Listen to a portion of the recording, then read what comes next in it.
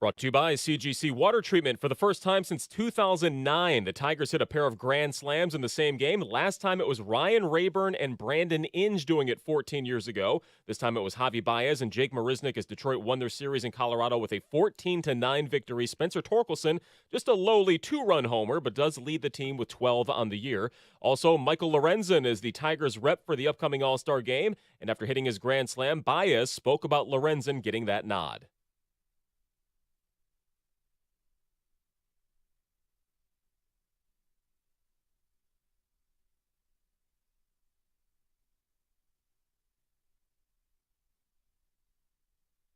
Well, Lorenzen has a 4.28 ERA, but leads the team in quality starts and innings pitched. Ricky Fowler wins the Rocket Mortgage Classic, his first in over 1,600 days. Former Red Wing Tyler Bertuzzi signing a one-year deal with Toronto, $5.5 million deal. After pleading no contest to his domestic assault charges, Miles Bridges signed his qualifying offer with the Hornets. The former MSU forward sat out all of last year and will be suspended for the first 10 games next season. And tennis's next major, beginning across the pond, Novak Djokovic seeking his record 24th Grand Slam as the favorite at Wimbledon. At the Ticket Update Desk, I'm Chris Villar. For more, go to 97.1 The Ticket and Odyssey.com.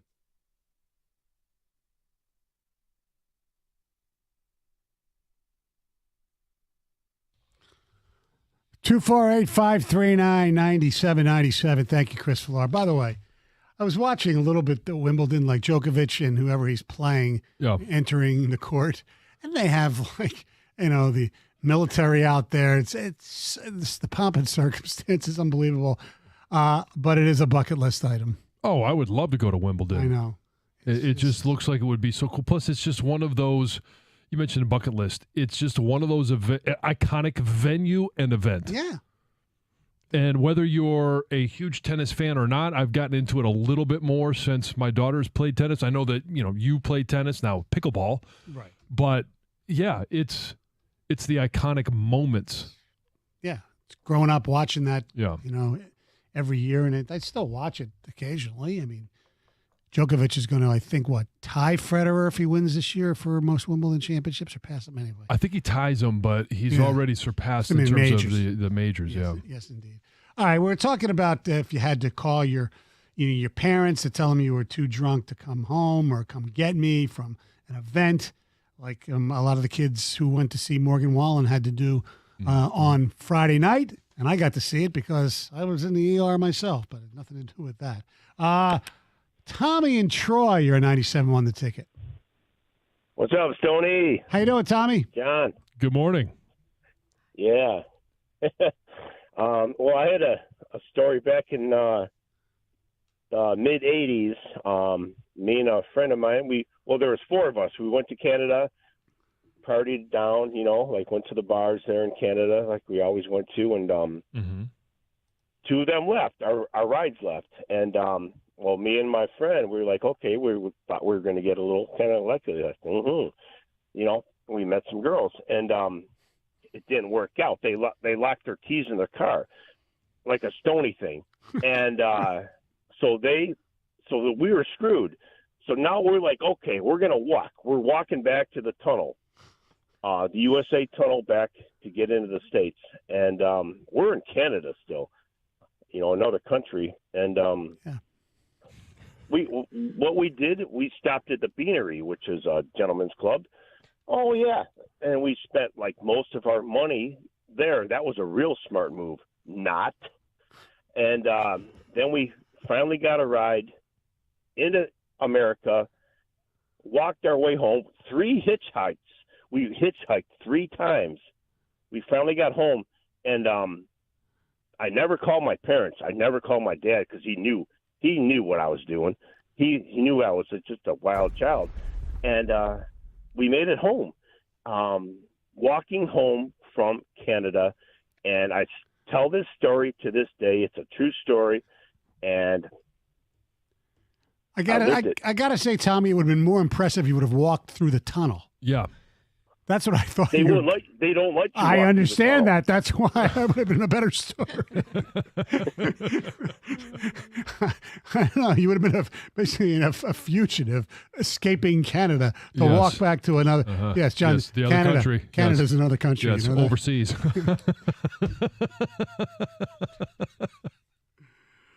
Yes, indeed. Uh-huh. All right, we discussed what the Red Wings did and didn't do in free agency, and the consensus is they still need a lot of goal scoring. They signed some players that are going to be good players, but they also signed a couple players that to contracts that are, in my opinion, and we're talking about Hull and Comfer, too much money, but more importantly, too many years. I mean, if you're going to sign Comfer for 5 years at $5 a year, in hindsight, you could have offered Bertuzzi that 2 years ago. You'd rather have Tyler Bertuzzi than JT Comfer. But I digress. They need to find some goal scoring. Some of the players that they got, I like the physicality. Costin, I think, is going to be good. I like Godespierre.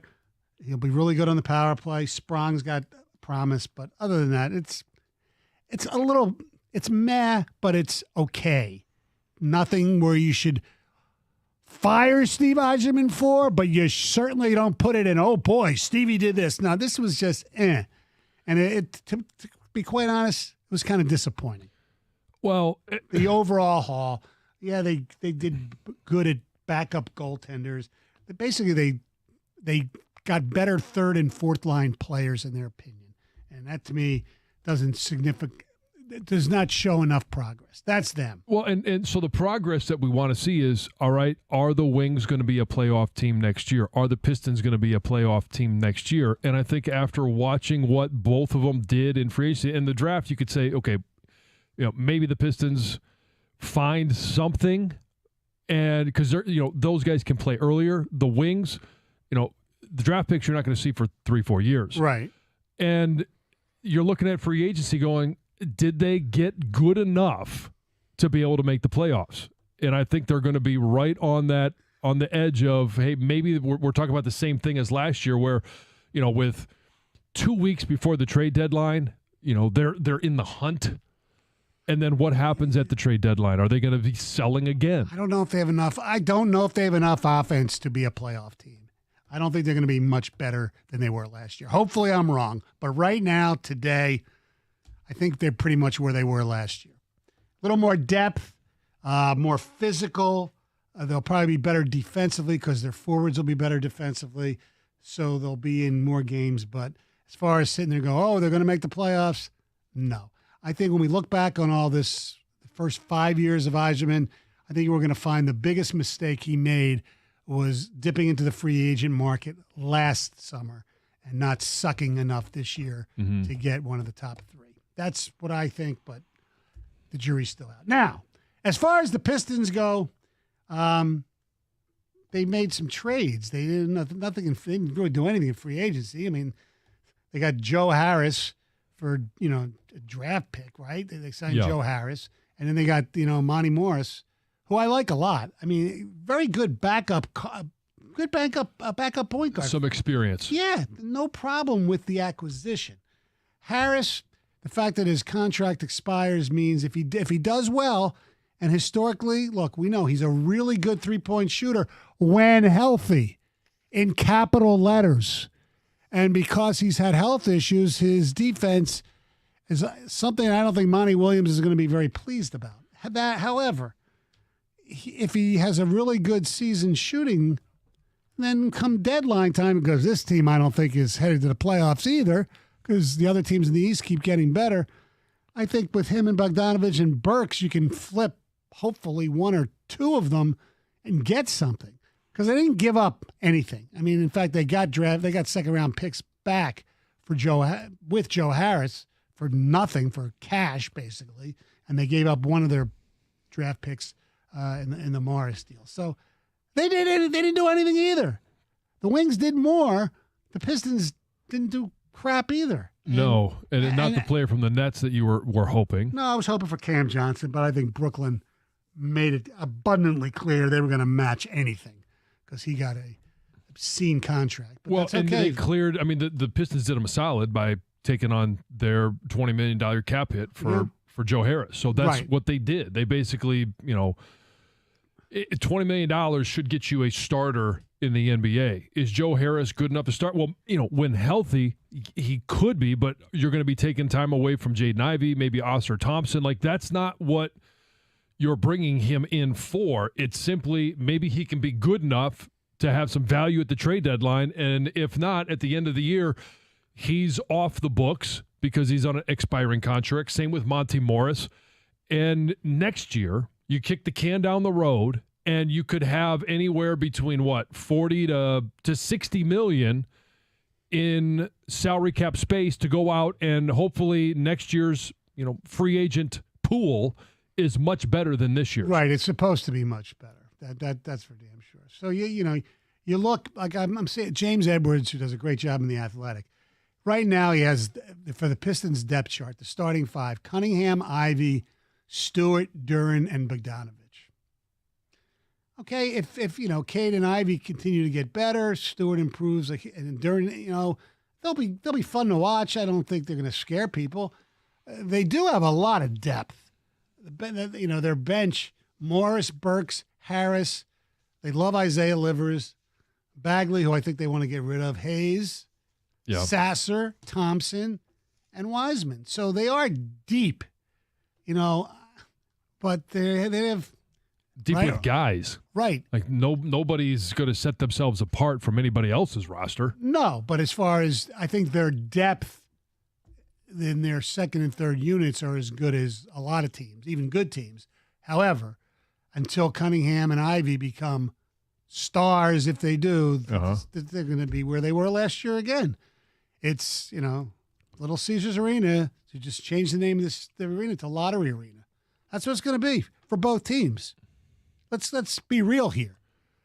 And that's not what people are excited about. Now, there's still time before the season for both to do something trade-wise. Maybe the Pistons can get something as a third team in the Damian Lillard situation, getting them to, Miami. The Pistons get something. I don't know. They can work something out. But right now, as is, this is a Monty Williams, as I called it for Bobby Ross, his first year with the Lions. It's a season of observation. He's going to see what he has and then go from there.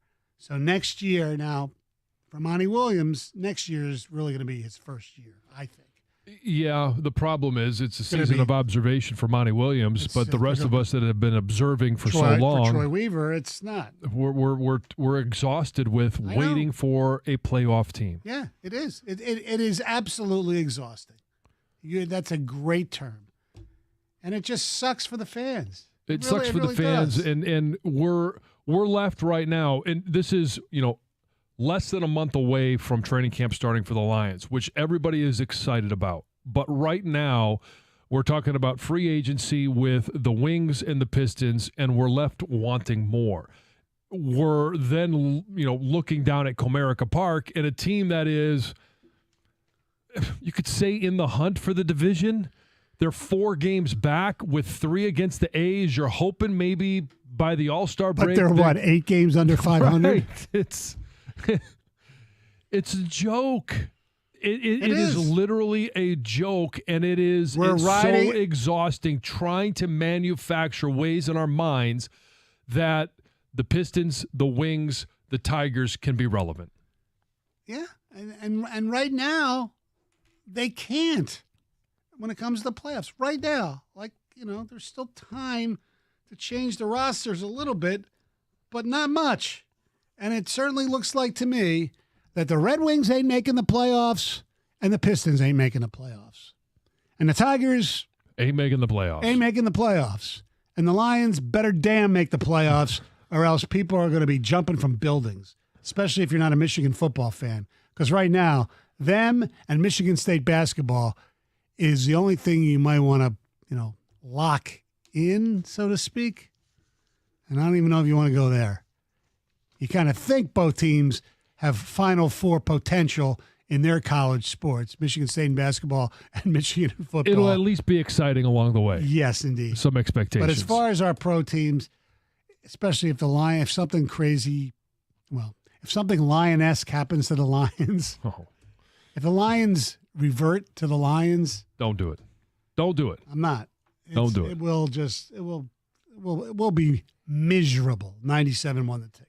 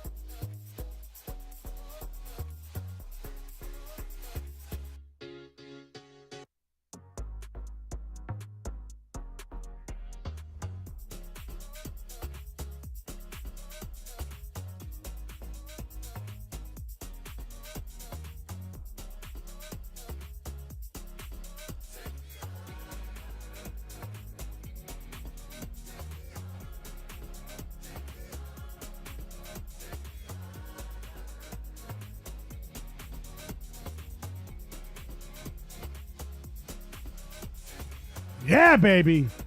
They win another series.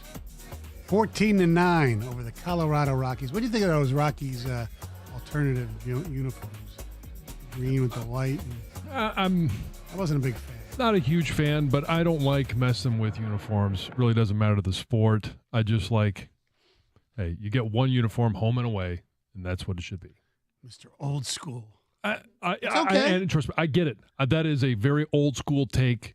It's not flash. It's not dash. It's not anything. It's just but it's who you are. That's okay. There's nothing wrong with that. It depends.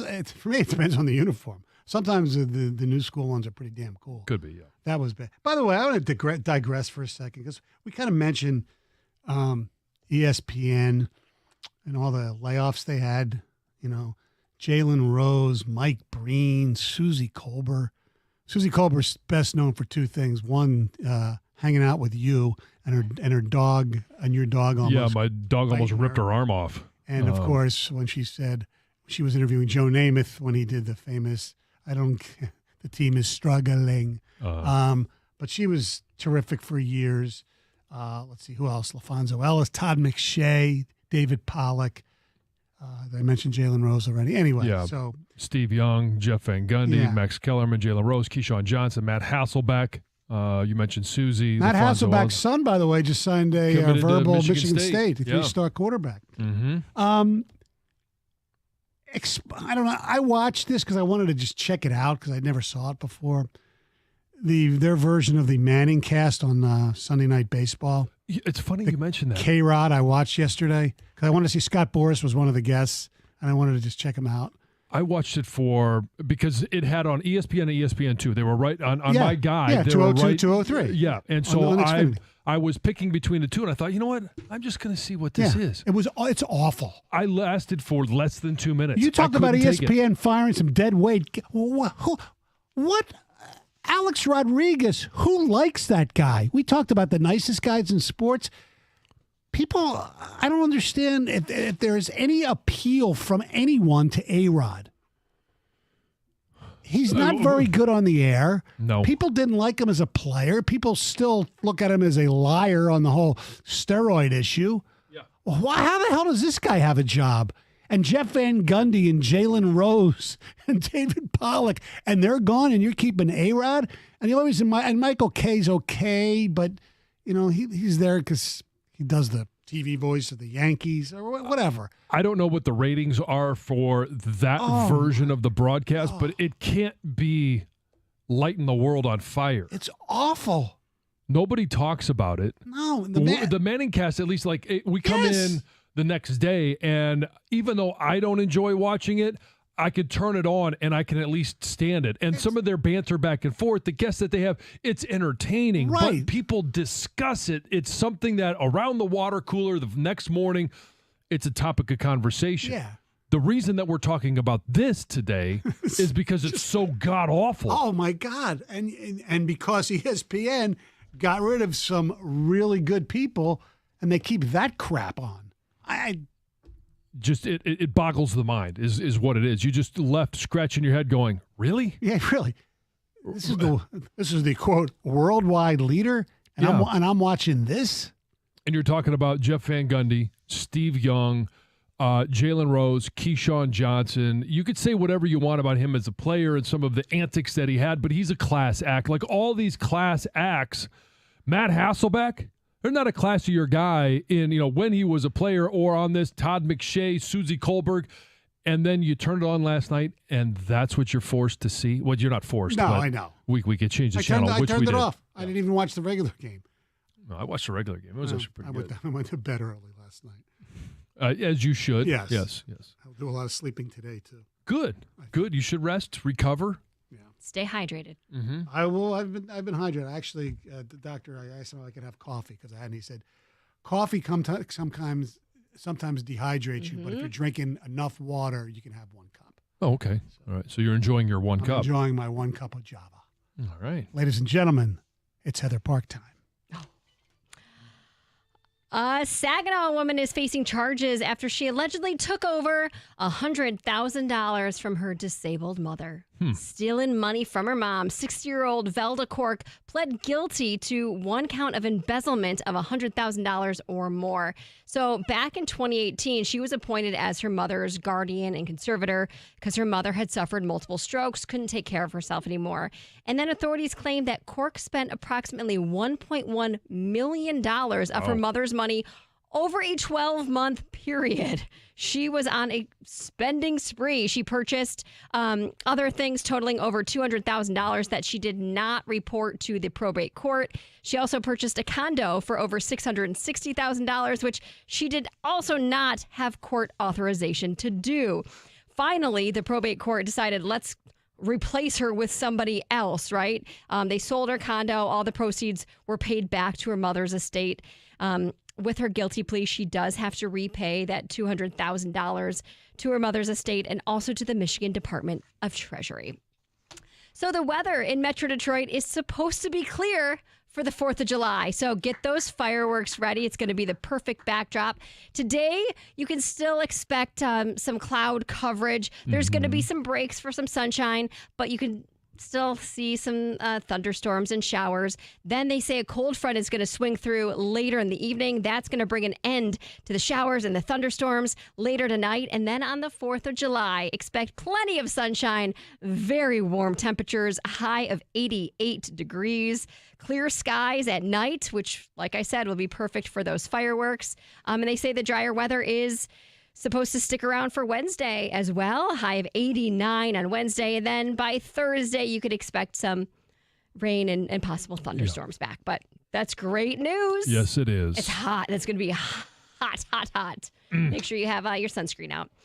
Speaking of the weather, Channel 4 meteorologist Brandon Rue did his final broadcast on Sunday morning after 13 years with the station. He was there for a very long time. Now, he didn't give a specific reason for leaving, but he did make a post on Facebook writing, "Do you like music? Tune in to Local 4 News for my swan song. My last hour on air at WDIV is underway. These are the words we use to say goodbye." WDIV also did wish him well in his next opportunities and said that he has been an integral part of the Forewarn weather team. So good luck to him in whatever he gets into. Tennessee Titan Hassan Haskins was arrested last week on an aggravated assault by strangulation charge. His arrest came after getting into this argument with his girlfriend last month. Apparently, the argument started after she liked another guy's Instagram post or photo and obviously escalated from there. She was also arrested because she retaliated and fought back as well. And this wasn't a one-time fight. It actually continued several days later and escalated from there as well. So they were both charged, both released on bond, and they're scheduled to be in court on July 10th. So a record number of 40-year-olds in the United States have never been married, and most of them are still living alone. This is a new data analysis from 2021 found that 25% of 40-year-olds had never been married, which is an increase from 20% in 2010. So it's been increasing basically every year. In 1980, only 6% of 40-year-olds had never been married. And now 25% have never been married. According to the data, there's a greater number of men compared to women who have not been married. And basically, it's just showing that this is a growing trend. People are waiting longer. They're delaying marriages. Or some are just foregoing it altogether, maybe being in a relationship, but not actually getting married. And the study also showed that everything we're doing is delayed. Young adults are reaching these key milestones later and later in life as well, as far as even achieving a full-time job, financial independence, living independently, and then, of course, having kids as well. People are getting older and older for that, too.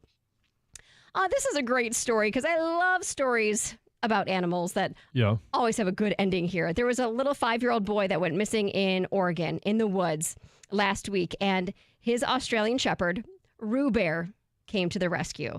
So this boy was reported missing last week after he hadn't been found for about an hour. And as authorities and his family searched for him, that's when they realized, oh my gosh, the dog is missing too. We haven't seen the dog. Well, apparently that dog sat with this little boy the entire time he was lost and was barking. And that's how police ended up finding him, by this dog bark. They found him about 4 hours later. So this little boy was in the woods for a while. Both were uninjured, and it's all because of the dog, really. I mean, I'm sure maybe they would have found him. I don't know exactly where the boy was camping out, but they both just kind of sat there. It's great. One more 4th of July story. Google just put out its annual 4th of July grilling report, and it included the top how to grill food searches in each state. And in Michigan, the top how to grill search was asparagus. People want to know how to grill asparagus. And a lot of states are Googling how to grill veggies, like corn, also eggplants, portobello mushrooms as well. No, you don't like eggplant? No. You just want the meats. Eggplant's okay, but I don't have it. It's not going to be on the grill. I'm going to soil my grill with that. The deal with this, though, John. Yeah. I know you're looking at these stats as a negative.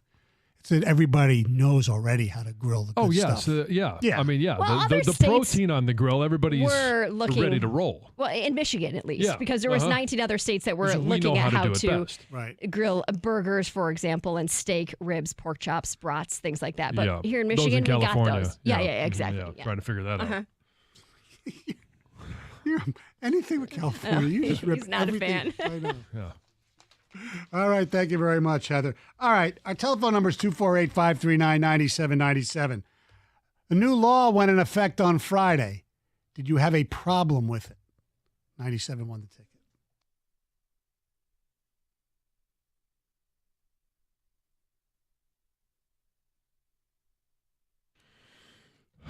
DuckDuckGo, take one.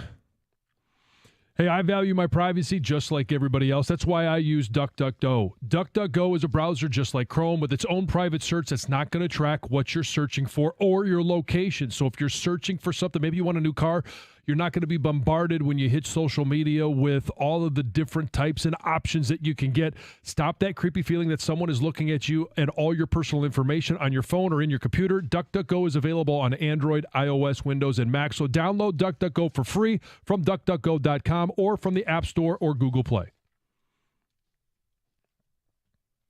All right, version 5. Hey, if you value your privacy like I do, you should be using DuckDuckGo. DuckDuckGo is a browser just like Chrome with its own private search that's not going to track what you search for or your location. Make sure that you're... hold on. Take 2. Take 5. Take 6. Whatever. If you value your privacy like I do, you should be using DuckDuckGo. DuckDuckGo is a browser just like Chrome with its own private search that's not going to track what you search for or your location. You don't want to be bombarded with creepy ads following you around based on what you've searched for previously or based on your location. Stop that creepy feeling that someone is looking at you and all your personal information on your phone or in your computer. DuckDuckGo is available on Android, iOS, Windows, and Mac. So download DuckDuckGo for free from DuckDuckGo.com or from the App Store or Google Play.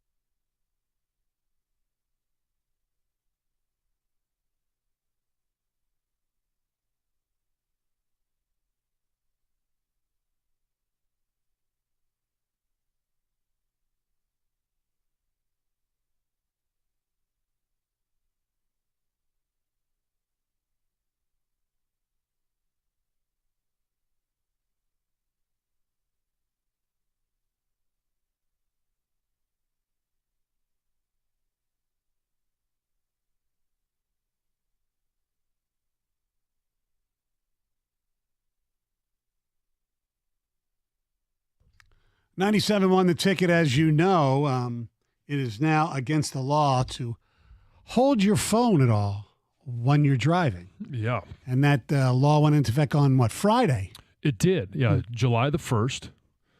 And we had on Mike Shaw. Mike Shaw, one of the head Michigan State policeman, public information who was, officer. yeah, he was describing all of the different things that the police would be looking for, and the fact that, and all of the reasons why you shouldn't be using your phone, and the fact that July 1st, the new law was going into effect. And I went home, talked to the kids about it because they're drivers, talked to my wife about it. I, had to have some self-talk. And over the weekend, every time that I was in my truck and I would go to reach for the phone, it would hit me, all right, this is now, something that I could be ticketed for. Right.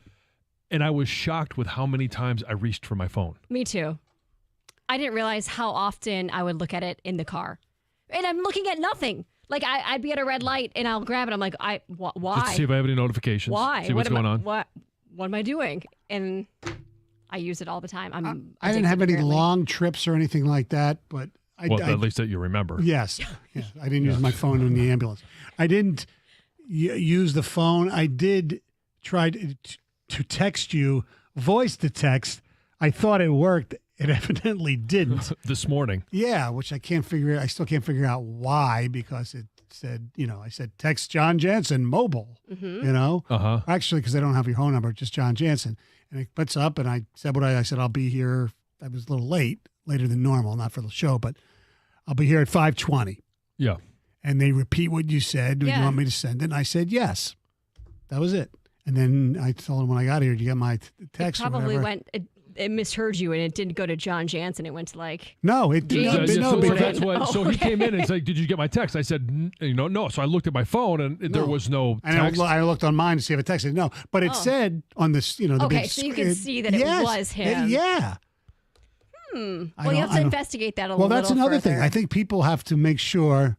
Now, most people are not, shall we say, idiots like myself. Well, they can figure it out. Like I was once, I pushed. There's like two buttons. There's one that says phone, but it really is not for the phone. It's for something else, and it doesn't work. And don't forget, you have to be plugged in your autoplay for it to work. Yeah. The little things like that, you have to do it. Yeah, mine just connects via Bluetooth, so I don't even have to plug it in. Can you text that way?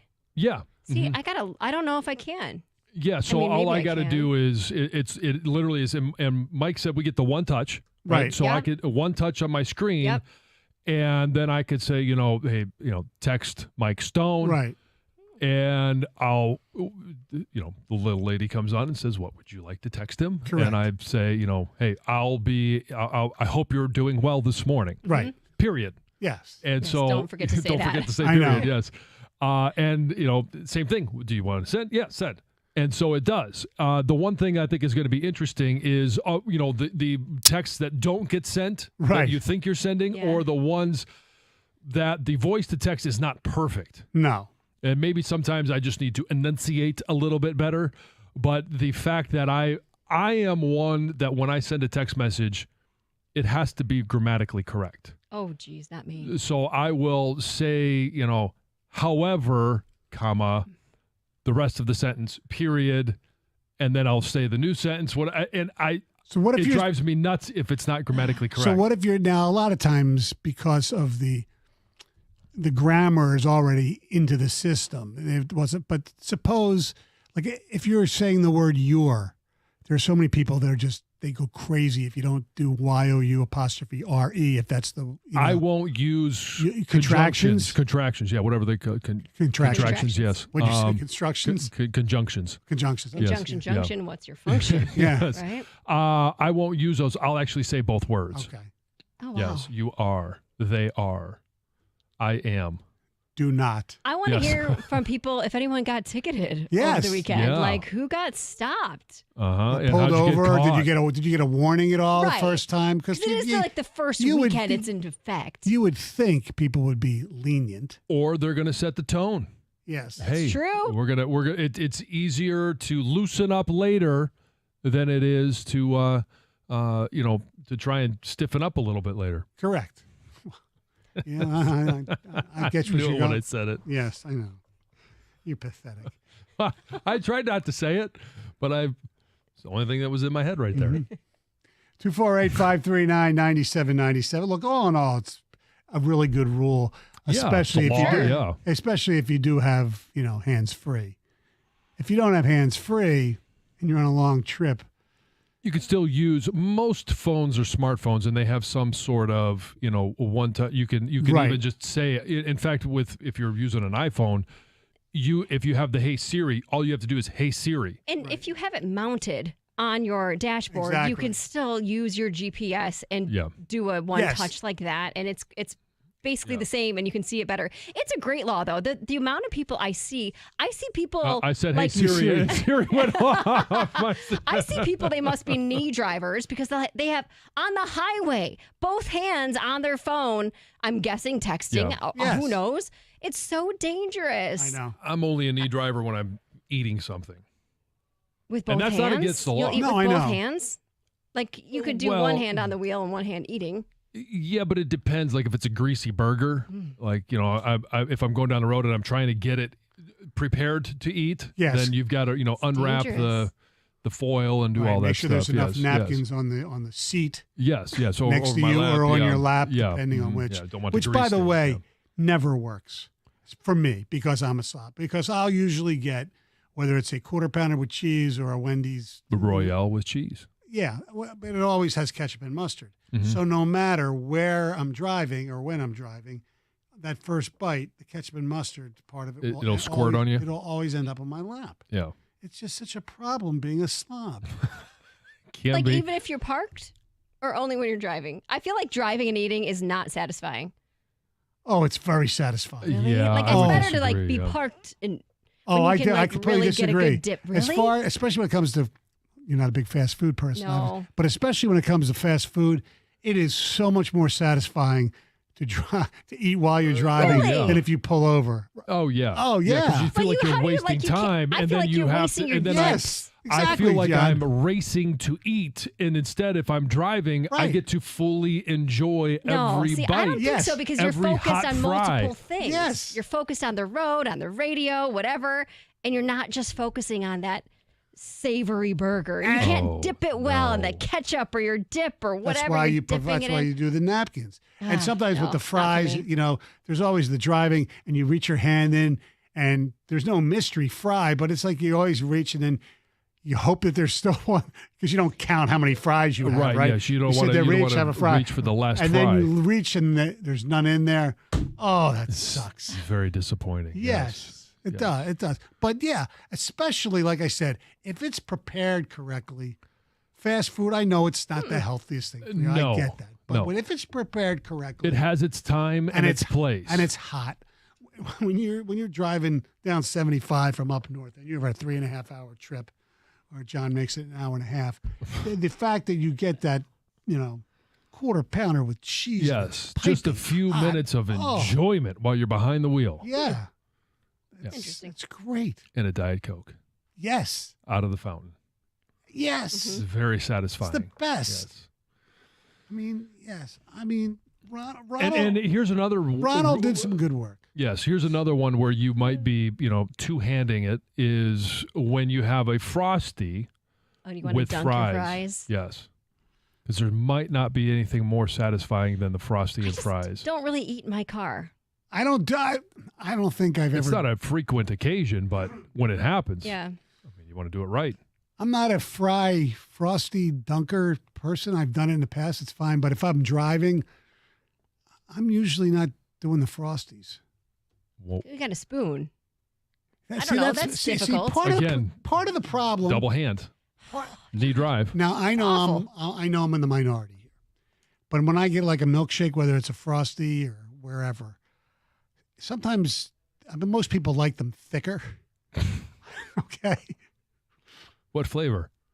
either chocolate or even if I'm lucky enough at a Baskin Robbins to find a mint one. I like them a little thinner so I can use the straw. If they're too thick, it's it's not as easy to go down.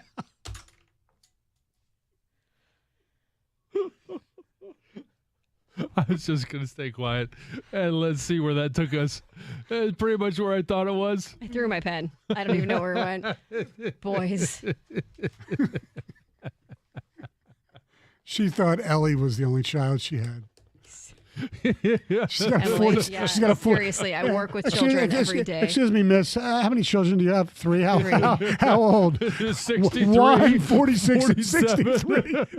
47. God. When did you turn 47? Back in January. Oh, okay. 47. That's right. I forgot. 47. You're now 47. I'll take 46. Whatever. It's no difference. 47. Oh, I can't wait for your 50th. 97 won the ticket.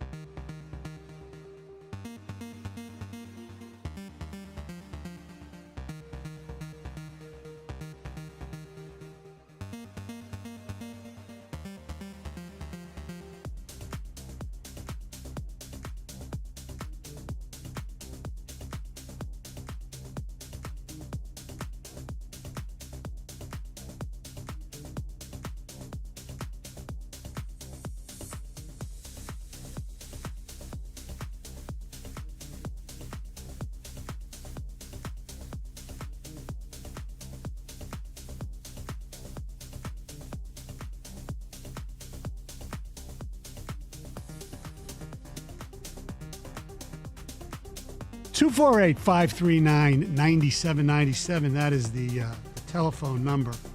I do want to mention that it's a shame that John won't be here tomorrow, but enjoying the 4th of July.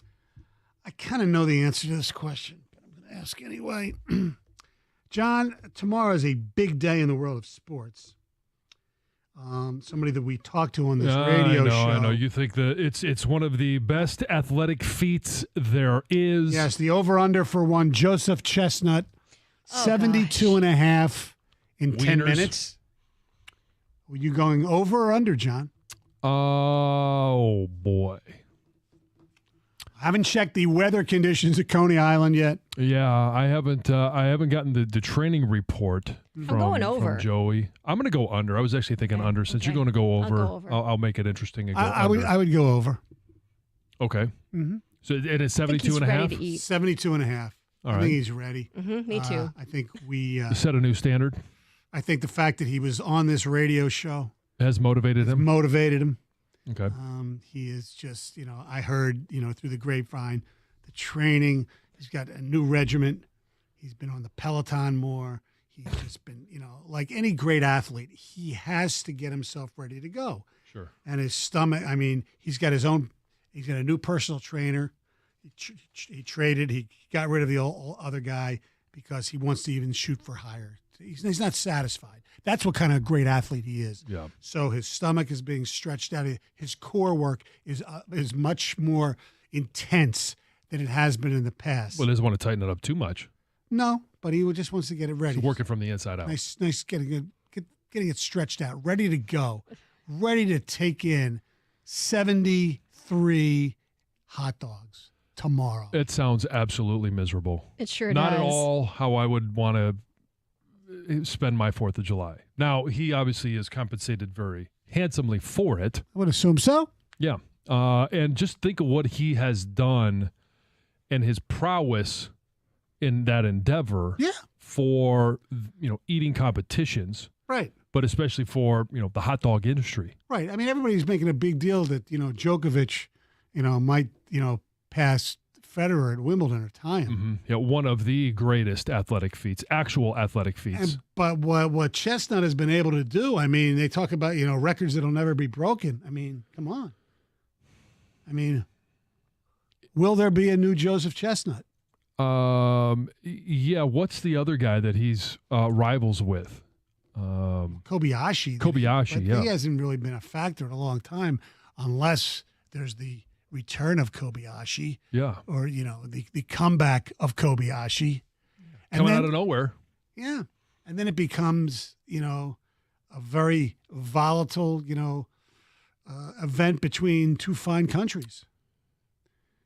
Where it's the United States versus Japan. And, we have the home field advantage. We do have home field advantage. And I think Chestnut won't lose to Kobayashi ever again. Well, I won't say ever. All things, all good things must come to an end. There could be an injury. Or it could be age, could be a lot of different things. Yes, indeed. But, yes, I do know. What time is that supposed to air? And will it be on live TV or will it be streaming? It'll be like the Rocket. No, it's usually on ESPN around noon, usually. Noonish? Yeah. Okay. Will you check it out at least? No. I'm DVR it? No. I will get the update on my phone. Yes. I guarantee you, as soon as it's done. Oh, it'll be updated. Yeah, I'll get the notification on my phone that, that Joey's Chestnut has eaten X number of dogs. Do me a favor. At least tape a DVR it. No, why would I? Because here's why. Why? Because give me a good reason. Because I think Jack would laugh and watch it. I think Jack would enjoy it. The kids. I remember when we used to be up north every 4th. We'd put it on, and the younger kids, they would just marvel and laugh. It's really a fun event. The guy who introduces them with the hat and all that stuff, it's theatrical. It's fun. You know what? I don't even know about the introductions. I've never seen it before. The introductions are great because they introduce all these guys, and they go over their credentials. He won, whatever, the taco eating contest in 1997. Please welcome, Badlands Booker. And they bring in another guy. It's like, actually, the guy who's come in second the last few years, his last name is Stoney. Oh. Stonie. Oh. All right. You're going incognito? No. How many dogs are you going to celebrate by throwing some dogs No. on the grill? Normally I might. Yeah, but not this week. No. Yeah, not this year. Yes. I You're might. going to put it off for another year. Maybe. Maybe one dog. Maybe one dog. Okay. One dog, one burger. That'll be it. Yeah, one bourbon, one beer. Maybe. Although I have to work the next day, but we'll see. Does bourbon and beer count as hydrating your body? Sure, it's liquid. It all counts, right? How does Pedialyte go with bourbon? I tell you what. It's great the next morning. Oh, yeah. Oh, Yeah. this is the recovery drink. Yeah. We used to drink it in college the day after you went out on a big drinking day. Mm-hmm. Helps your Pedialyte? hangover. Not bad. I'll think about it. It won't go good with a Bloody Mary, though. Although I was told I do need some more sodium, which is a doctor's, because I usually don't recommend that. But right now, This is a license for your potato chip. good point. I mean, you just now what you have to do is in the trunk of the car, you have a box. You go to Costco, you get yourself a box of your favorite potato chips in all the little bags. And now at once or twice a day, you whip out a box or a bag of potato chips, and you say, "I'm eating these for my health." That's right. I mean, I won't have to eat Skinny Pop anymore. No more Skinny Pop. Skinny Pop's good. I know. I eat It Skinny is Pop a actually lot. really good. That's the only popcorn we really have in the house. Skinny Pop? Yeah. Is it popcorn? Yeah, it's popcorn. You've never heard of Skinny Pop? No. It's healthy pop. Well, It's popcorn that's probably just less, yes. who knows, Yeah. less salt, less butter, less. But it's actual popcorn. It's Yes. not like Yeah. a imitation popcorn. Like No. No, it's popcorn. It's real popcorn. Yeah. It's like sometimes you go to the movie theater, they have that like olive-based popcorn. Oh, sure. That's not bad. No, it's. Oh, no, I don't mind gotta it. have butter. See, even when I have regular, like when I go to the movies, I get the tub, Sure. you know, because I love my popcorn. Yeah. I don't get it with butter. You don't get it with butter. What? No. Who are you? Yeah. No, I just for some reason I don't Is know. this new since Friday? Did No, you know, no. Doug? Did you listen on the way in? Did you know heard that about one Michael Stone You're had? lucky to be sitting next to him. Had an incident? Yeah. I'm Yeah. glad you're okay. Thank you. Yes, we all are. Yes. Yeah, and it's scary and severe dehydration. Yeah. You know, well. Among other things, probably, but yes, it was severe dehydration. Stoney, I got to tell you, his commitment to the workout room we have here, Yeah. and the number of days I see him in his sweatpants with a soaked shirt come walking back here around noon by the studio. Is that the dumping of the water on the head, or it's No. sweat soaked? No, A little sweat. he gets after it. Oh, yeah. Not like most people. I basically You get a glaze walk, on. jog. Yeah, I got a little glaze on. He's exactly. glazed. Yes, exactly. Douglas, how are you? I'm good. How are you? Good. Good. How we thinking about our local teams' weekends? Because it was not as productive as I would have liked. Well, we've got a lot to discuss. Yes, we do. The 30,000-foot view of the Red Wings and the Pistons. But I want to open with my favorite moment of the weekend and a dude that I now love. Oh. And it's not Ricky Fowler. We'll get to that at 10:05. All right. Carson Anderson coming up next, 97 The Ticket.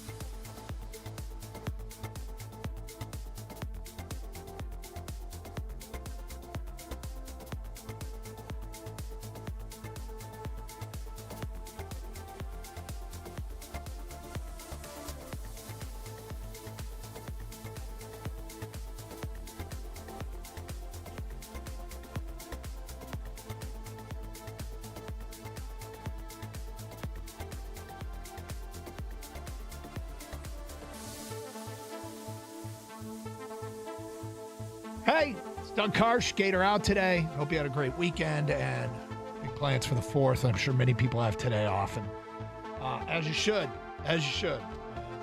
People traveling around our state or wherever you are, taking your day off, going fishing, going hiking, whatever it might be. Enjoy the 4th. Enjoy the long weekend.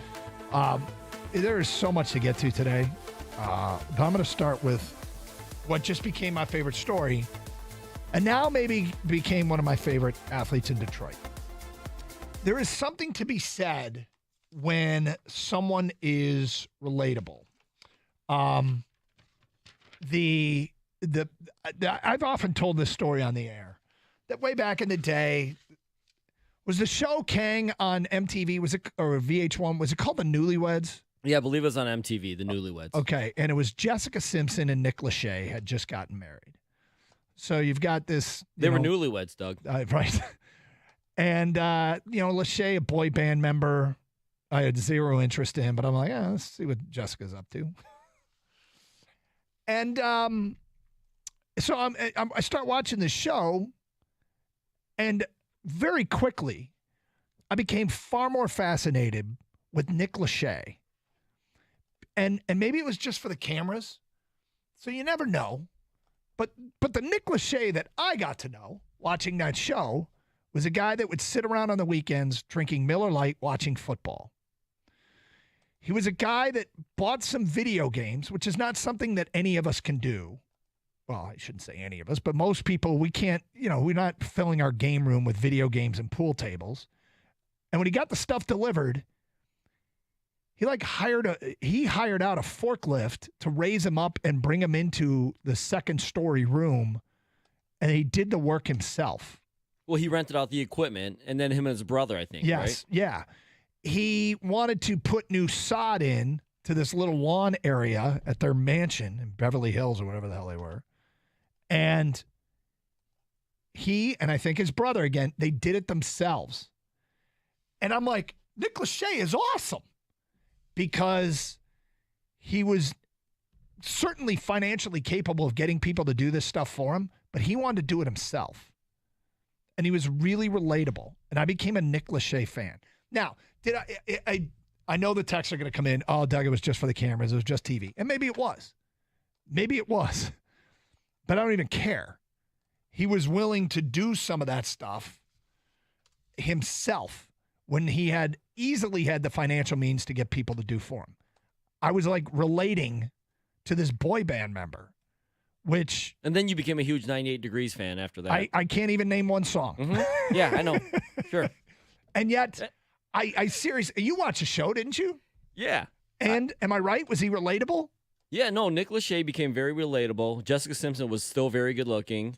Yep. And all that stuff. And then actually became kind of a pretty entertaining show, to be honest with you. It did. It was surprisingly good. And I'm like, I can relate to this guy. And then I think back to some players that I became a fan of. I became a fan of Gerald Laird when he was a Tiger. Because a couple times in the clubhouse, he was the most unassuming looking athlete. Gerald Laird, backup Tiger catcher, didn't look like an athlete. We called him the Pepsi delivery guy. And the reason we did was because Gerald Laird had the look of a guy that had the hand truck that was delivering Pepsi to the clubhouse with one of those collared shirts buttoned down with the name tag Jerry. And he's rolling a few cases of Pepsi in to put them in the cooler in the Tigers clubhouse. And somebody said, "Hey, our catcher's hurt. Can you catch?" "Yeah, I can catch." "All right, suit up. You're catching for us today." He was the most unassuming looking athlete I remember seeing. And we got a kick out of it. The Gerald Laird, the Pepsi delivery guy, was catching in the majors. Other athletes that I've come to like for these reasons, I'll give you another one that probably isn't, maybe a little bit relatable, but Mike Heath back in the day. I went to a Tiger game with my buddies, And like the first inning, there was a foul tip that went off Mike Heath's face mask when he was catching for the Tigers. And he was kind of stung. And then, there was another foul tip that hit him in the arm where he wasn't padded up. Stung. He got hit by like 6 foul tips. And by the 6th one in like the 7th inning, he's like laying on the ground on his back, with the "Are you effing kidding me?" And, had to slowly get up and walk it off. And they left him in the game. And we just all me and my buddies became huge fans of Mike Heath because he took his beating behind the plate and just stayed in the game. I went with an old boss years ago, and we saw a player we'd never heard of, and we're like, this guy is busting his butt. Like, you could tell he doesn't have a ton of talent, but he's working so hard to stay in the NBA. And it was a player for the Washington Wizards named Ben Wallace, who later ended up in Orlando, and then the Pistons got him in a trade. Never heard of him. At the time, never heard of him, right? And these athletes that do something that's relatable, as an everyman, I've become a big fan of. And I don't know that that's unique, right? Don't people do that? Everyone loves that, Doug. It's like you said, it's because they're relatable. They remind you of you, or you could have done that, or, hey, I know a guy just like that. It makes you, I've said this before on the air, like, it makes them more human, because I think a lot of times as fans, even media, when you watch these incredible athletes, even the worst ones in pro sports, you forget that these are just dudes, right, and they're just really skilled or blessed with some, size and strength, and they're able to play a game a lot better than everybody else. And so when it makes them human, it makes them more relatable, whatever it is, whether it's on the field or off the field. Yep. And so over the weekend, something happened. And I think I got my new guy. Well, and I won't be the only one. I suppose if you find the relatability, the human aspect of a player that's even maybe self-deprecating, and they just become someone that you can relate to. And my new guy that I love now is Michael Lorenzen, who over the weekend was named a Tiger All-Star. And he if you haven't seen his quotes from when he got named an All-Star, let me read these to you. He says, A.J. Hinch called him into the office. This is for today's Free Press. He tried to hide it a little bit that he was going to break the news. And I'm like, did I get traded or something? I think I got traded. But he was telling me when I was going to start. Then I thought he was telling me when I was going to start. And I'm like, I didn't get traded if he's telling me when I'm going to start. I'm like, there's no way. This is fishy, but there's no way. I made the All-Star game? Like, there's absolutely no way. And then he told me that I did. I kind of broke down. I was like, I'm a mid-4. How did I make the All-Star team? But it was awesome. This was unexpected. It was completely unexpected. Michael Lorenzen calling himself out. I'm a mid-4. That's the best part of the quote. Isn't it great? I'm a mid-4. What? His record is 2-6. No. Win-loss isn't always this. It isn't always for a pitcher. It isn't all right. But 2-6 doesn't look good. He's 2-6, and Lorenzen's like, "You've got to be kidding me." What, 4.28 ERA? I looked at his last 5 starts, Doug. All Tiger losses. Right. Okay. And look, he is what he is. But my favorite part about this is he knows he is what he is. Oh yeah.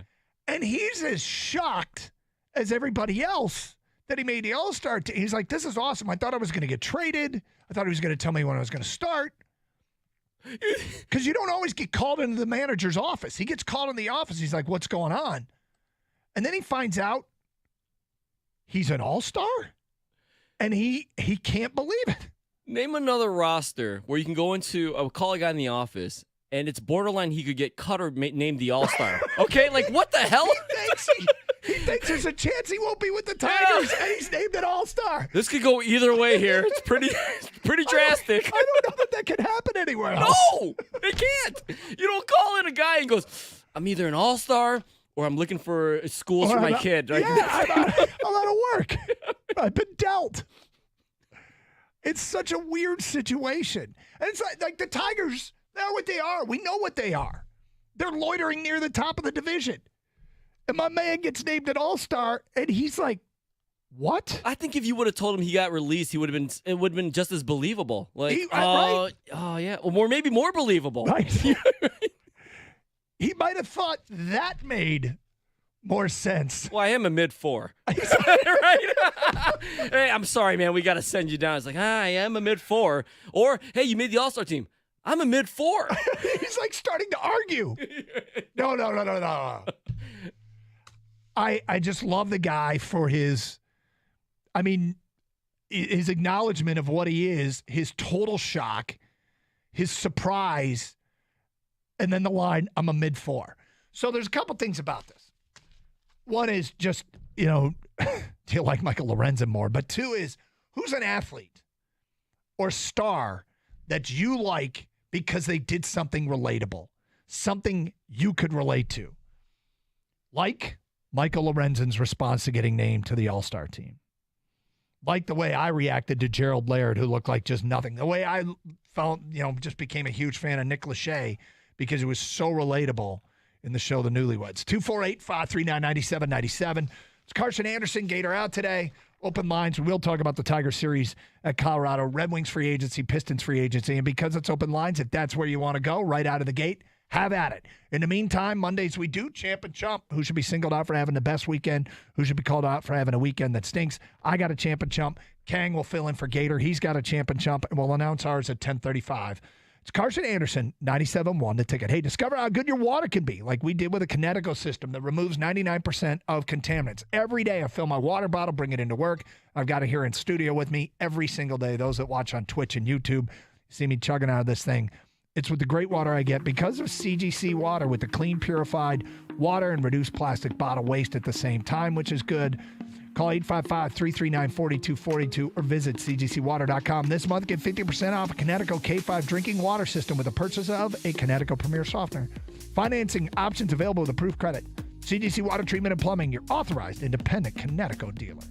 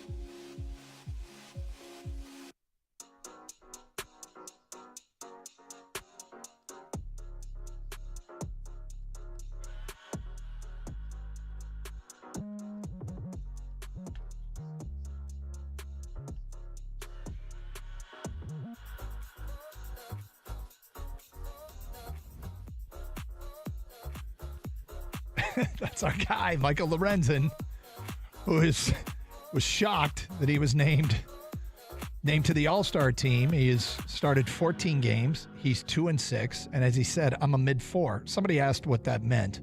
That's in reference to his ERA. He's got a 4.28 ERA, which is, by no means great. But with Eduardo Rodriguez being hurt, with Riley Green being hurt, probably a lot of it has to do with roster construction, and maybe there were other relievers. So guys that might feel a little bit more deserving, that come out of the bullpen, might have got passed up. I haven't really taken a look at how the American League All-Star rosters put together, but I mean, Jason Foley, Jose Cisnero, Alex Lang. Lang struggled a little bit lately, but they could have been more justifiable picks. But I just love Lorenzen's reaction. We're asking you, when athletes react the way that we feel like we react, or they become relatable, they can become your favorites. Athletes or stars. Who's the person that you really gravitated to and started like because they were completely relatable? 248-539-9797. Remember the whole Carey Price thing when he hugged the I forgot the kid that just lost his parents. Or one of his parents. Goalie he was with the Canadians. Yeah. And there was a kid that had lost his mom. I think it was his mom.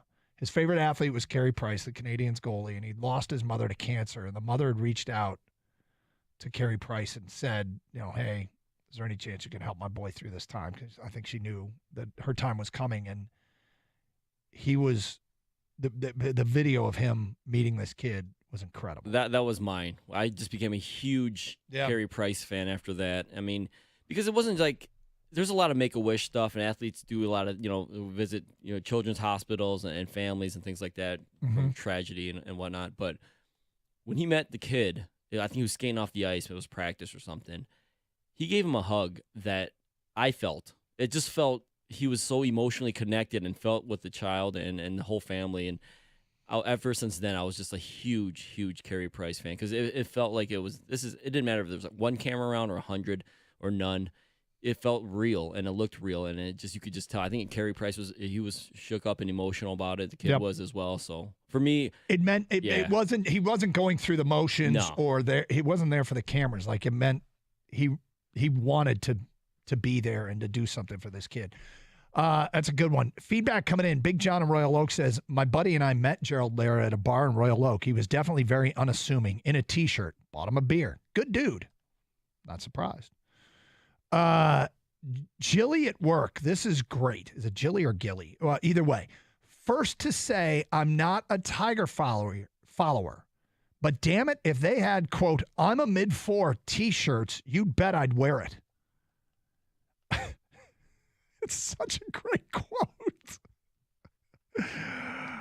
Hi, guys. Although Laird looks like a Pepsi delivery guy, have you noticed that Bogdanovich resembles the Coors delivery guy? Taller player? Yeah. I don't know. I got my Ian Kinsler jersey a week or two after he finally lost it and told the media how he really felt about Angel Hernandez as an umpire. Made him more relatable to that texter. Yeah, exactly. From Scott regarding Lorenzen. This is perfect because he is a perfect microcosm of this team. Losing record, nobody paying attention to him, and he's loitering right into the All-Star game. I mean, that's kind of correct, right? He's just a dude that he's there, and nobody's going to pay attention to Michael Lorenzen. I mean, Lorenzen isn't paying attention to Michael Lorenzen. He's like, what? I'm an all-star? And, he's had some good starts, but not really recently. When I think all-star, I think Ohtani and Lorenzen.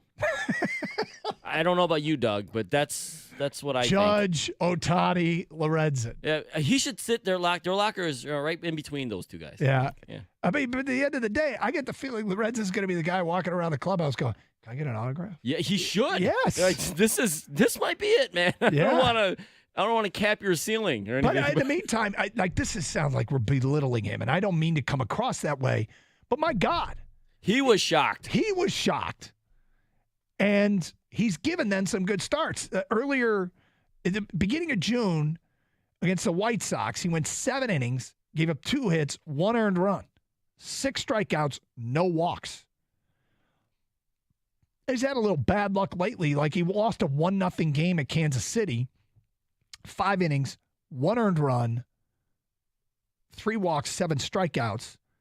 6 innings, 5 hits, 1 earned run, 3 walks, 7 strikeouts in a game he lost 1-0. You know, they lost a game at Minnesota where he went 5 innings, 7 hits, 2 earned runs. 2 earned runs. Lost that game. So he's had a little bit of bad luck, lack of run support. But I just love the reaction. And he's our guy. And I want him to be wildly successful. I mean, I did before because he's a Tiger, but now I really want him to be successful more because of the way he reacted to this. Very relatable. We always do our bold-ass predictions to start every year with all our teams. And with the Tigers, you know, there's a lot of who's going to be the all-star rep, right? Yep. I see most of the ticket text. You guys take a lot of the calls. I'm not sure we got a Lorenzen. No. Hey, he's going to be the all-star representative for the Tigers. Probably I don't not. think we got one. Yep. This I think we got some out there once too, you know? Yes, absolutely. Like there's a few that are always like, okay, that's borderline dumbass, but But this one was absolutely, this one would have been out there. But all right, who are your most relatable athletes because they did or said something and you're like, I could have done that. I would have reacted that way. 248-539-9797. Phone calls, feedback. Gator out today. It's Carson Anderson. Hey, it's Monday, which means Champ and Chump. Kang is going to give his Champ and Chump. I got my Champ and Chump today at 10:35. Who are yours? Who had the best weekend? Who should be called out for having a weekend that stinks? We tally up the votes and post on our website on Tuesday who the people select as Champ and Chump of the weekend. 97.1 The Ticket.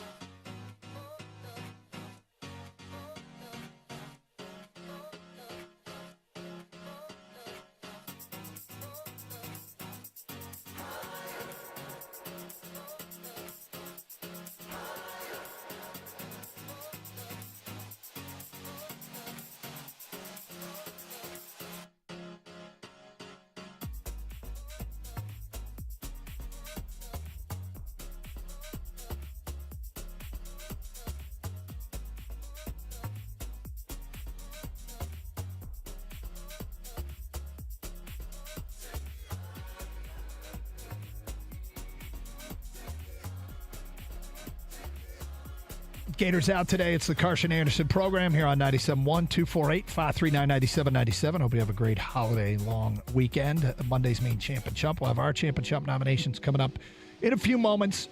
Just talking a lot of Michael Lorenzen's All-Star nomination, which is incredibly relatable because of his response. And there are athletes I become fan, and I guess musicians as well, I become fans of because they were relatable. Nick Lachey on the movie or the TV show Honeymooners on MTV, where he Newlyweds. Honeymooners is a little bit older. Yes, it is. Stoney knows that one. Thank you, Kang. Where he was, doing a lot of yard work and taking deliveries, renting forklifts, and doing stuff himself instead of hiring it out. And is it just for the cameras? I don't even care. I was glad that he was doing it, and I enjoyed watching him do it. And I talked about Gerald Laird, who was relatable, just didn't look like an athlete, and even talking post-game. And here's Lorenzen going, I'm a mid-4.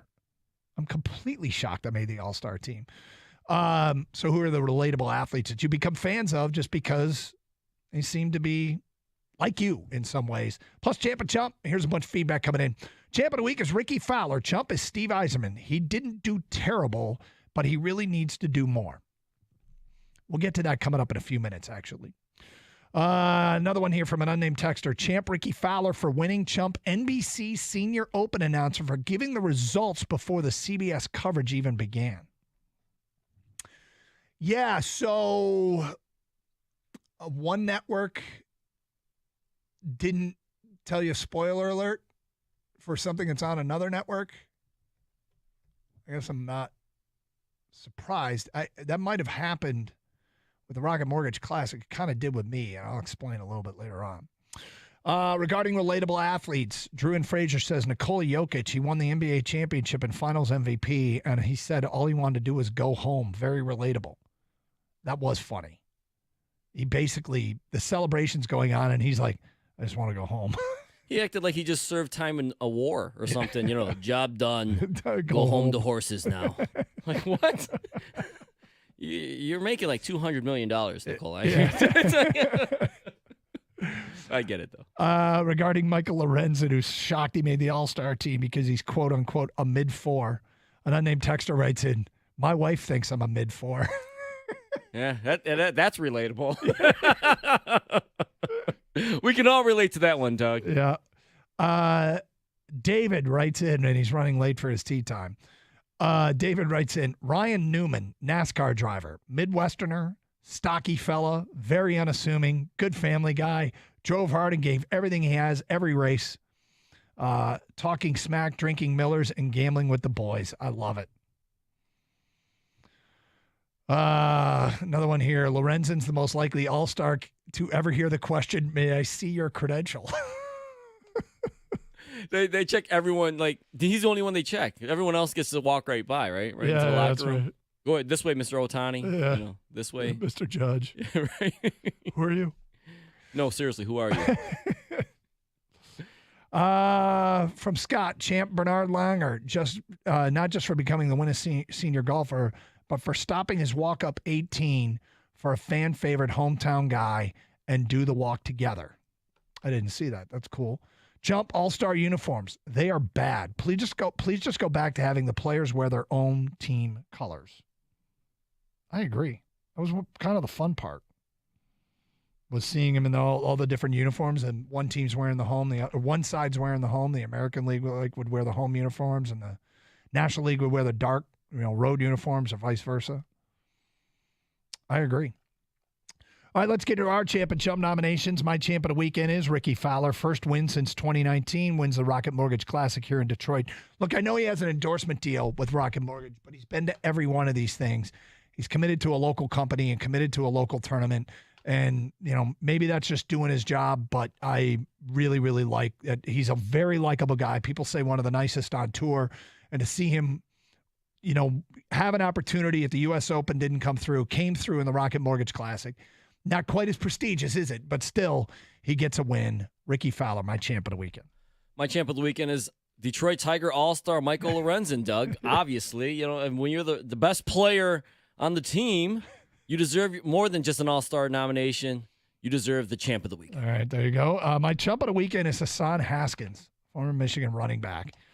We'll see how it plays out, but right now, accused of aggravated assault with his girlfriend. This is the details he agreed upon and what was reported in the police report. So she was arrested too, but still terrible look. Don't know what he's thinking. My chump of the weekend is actually the weather this past weekend. We did need the rain, but how it affected the Rocket Mortgage Classic and the tee times and everything, and just the humidity was pretty awful this past weekend. I don't know if you had a barbecue or anything outside, but it was hit or miss in a lot of areas. So chump of the weekend for me was the weather. Mm-hmm. Get your champ and chump votes in, 248-539-9797. Phone calls, feedback, Carson Anderson. All right, so somebody chumped Steve Yzerman. And I will say this. I think it's important to point out, the Red Wings still have cap space, and the offseason isn't over. Am I underwhelmed? Kind of. I'm going to wait for the final results to come in, but at this point, I found some of what he did to be curious. You start looking at the list of players that he signed. It feels like he signed a bunch of third and fourth line guys. I mean, maybe JT Compher is more than that. But he is a guy that's, could be a 20-goal scorer here in Detroit. But he gets a 5-year, $25.5 million deal for what, a third-line center? Christian Fischer is 26. He had 13 goals last year with Arizona. He's a third or fourth-line guy. I think Klim Kostin is another third or fourth-line guy, but he's a tough guy. He was acquired in that Edmonton salary dump. And Kostin was a Edmonton fan favorite. And the nickname of the jersey I saw and some of what was said out of him, I love the nickname Klim Shady for Klim Kostin. He's a tough guy. He'll fight for you. He scored some big playoff goals for them. He's considered a great interview. He's only 24. And I think he's a really, really good role player. And Detroiters love toughness. And he'll bring that to the team. And then Daniel Sprong, another third or fourth liner. And last year he did score 20 goals. He gets a 1-year, $2 million deal. But his career is filled with time back and forth between the NHL and the AHL. In the first, I think it's 8 years of his career, he had 46 goals. And then last year he scored 21. I look at this, and I guess my disappointment is, A, there's no splash move there. Some of the contracts are curious. Astute observers are saying, well, part of the reason is he's got his own young players he's going to need to re-sign in the coming years. But those guys have to be good enough to re-sign. Like, there's a real belief, I guess, that some of these young players are going to blossom, and you're going to want to make sure you have money for them. And I understand that. But the other thing is ice time that I was hoping was going to go to Marco Kasper or Carter Mazer or Jonathan Berggren or any of these guys. Are they going to be, are they going to lose ice time to Christian Fischer? Are they going to lose ice time to Daniel Sprong? And maybe it's an acknowledgement that some of those young guys that I want to get more ice time aren't ready. Or maybe these are insurance policies in case they're not ready. But, I mean, we're talking about operating in the fringes of impact here. We're not talking about accelerants. I've said that it's been kind of this build, hoard, draft kind of approach, slow and steady. And it felt to me like this would be the offseason where you add an accelerant. Let's light a fire. Let's add some gas to this thing and pick up the pace. And these moves don't reek of that. On the blue line, they signed Shane Gazdispar to a 1-year deal, $4.125 million, and Justin Hall, right-hand shot defenseman. And Gazdispar is an offensive-minded defenseman. And you look at what were clearly themes for this offseason. Get bigger, get tougher. The draft was filled with guys that were tough to play against. We kept hearing that. Responsible in their own end, brought some size to the table. And that's kind of what's happened here with some of the free agent moves. Two-way players, tough to play against. And then scoring from the blue line. The Palika kid that they got in the first round, scoring from the blue line. Gazdispar going to bring scoring to the blue line. And maybe Yzerman's trying to roll 4 lines filled with 20 goal scorers, but it's not going in with top-end 40 and 50 goal scorers yet. But again, like I said, we're operating on the fringes here of impact. We're very subtle kind of moves and no splash move. It doesn't mean it's wrong, and it also is important to point out that the offseason isn't over. But when you have to kind of work this hard to see the impact, especially as it pertains to one of the team's biggest weaknesses, which is putting the puck in the net, it sounds like, and I want to make this clear, I'm not completely MFing this start to the offseason. It's just not what I expected, and I think many people feel that way. And you can see how this could work. A lot of subtleties. But some hockey players that should help. 248-539-9797, but not big, obvious moves. Red Wing fans, your response, as I mentioned, already chump votes coming in for Steve Yzerman. 248-539-9797. Hey, there's been a lot of sports to watch lately, locally. Obviously, golf tournament over the weekend. Baseball team they're hanging around. They continue to get your attention. And when you're watching your favorite sport, why not sit back and watch it with your favorite Stoli cocktail? There's nothing like quenching your thirst with a Stoli blueberry lemonade or a cucumber mule. And the newest flavor, Stoli Chamoy. As the weather breaks, you can sit outside in the patio, maybe listen to a game, and drink Stoli Premium Vodka, which is proudly made in Latvia and is ready to be served at your next party or special occasion. It's a summer Stoli. Please enjoy responsibly.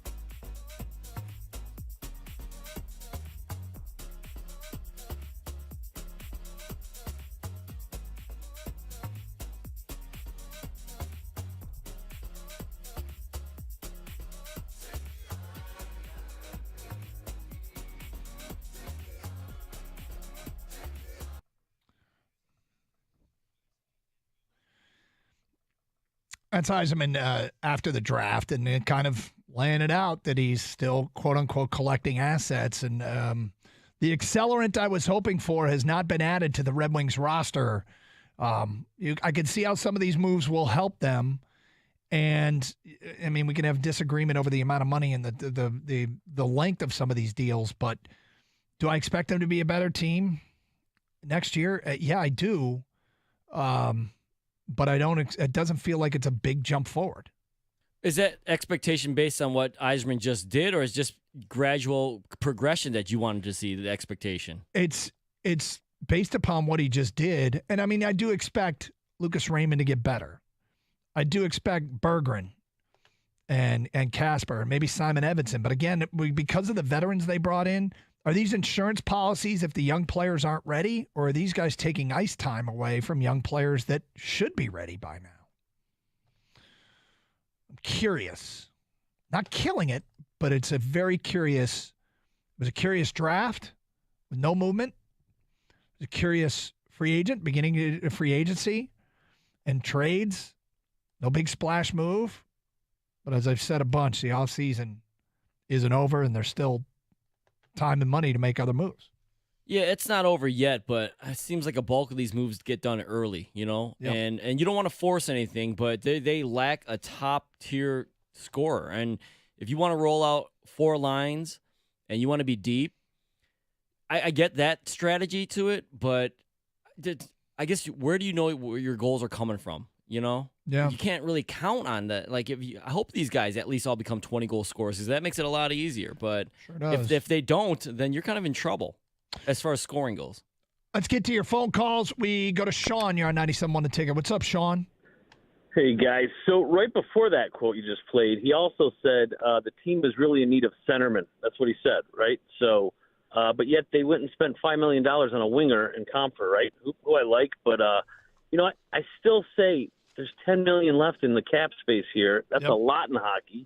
I'm definitely keeping my eye on the Maple Leafs. I mean, I think it's interesting that they were talking about how they really couldn't hold on to their big 4, right, due to cap constraints, but then they go sign Bertuzzi and Domi kind of back to back, right? Why do they do that, right? Mm-hmm. Is that a signal that maybe they are going to move on from one of those guys? And I do think that there's only a handful of teams that would be able to make a deal with them, and the Wings are one of them. They've got the draft capital, they've got the need, they've got the cap space, they've got everything they need to make a deal for one of those guys. So a couple things about this. It's Sean, I'll start with this. And you know, I'm reading about you know, Comfer and remembering, and I'm like, yeah, another winger added. And then I looked at Max Bultman's story, and he put together the depth chart with Comfer centering the third line. So where he fits into the mix, I'm not sure. But you're 100% right about the Wings being one of a few teams that can accommodate teams that are looking to move salary. And Yzerman has positioned himself this way. There was a quote from an unnamed GM in a story before the draft about how They didn't expect a ton of trades because veteran players are so hard to move because there's so few teams that can take on salary because of the cap. And the Red Wings still are one of those teams, which I'll wait to see what's next because they could get a steal here because there'll be so few buyers and they're one of them. Keep your eye on Edmonton too. I mean, can they have 2 stars signed at max deals? I know that it looks like Draisaitl might not be happy. It might be another huge piece they could go after. But, hey, you guys might have to change your rules on the Bluetooth, too, with the new laws in place because I had to violate the new rules here holding my cell phone next to my ear to talk to you, by the way. That's a good point. No, that's a good point, Sean. Yeah, you're right. I hadn't even thought of that. Thank you for pointing it out, Kang. Kang, what are we going to do there? Well, I guess it depends on the quality of everyone's Bluetooth and speakerphone in their car. If it sounds fine. No, he's right, though. Yeah, but no, I don't want you to break the law. I'm just saying as far as being on the air, quality is, hey, if your Bluetooth is fine, then we'll put you on the air. And if it's not, we're going to tell you to yell because it's usually just you have to be really, really loud. Yeah. No, it's a great point by the caller. Thank you, Sean. 248-539-9797. Feedback to the Carson Anderson inbox from Eric and Celine. Champ U.S. men's lacrosse team for winning the gold over Canada. Chump Hassan Haskins. I'm just saying, Scott Harris is a genius. He signed an all-star pitcher in his first offseason. Build a statue. You did sign an all-star pitcher. Of Harris or Lorenzen? Because the statue for Lorenzen would be pretty cool. It would be cool. Be mid, but maybe not as big as the other statues. Yeah, but hey, there's an all-star. It'd be like Stonehenge from Spinal Tap. It's just a little statue. Doug John Kruk was relatable. I had his physique, but I did not have his hand-eye coordination. Dude could flat out hit the ball. Well, for people just joining us and wondering that's reference to, we were talking about Michael Lorenzen with the most relatable quotes of all time. Thinking he was traded or, I don't know, maybe even released, he gets called in A.J. Hinch's office, and instead of hearing that he's been jettisoned off somewhere else, he hears he's an all-star, which is one of these weird situations where a guy could have been gone or named an all-star, like either extreme. His quote, "There's no way, this is fishy, but there's no way I made the all-star game. Like, there's absolutely no way." And then he told me I did. I kind of broke down. I was like, I'm a mid-4. How did I make the all-star team? But it was awesome. And now I'm a huge Michael Lorenzen fan. Champ Ricky Fowler, Chump Steve Eisenman, and the Wings. That's from Alex in Troy. 248-539-9797. Yeah, this is getting some backlash here from the Wings fans. Let's go to Brandon. You're next. What's up, Brandon? Hey, guys. So that other caller made me want to call in because he brought up Toronto. And, Toronto's obviously not going to move on from Marner or I feel like something's going to happen with Matthews or make that work. But one guy that I feel like is available there is Nylander. He put up 40 goals last year. I know he's a wiener, but, he's so electric and he has great puck skills. And I think that's exactly who the Red Wings need, to kind of, piece the 2 and 3 lines together. Interesting suggestion, and again, it kind of falls in line. This general manager has war-chested. He still has resources, and not everybody does. Marner's going into a contract year here, and expected to get a big deal as an unrestricted free agent, so maybe that's the move. Right, and, it sucks, because now I was given hope for Bertuzzi to come back, so I don't have to get a new Red Wings jersey next year, but it looks like I'm going to have to do that. Well, maybe it'll be a Nylander jersey. Yeah, it could be. Does the lack of moves splash moves, do you feel like the Yzerman has to go get DeBrincat now, or not for you, but I don't even know. Like, do you think the fans kind of like, hey, all right, go get him now? It sounds like DeBrincat and Ottawa are kind of back at the table, like, all right, maybe we need to work this out. But yeah, if it depends on the asking price, right? Is patience going to pay off here? And Ottawa's asking price on a return, and DeBrincat's asking price on a contract. Has time made both those things drop? It's possible. It's absolutely possible, but it's hard to know. So could they go back to the table? Sure. Look, I don't think Steve Yzerman's kicking his feet up, putting him up on the desk and going, done. Job finished. But what else could it be? And taking on contracts might be it. Justin Hall's terrible. Toronto was so excited to see him go. His plus minus is terrible. That's from an unnamed texter. Chris in TC says, champ of the weekend, the Detroit Tigers for being 3.5 or 4 games back of first place. Champ of the weekend is the Steve bots who want to protect Steve Yzerman from criticism for not getting someone in a trade who can help the Red Wings for the future. Well, Chris, I don't think he's immune to criticism. I think the critics are lining up. And look, I don't. One of the things in this job that I don't tell other people how to think. I'll tell you how I think and why I feel a certain way. It just doesn't feel to me like Steve Yzerman is thinking job complete. It really feels to me like there's another move coming. And in the wake of it happening, it's kind of hard to relate to. Like, it's not wish upon a star stuff. It's still a ton of cap space here. You know, it's funny because the feedback before the weekend was kind of like, hey, I was mostly supporting Steve Yzerman, honestly. Yeah. But now after the signings, it seems to, at least as far as, texts and feedback are concerned, kind of getting restless. Like, Yeah. hey, I gave you the weekend. I know you had money, so you're going to make some signings, maybe a trade. And this is what you brought us? A bunch of mid-4 dudes? Yeah. I don't know. For lack of a better term. Yeah. I think they gotten a little restless. But I don't know if there was a move other than DeBrincat to be made out there that would have, I don't know, maybe bringing up Bertuzzi. Would that have? Well, that would have been a big splash move, a bigger splash move. But, Bertuzzi, that for that money, I think people might have been more open-minded to it. Not everybody wanted Bertuzzi back, but for that money, what did he sign for? 5.5? Wasn't it $5.5 million? Which people were thinking he was looking for and wanted to push what Dylan Larkin made, which is what led to a lot of, the right player, a player that isn't a complete stud for the right money still can be a good signing. 248-539-9797. I'll continue to take your feedback on what the Red Wings did. Of course, the Pistons open free agency as well. And kind of the same story.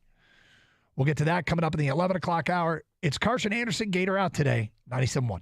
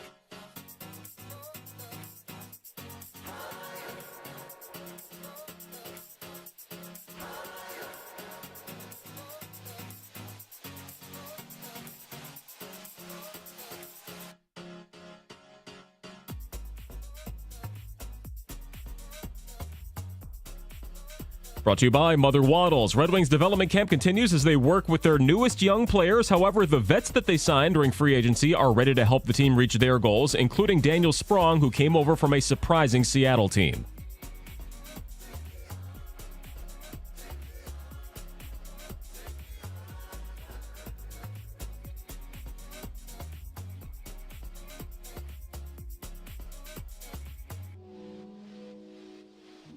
Well, to the Diamond, Tarek Skubal and Eduardo Rodriguez are set to pitch over the next couple of days following today's off day for the Tigers. They haven't had one since June 22nd. A.J. Hinch says the break will be big for the pitching staff. Up next, the losingest team in the league comes to Comerica Park for 3 games.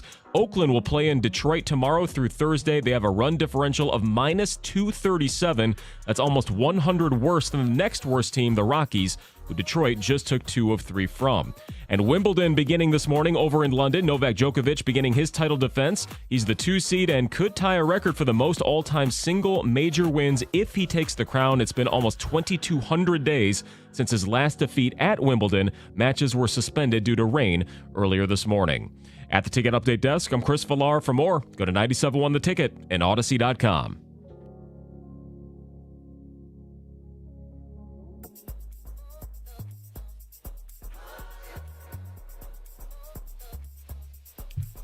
Doug Harsh, Gator out today. 248-539-9797. All right, so we're talking about a variety of things. We opened the show discussing Michael Lorenzen being named the Tiger All-Star, which is, I mean, he's got a 2-6 record. It feels like this is an unprecedented move, and his reaction when he was told was like, what? I'm a mid-4, which is in reference to his ERA and hilarious. And he was, self-deprecating and but kind of reacting like I think a lot of fans did, which makes him completely relatable. And he's now one of my favorite Tigers, and I'm rooting like hell for him. I was before, but he's kind of relatable. And we're asking people, who is the athlete that you have related to? Like they did something that felt like how you would feel, you would react. They did something off the field that you liked. I mentioned how Nick Lachey, big boy band star, who did a lot of his own yard work on the TV show Newlyweds, rented a forklift to, I can't remember, it was a pool table, get some video games into his house instead of just hiring it out like many, I think, big stars would. It made him relatable. So wondering who it is in the world of sports, or, I mean, it could be music, it could be actor, entertainer, that you found relatable. 248-539-9797. Also, the Red Wings. I mean, this start to the offseason with trades and free agency, Yzerman is operating on the fringes of major impact. You can subtly see how a guy like Klim Kostin can help this team with his toughness and his big goal scoring in Edmonton. He was a fan favorite. I can see how JT Compher can help this team more so than some of the other players, but Shane gets Dispair, who's a offensive-minded defenseman, which seems to be a point of emphasis in this offseason. Yeah, but where's the accelerant? Where's the thing that was going to take this rebuild and have it pick up the pace a little bit? It doesn't feel like that move has been made. Now, maybe he's just going for a good depth team, but I'm wondering if some ice time. Are younger players being squeezed out here? Like I expected Marco Kasper and maybe Carter Mazer, Simon Edmondson. I mean, I would have to think Jonathan Berger is going to be in the mix, but why? It feels like these are either insurance policies in case those young guys aren't ready, or they actually are. They're not going to make an impact. They're just kind of, the young players aren't ready yet, and that's the reality. And just because we want them to be ready doesn't mean you can just force them into the lineup. I don't know. But every discussion, when you look at it with the Red Wings, it's important to point out, still cap space, still not done. And if that big move happens next, it'll kind of be like and there it is. Now it makes sense. The timing was the subtle moves on the fringes, and then he went for the kill. Maybe, but he hasn't gone for the kill yet. And so we wait somewhat impatiently here in Detroit to see that kill shot from Steve Yzerman. Or is this the plan? Like, is this the plan? Because maybe he's going for a depth, roll 4 lines, 20 goal scorers on all of them kind of approach. I don't know. I don't know what's going on. But many people are chumping this Red Wing offseason so far. Yeah, I'm really surprised. Like I said, before the weekend, a lot of defensive Stevie. And, hey, this is a long process, takes years for rebuilds, the whole, everything we've heard before, right? And now after the weekend of, I guess, just these bunch of short-term deals for, like you said, depth guys. Maybe it's a bunch of, he's rolling 4 lines. He wants guys to play both ways. Yep. And now people have kind of turned on him, at least, through the feedback. I don't know next year. Is it a playoff or bust year for you, Doug? Because it seems like it for a lot of the fans. Like, they've seen enough, especially, a year where the 8th seed made the Stanley Cup Finals. It's hard to say because you don't know how the season's going to play itself out, what everybody else is going to have. And so making that declaration now, I'd feel a little bit irresponsible. I want to see how the East shakes out. I will say it's got to be another step forward. If you look, Yzerman took over a team that in year 1 had 17 wins and 39 points. Year 2 was a COVID year, but they have more wins, 19 and 48 points. Year 3, 32 wins and 74 points. And year 4, 35 wins, 80 points. Slow and steady, kind of a bit going from an awful team to a just south of an average team. It's got to continue. I guess it doesn't have to continue. I feel like if it doesn't continue, then there'll be legitimate. It won't be just fan pressure. There might be legitimate. He might legitimately be on the hot seat. But it's slowly trending in the right direction.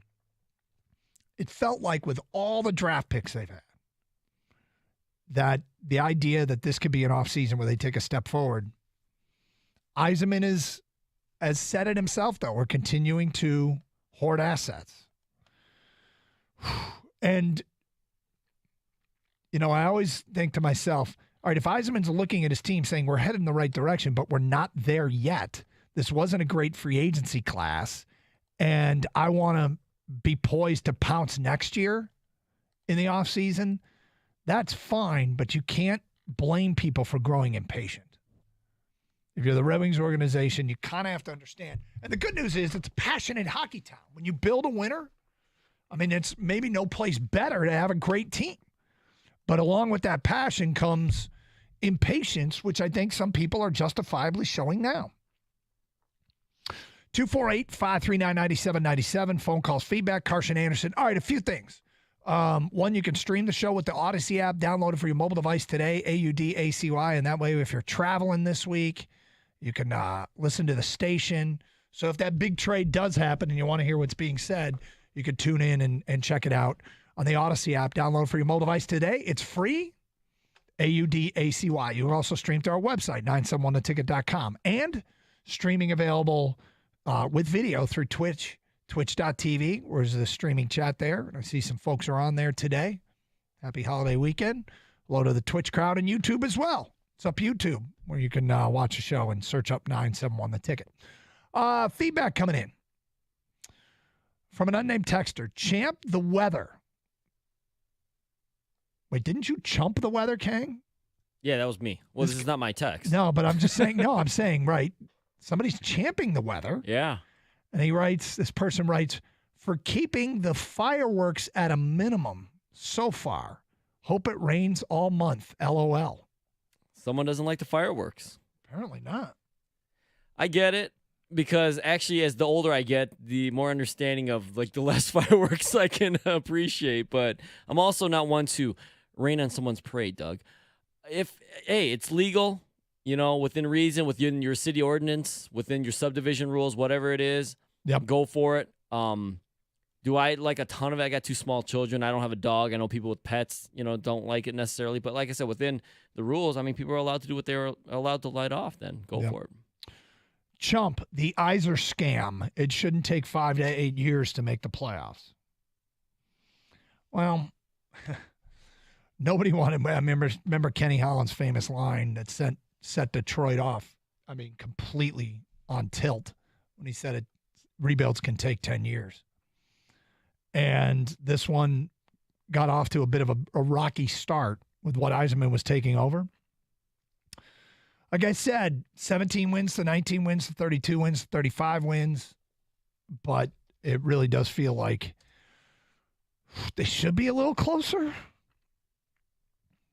They should be. I mean, the acknowledgement here is that in Yzerman's own mind, he might be finding that they're not as close as we expect them to be, and so he's not going to force it.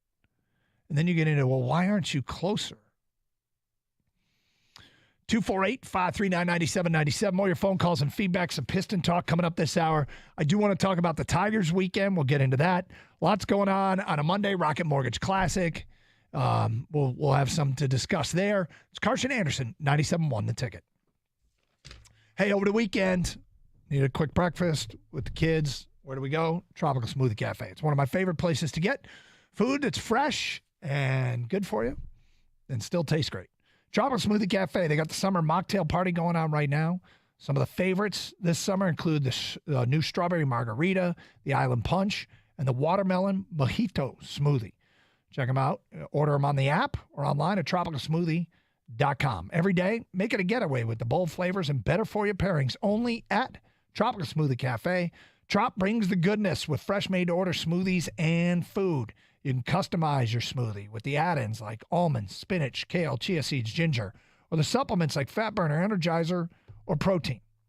Order ahead, take the scenic route, and earn rewards by using the Tropical Smoothie Cafe app. I do it every single time. Saves us a bunch of time, and we get those rewards points. I'm doing another free smoothie. Visit tropicalsmoothiecafe.com to find a cafe near you. Tropical Smoothie Cafe. You're on Tropic Time now.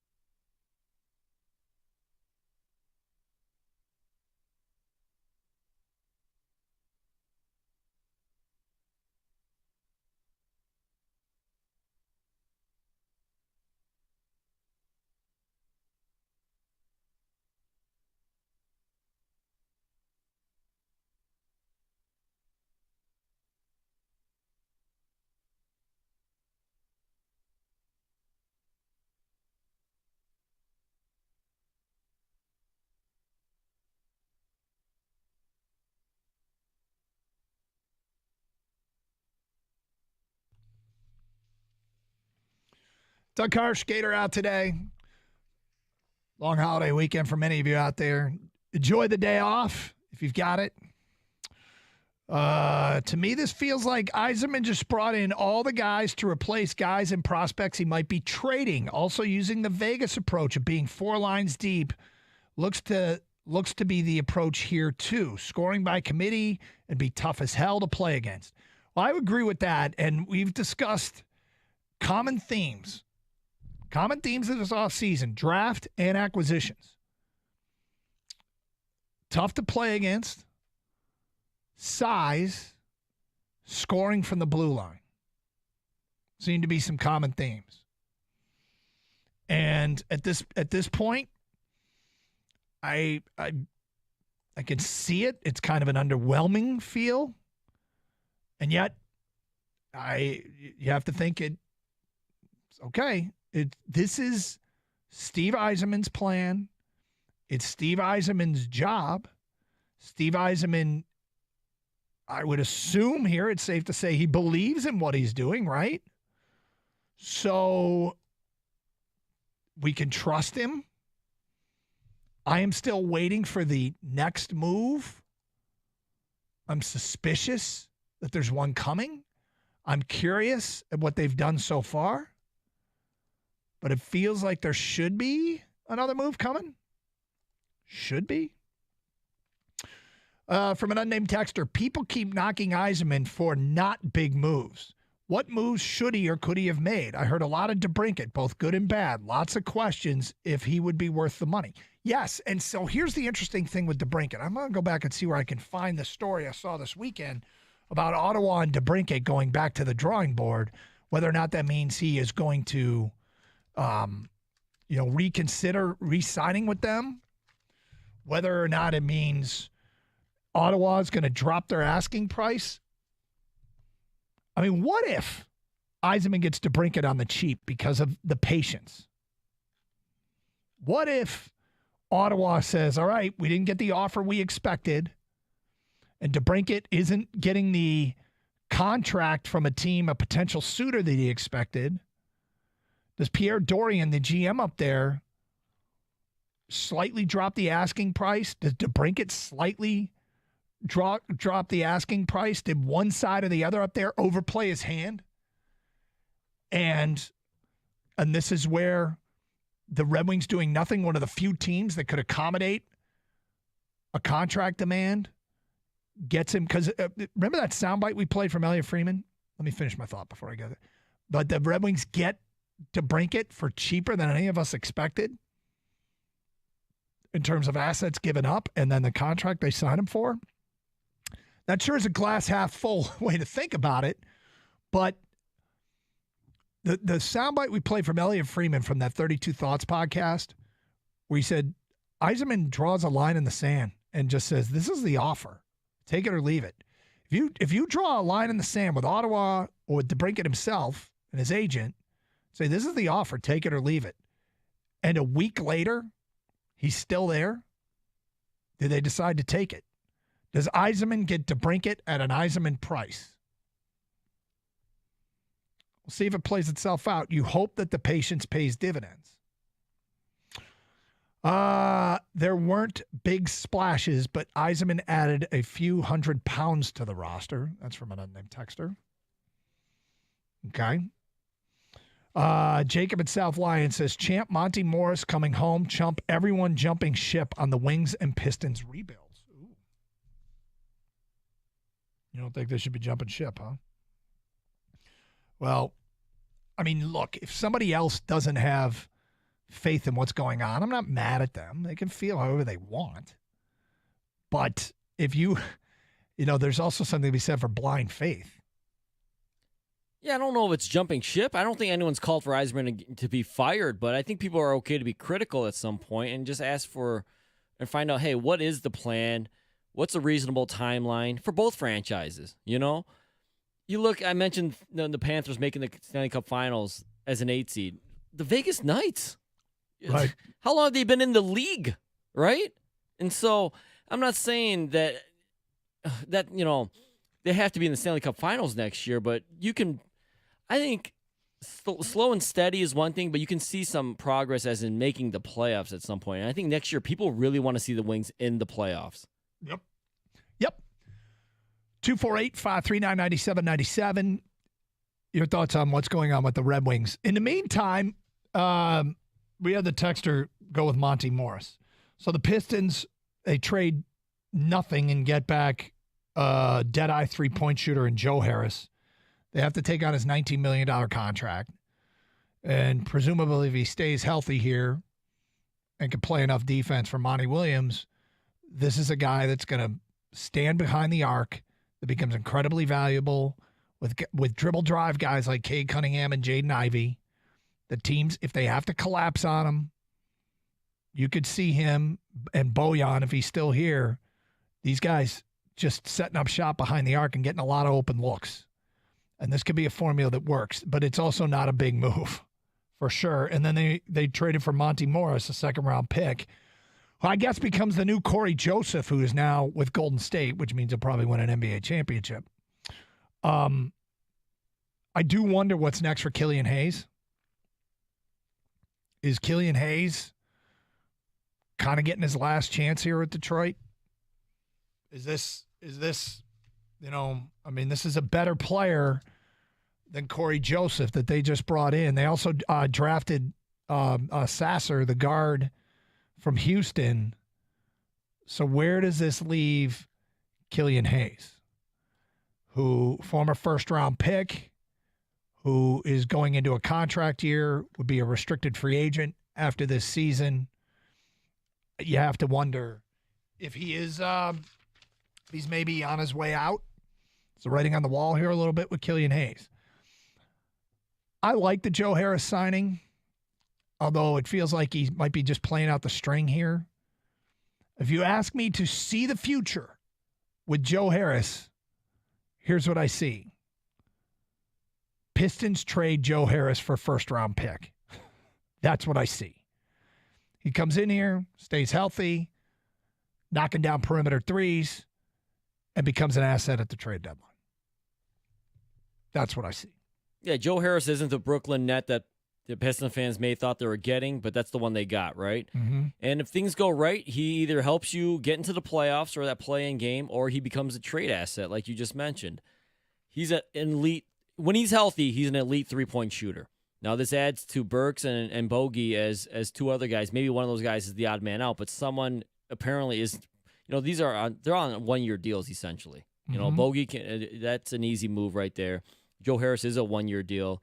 Burks has 1 year left. Three guys that can shoot. There seems to be maybe an odd man out there, but if you can trade him for assets, then that's what Weaver's going to do. Monty Morris, you mentioned it's going to be a crowded point guard group there. Corey Joseph already let go. Is Killian Hayes the odd man out there? He didn't even make the French national team, okay? So that seems incredible to me. Yeah, see, that's not a good look, right? Killian Hayes, it's him, it's the Sasser, it's Morris, and it's Jaden Ivey. You generally only keep three guys, and one guy might be on that injured list all the time or whatever, but it seems is Sasser like a G League candidate? He is, but I don't know. I don't know what they plan on doing for him. Did they accelerate him, where he is at least the second or third guy, or does he just stay in the G League all year? We'll find out, but it's crowded back there, that's for sure. 248-539-9797. Piston fans, what do you think of this Troy Weaver offseason? We talked about Steve Yzerman, who went from 38 points to 48 points to 74 points to 80 points. Troy Weaver's win total with the Pistons in his 3 years, 20 to 23. Then last year's setback to 17. Feels strongly influenced by injuries. But, it's an important year for Troy Weaver, too. 248-539-9797. All right, want to talk about the Tigers in Colorado yesterday? Wild game and where this team is. I have a number there that might shock you as it pertains to the Tigers. We'll get to that coming up before noon here on Carson Anderson, 97.1 The Ticket.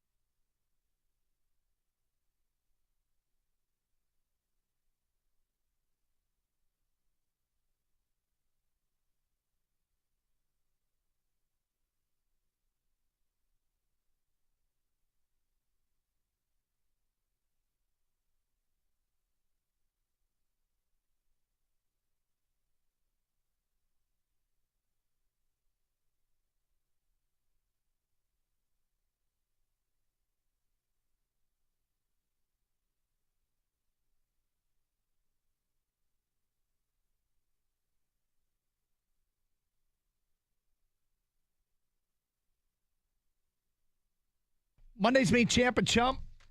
Get your votes in for Champ and Chump of the weekend. Who should be singled out for having the best weekend? Who should be called out for having a weekend that stinks? 248-539-9797. Great to be with you here on a Monday in Detroit. Good weekend for the Tigers. Took 2 of 3 from the Colorado Rockies and still loitering near the top of the division, 4 games out going into. Should be a relatively easy portion of the schedule. Well, they got Oakland, all right? Oakland's terrible, and this is where sweeps become the thing. Sweeps become the thing, and take care of business, please. If you're serious about this thing, you take care of business. But I got a Tiger number that may shock you. We'll get to coming up shortly. Let's go to Josh. You're on 97.1 The Ticket. Hi, Josh. Hey, how you guys doing? Good. So I just wanted you talking about the Pistons, and you just mentioned Killian Hayes and how he's probably on the way out. And I do see the writing on the wall for that. But so I'm only 22, so I don't really remember Chauncey and these guys that well. But from my perspective, and this sounds crazy, but I was thinking about this, is Killian Hayes the best passing guard and the best defending guard that I have seen in my life with the Pistons? And I know that sounds really crazy, but I just kind of wanted to get your guys' thoughts on that. And hopefully we can find a role for him because the kid's only 21. So, yeah, I'll hang up and listen. So just out of curiosity, I'm thinking about it. You didn't see any of the going to work Pistons. I mean, I saw them, but like, does me as a 10-year-old or a 6-year-old really count? No, you know? Yeah, because I would put a bunch of those guys ahead of Killian Hayes for sure. Yeah, I mean, you've lived through a pretty nondescript era of Piston basketball. Yeah, it's like the worst era ever. I mean, as much as he was kind of beyond his prime, Derrick Rose was a really good player. He was a really good player. If he's saying Killian Hayes might be the best defending and passing guard the Pistons have had in his lifetime, that's saying more about the Pistons era than it is about Killian Hayes. Reggie Jackson, there were times when his ball, he would distribute the ball, and I'm like, Killian Hayes does some pretty fantastic things. He's got flashes for sure, and he is very young, but time is of the essence at this point for him. You know, they'll move on quickly, and it happens in the NBA all the time, especially when they go draft a point guard in the first round, and then they go sign one or trade for one. So, yeah, someone's going to be the odd man out. It might be Killian. He didn't even, like I said, he didn't even make it the French national team. Yeah. 248-539-9797. Let's go to Herb. You're on 97.1 The Ticket. What's up, Herb? Well, man. How you doing? Nate, I had a chump because I just had to pick a name. I had Irishman. Don't ask me why. He just had me to get a chump. Okay. But my champ is Troy Weaver because he saw a need that they needed, which is 3-point shooting, and he did that. And he didn't just go and break the bank on a lot of overpriced free agents. And I think this class is a lot of guys that got overpaid for marginal talent, you know. So I don't think that it was a bad thing that he got veterans and they're on expiring contracts, and it's the shooting that they need. So I have to call him a champ because he's sticking true to the course. It's kind of parallel to what the Lions did. They went and addressed the glaring need. They didn't just go out and just do stuff just for the sake of doing it. They recognized the need and they fulfilled that need. So that's why I'm calling. Well, I will tell you this, Herb. If you want to paint a path to the Pistons getting a lot better in a hurry, it's now having two guys that can knock down threes at over a 40% clip in Bojan and Joe Harris. It's having the return of Cade Cunningham, who I think is he's kind of been forgotten in the landscape of the NBA because of the injury. We certainly in Detroit haven't forgotten. And then two players that I think can get better in a hurry, one being Jalen Duren, who showed a lot of promise as the youngest player in the league, and the other in Jaden Ivey. I mean, we're talking about some talent here that having veteran presence, it does help. I don't have huge expectations for Stuart Thompson in year one, but I have huge expectations for Cade Cunningham in year 3. And I almost feel like I have bigger expectations for Jalen Duren than Jaden Ivey. But I like the idea of, and I don't know where they are, and a long way from giving this a ton of thought, but I mean, is your starting five Cade Cunningham, Jaden Ivey, Joe Harris, Bojan Bogdanovic, and Jalen Duren? If Duren and Ivey take a big step forward, which is possible, it's not pipe dreamy stuff, this team could take a big step forward. Now, not every player that you think is going to be good pans out, but two spot-up three-point shooters, two guys who can get to the basket, and a player that can defend and be a force in the middle, sounds to me like a not horrible team.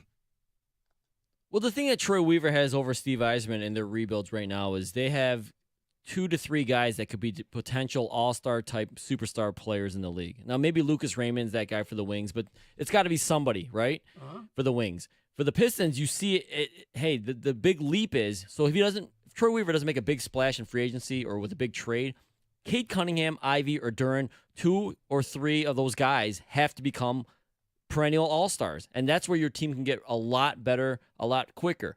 If Jalen Duren's Bam Adebayo and Cade Cunningham becomes your Jimmy Butler or whatever, your team can get a lot better. And then those role players, Joe Harris and Bogey and, Sasser, whoever, Thompson, those other guys can help fill out the other needs, then you're in for a good future.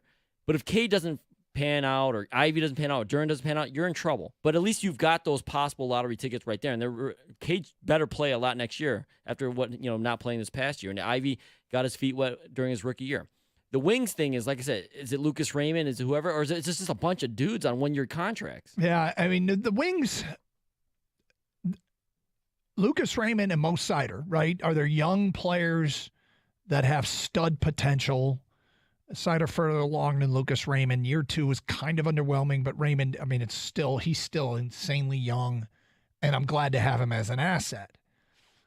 This draft doesn't feel like an immediate impact draft by any means, but there are players in the pipeline, and Casper and Mazer and Berggren and Soderblom and players that, there's reason, Simon Edmondson, there's reason to be encouraged.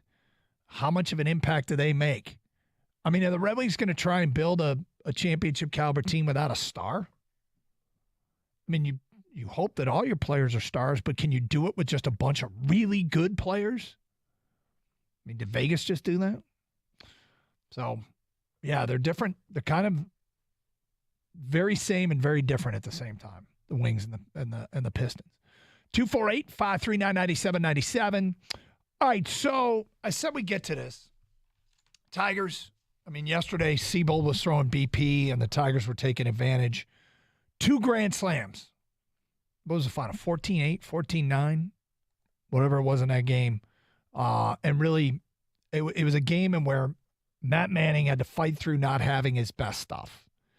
And certainly benefited from all the run support he got, because he was not great by any stretch of the imagination.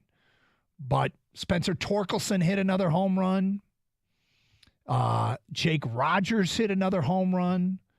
Marisnik, the grand slam. Javi Baez, the grand slam. And then was it Saturday night? Did you see the play that Baez made? Him getting to that ball in the hole, diving towards left field.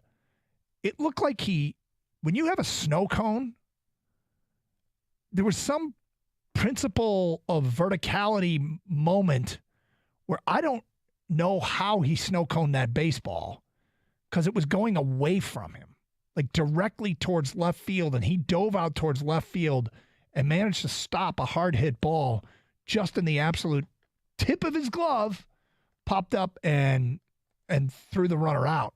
Insane play by Javi Baez. And then to hit the grand slam in the first inning, and I would say they never looked back, but they kind of did, because I think Colorado cut it to 2 at one point. But every time they got close, Detroit responded. And, the putting up 14 runs is great. But, so where is this team at right now? They're 4 games out. Detroit has 3 against a terrible Oakland team, and this is where I said sweeps are imperative. They got some guys coming back. Skubal starts tomorrow. Eduardo Rodriguez has had a successful rehab start. Riley Green is about to start his rehab assignment. Akil Baddoo will be back soon. And you might say, oh, we don't know what we have in Skubal. Green's been really good, but he's young. Baddoo is not a great player. Eduardo Rodriguez has been maybe, punching above his weight class here for some time. But at the end of the day, those guys are probably better than some of the players that they've paraded out there, and they're still only 4 games back. So I'm going to ask you right now, Vegas, what do you think the Tigers are to win this division? Without looking it up, we'll take 10 texts right now at 248-539-9797. What are the odds the Tigers win this division? Remember to sign your texts. We'll see who comes closest. We'll take 10 texts. What are the Tigers' odds to win this division? We'll tell you coming up today at 11:50. But get your texts in. First 10 ones we'll read on the air. Sign your name. It's Carson Anderson, Open Lines, 97.1.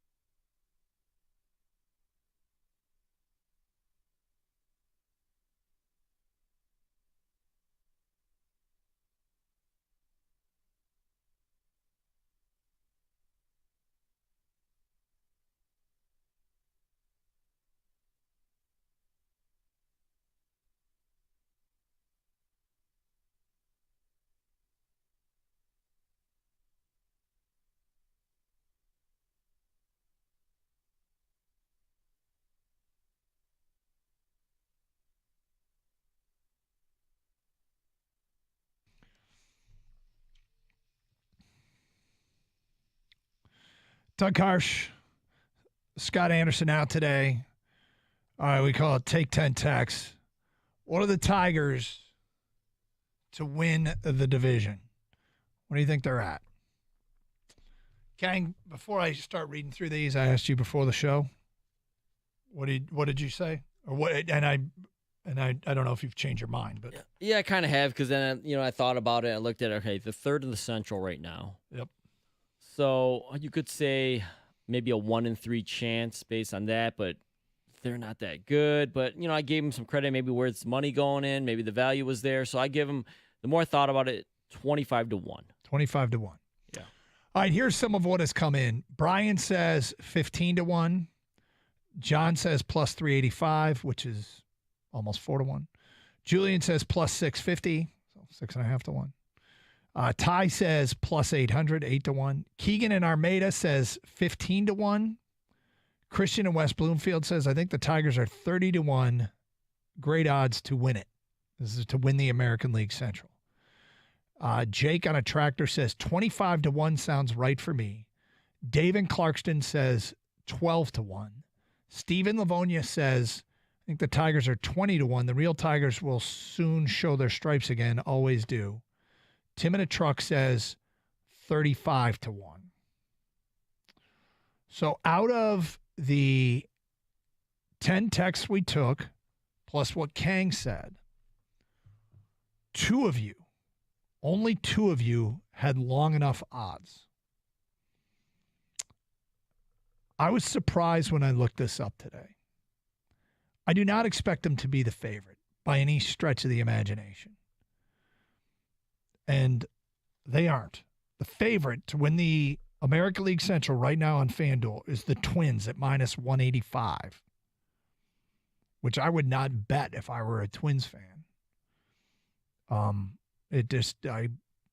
have very little faith in the Twins even being the best team in this division, let alone any good. But then again, nobody in this division distinguished themselves as good. I feel like everybody in the division feels like a long shot, but that doesn't seem like great value on any team. Twins are minus 185, so you got to bet 185 to win 100. The Gribe, Cleveland is plus 175. So you bet 100 to win 175. The Chicago White Sox are 17-1. And the Detroit Tigers, according to FanDuel, and Christian from West Bloomfield came the closest. The Tigers, 29-1. 29-1. That felt like good value to me. And you start thinking about there's still a strong possibility that this team removes themselves from the hunt by being a seller at the trade deadline. That they voluntarily take themselves out of it, which might be why the odds are 29-1. Like these people that have them at 8-1, 12-1. Somebody's got them at 4-1. Look at these texts rolling in. When you see something that you think should be 4-1 and instead is 29-1, that's good value. Now, is there some homerism that's involved in this? It could be. I'm not going to argue that. And I do think to win the division, they'd have to do something that I'm not sure how many people would endorse, and that is not sell. Right? I mean, right now, if you ask yourself, are they more likely to be sellers, stand pat, or buyers? I think most likely scenario is for them to sell. But if you want to build the case, it's centered around what I said before the commercial break. Skubal starts tomorrow, which, you could debate how good or bad you think Skubal's going to be. It's better than some of the bullpen starts they've gotten away with, which they've done a nice job. But that should be a step up for the starting rotation. Eduardo Rodriguez, successful rehab start. That should be a step up as far as the rotation. Riley Green about to start a rehab assignment. It's clearly a step up for one of the outfield spots. And quite frankly, so is Akil Baddoo. So, not to mention Bo Brisky, who could be coming back here. There's other guys that could help.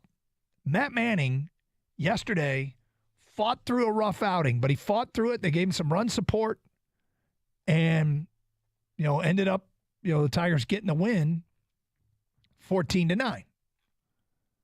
And Manning got his second win of the year. You could make a case that 29-1 is really good value for this team. Really good value. Now, Oakland coming in is you got to go sweep them. If you're serious about this thing, go sweep them. But I was shocked to see that they were a long shot at 29-1. And apparently, according to a lot of ticket texters, this was actually even a longer shot a few days ago and a week ago. So, if you want to get your value bet in now, do it now. Yeah. Before they gain some traction here. Evan told me though that according to the ESPN model, their percentages of the Tigers winning the Central is like 2%. Like people do not believe. You had the White Sox ahead of they have better odds. Yeah, I mean, and same thing in Vegas. So what does that mean, right? What does that? I keep going back to the smartest thing to do might simply be to remove themselves from this equation, and I'm talking about the 30,000-foot view of where the Tigers are right now. Is voluntarily step out of this race, sell high with Rodriguez, sell high with Alex Lang. I mean, Lang has been taken on water of late, and Rodriguez got hurt, and maybe you won't get what you want for them, which I'm fine with.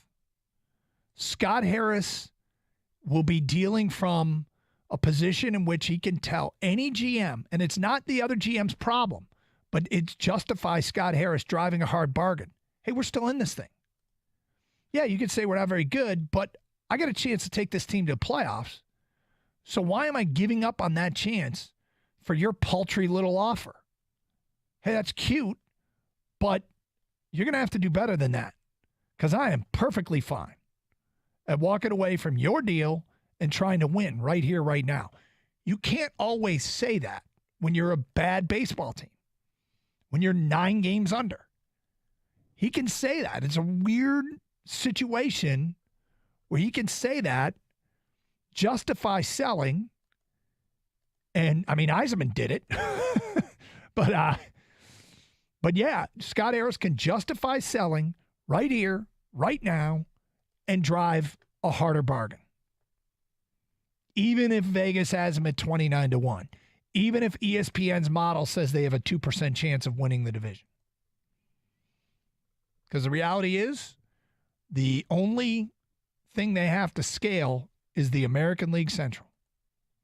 Now, would I be playing for this year or playing for next year? I'd be primarily, if I'm Scott Harris, I'm primarily playing for next year. Primarily.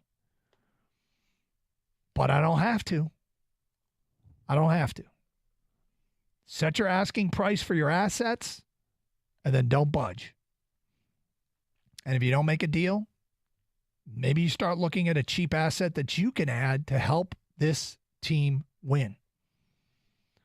So you're not trying to square peg, round hole Tyler Nevin. Maybe Colt Keith gets a call up in time to help this team.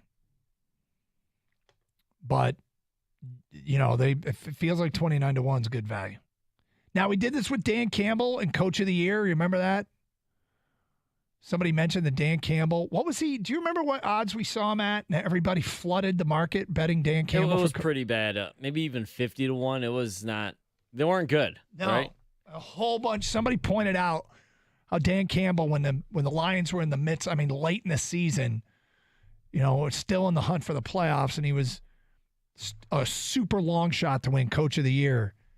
And remember, we moved the market. It went from I think it was 250-1. And by the time the show was over, it was 75-1. That was off the board. Yeah. They're like, hey, what's going on here? Yep.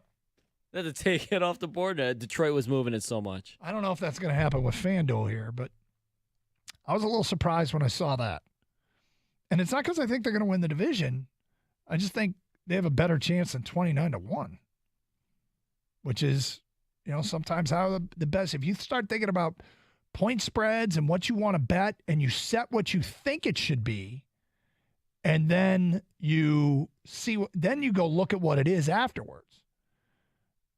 And sometimes that's the best way to go about this thing. Let me see if it's still, because it was this morning, division winners.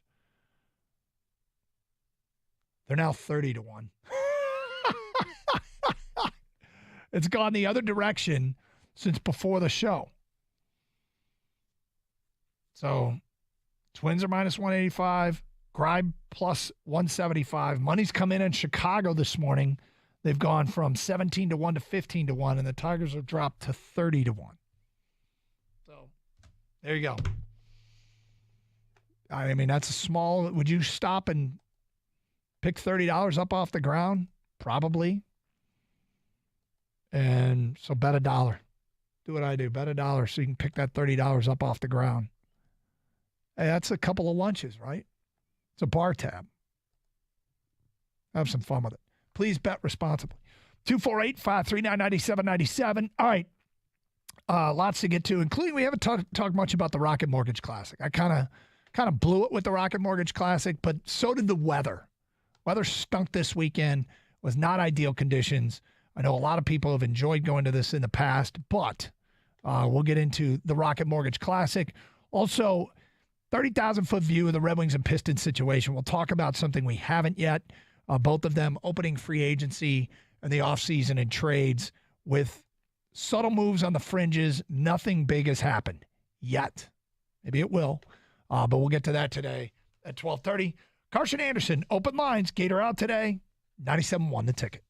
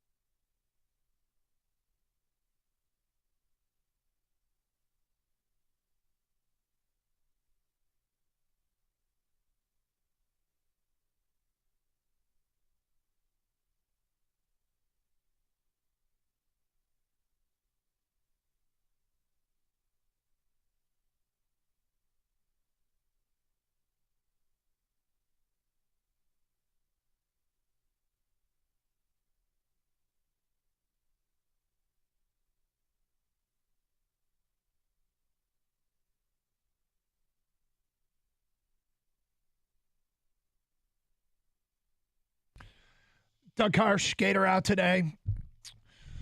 248-539-9797. Lots going on here.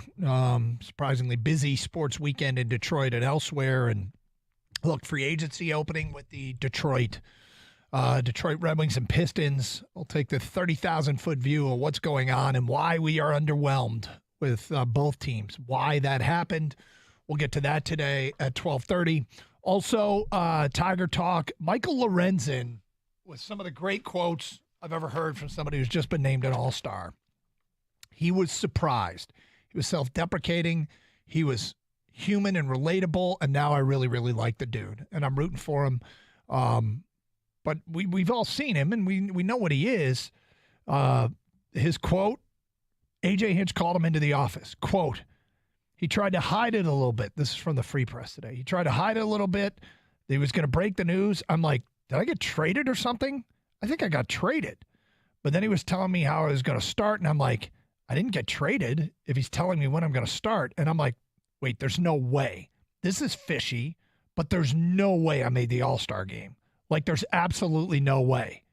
And then he told me that I did. I kind of broke down. I was like, I'm a mid-4. How did I make the All-Star team? But it was awesome. This was unexpected. It was completely unexpected. Look, we know the process. Every team has to be represented. And Detroit had probably some better candidates that have been hurt. It feels like it might be unprecedented to have a starting pitcher that's 2-6 make the All-Star team. And when he says, look, I'm a mid-4, it's an acknowledgement that his ERA isn't in a place that you would expect an All-Star pitcher's ERA to be. It could also be an acknowledgement that he's like fourth in the rotation. Right. You know what I mean? Like mid-4. I looked at it like that as well because I'm not the 1 or the 2 or the 3. I'm a mid-4. And his last 5 games, Doug, the team hasn't even won in his last 5 starts. Yeah. 2-6, not a good record, but we all know pitching record is, can be, you got to look at it deeper than that. It's not all about wins and losses. But you mentioned his ERA, not sub-3 or anything like that. Yep. He was more likely probably to be traded than he was to make the All-Star game. When he walked in that office, he thought more likely, all right, well, I might be getting traded. The way Hinch is sitting me down, what's going on? Yeah. No, man, you're the All-Star rep. It's hard to believe. It's hard to believe, but I mean, it's so relatable that he reacted the way I think many of us did. We're like, really? Michael Lorenzen? Now, he's had some bad luck starts. We pointed out his numbers earlier in the show. Here's a guy that is pitched a couple of games where he's allowed 1 and 2 earned runs and took the loss. So that's some bad luck.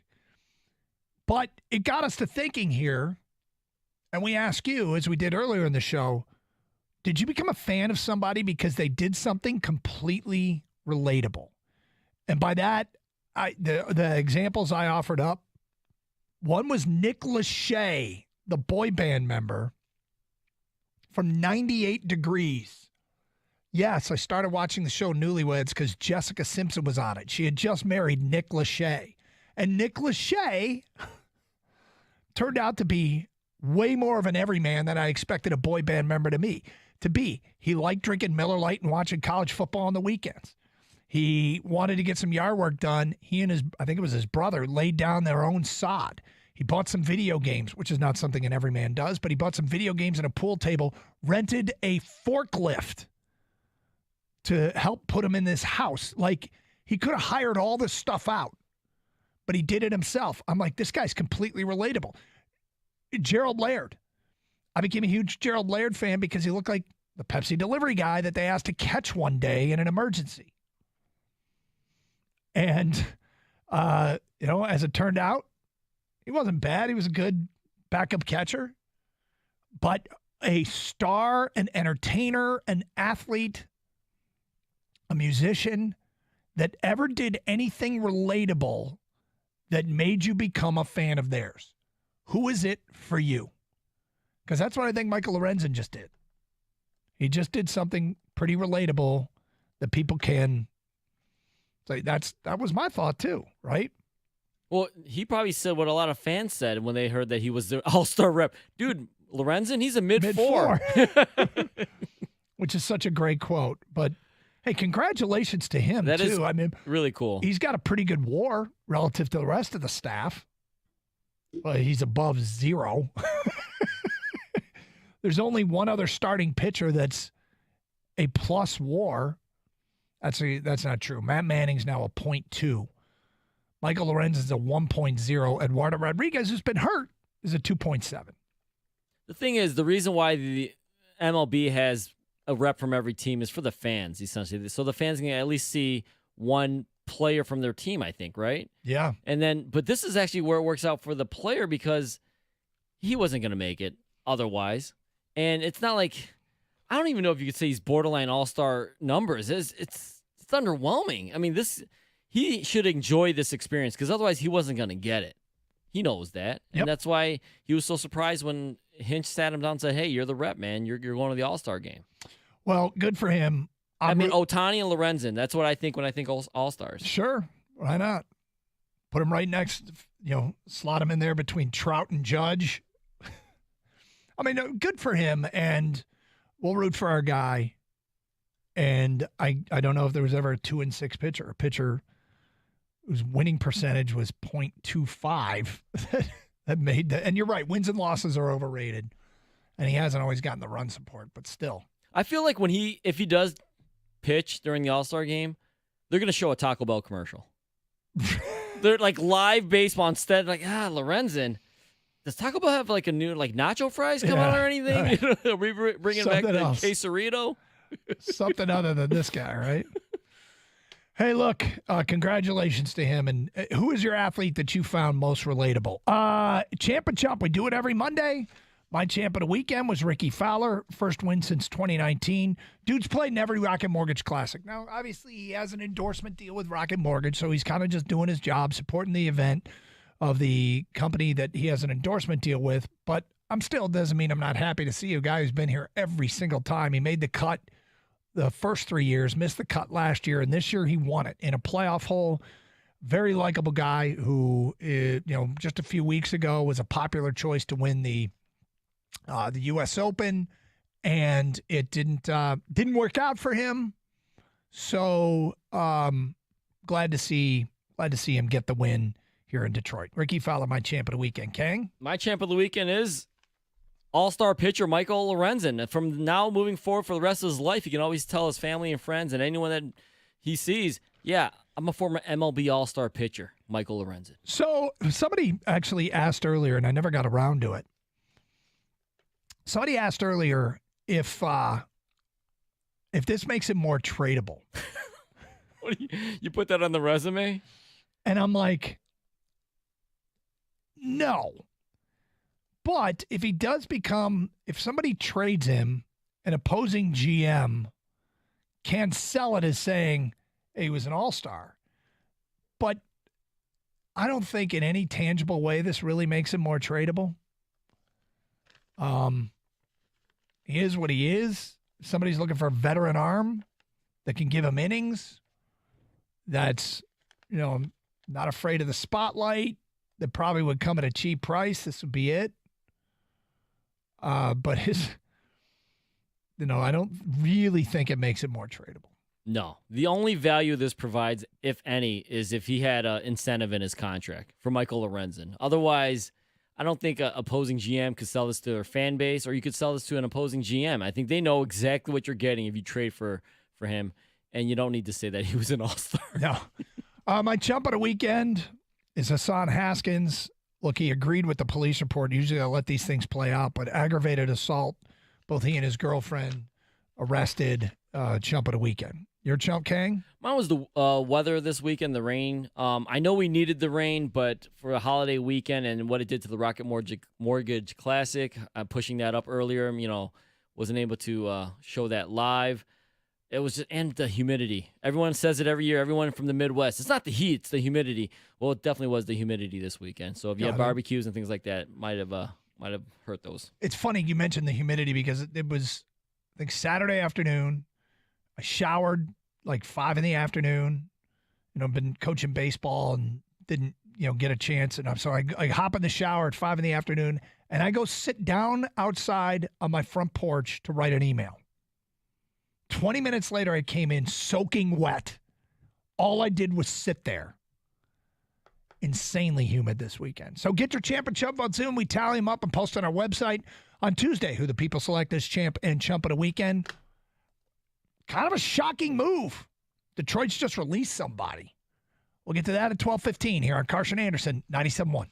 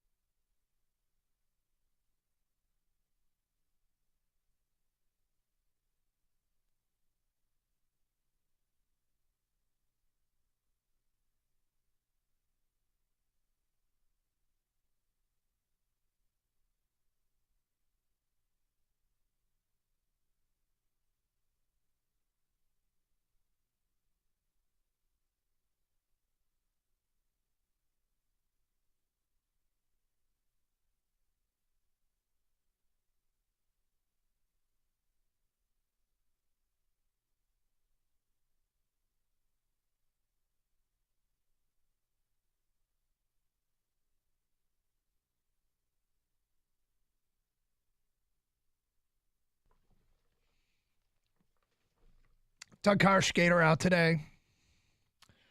Okay. I'm kind of surprised. The Detroit Red Wings have waived Zadina. And a story that broke with, I think it was Elliot Freeman the first. To report it, Detroit has just put Philip Zadina on waivers. Okay, so they've done this before when they sent him down to Grand Rapids last year and brought him back. And it felt like a little bit of a, hey, let's sneak this guy through waivers, send him down to Grand Rapids. Nobody's going to pick up the contract, and we can try and get him going down there. When it was all said and done, he scored 3 goals, had 4 assists, 7 points in 30 games. He is only 23 years old. Remember when he dropped to Detroit in the draft? We all ecstatic because he was supposed to be one of the top 3.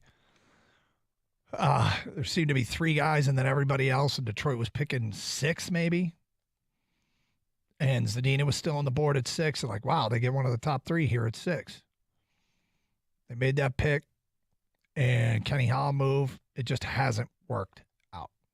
Do you remember his quote? Yeah, I'm going to make those teams regret it by filling their nets with pucks. Yep. And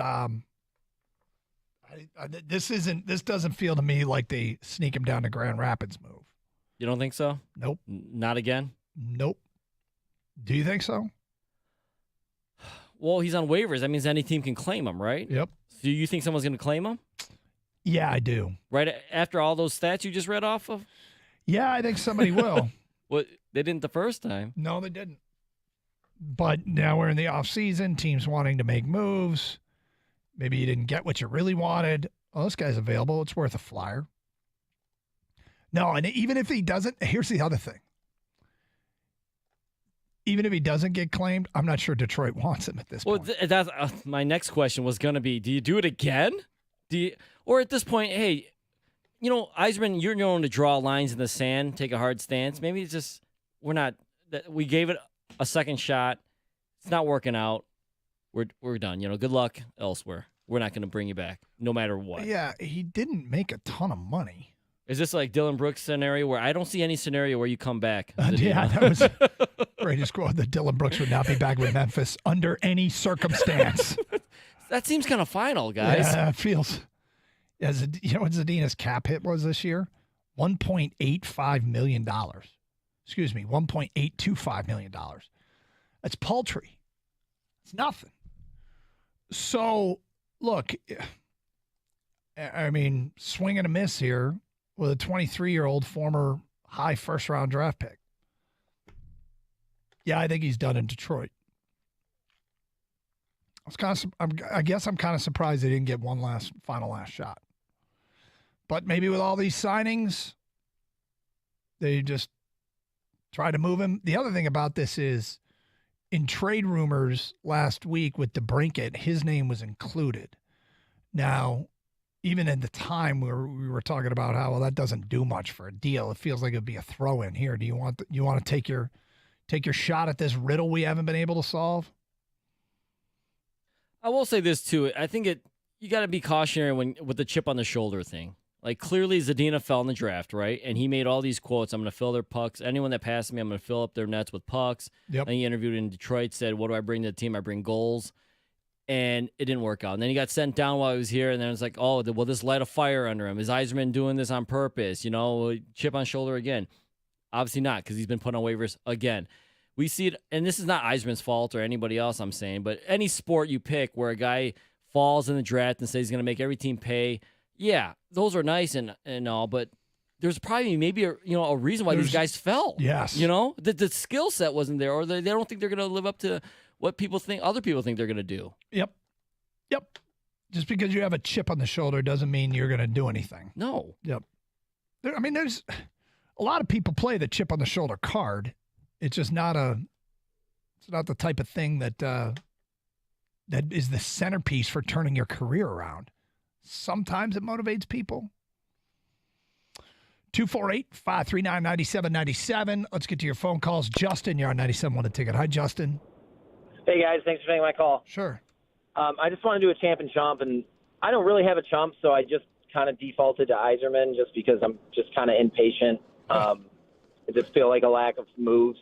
Just kind of the seed, I think, is starting to warm up maybe after next year. But I really wanted to call about my champ, and that was I'm going to say his name wrong, Shane Van Gisbergen.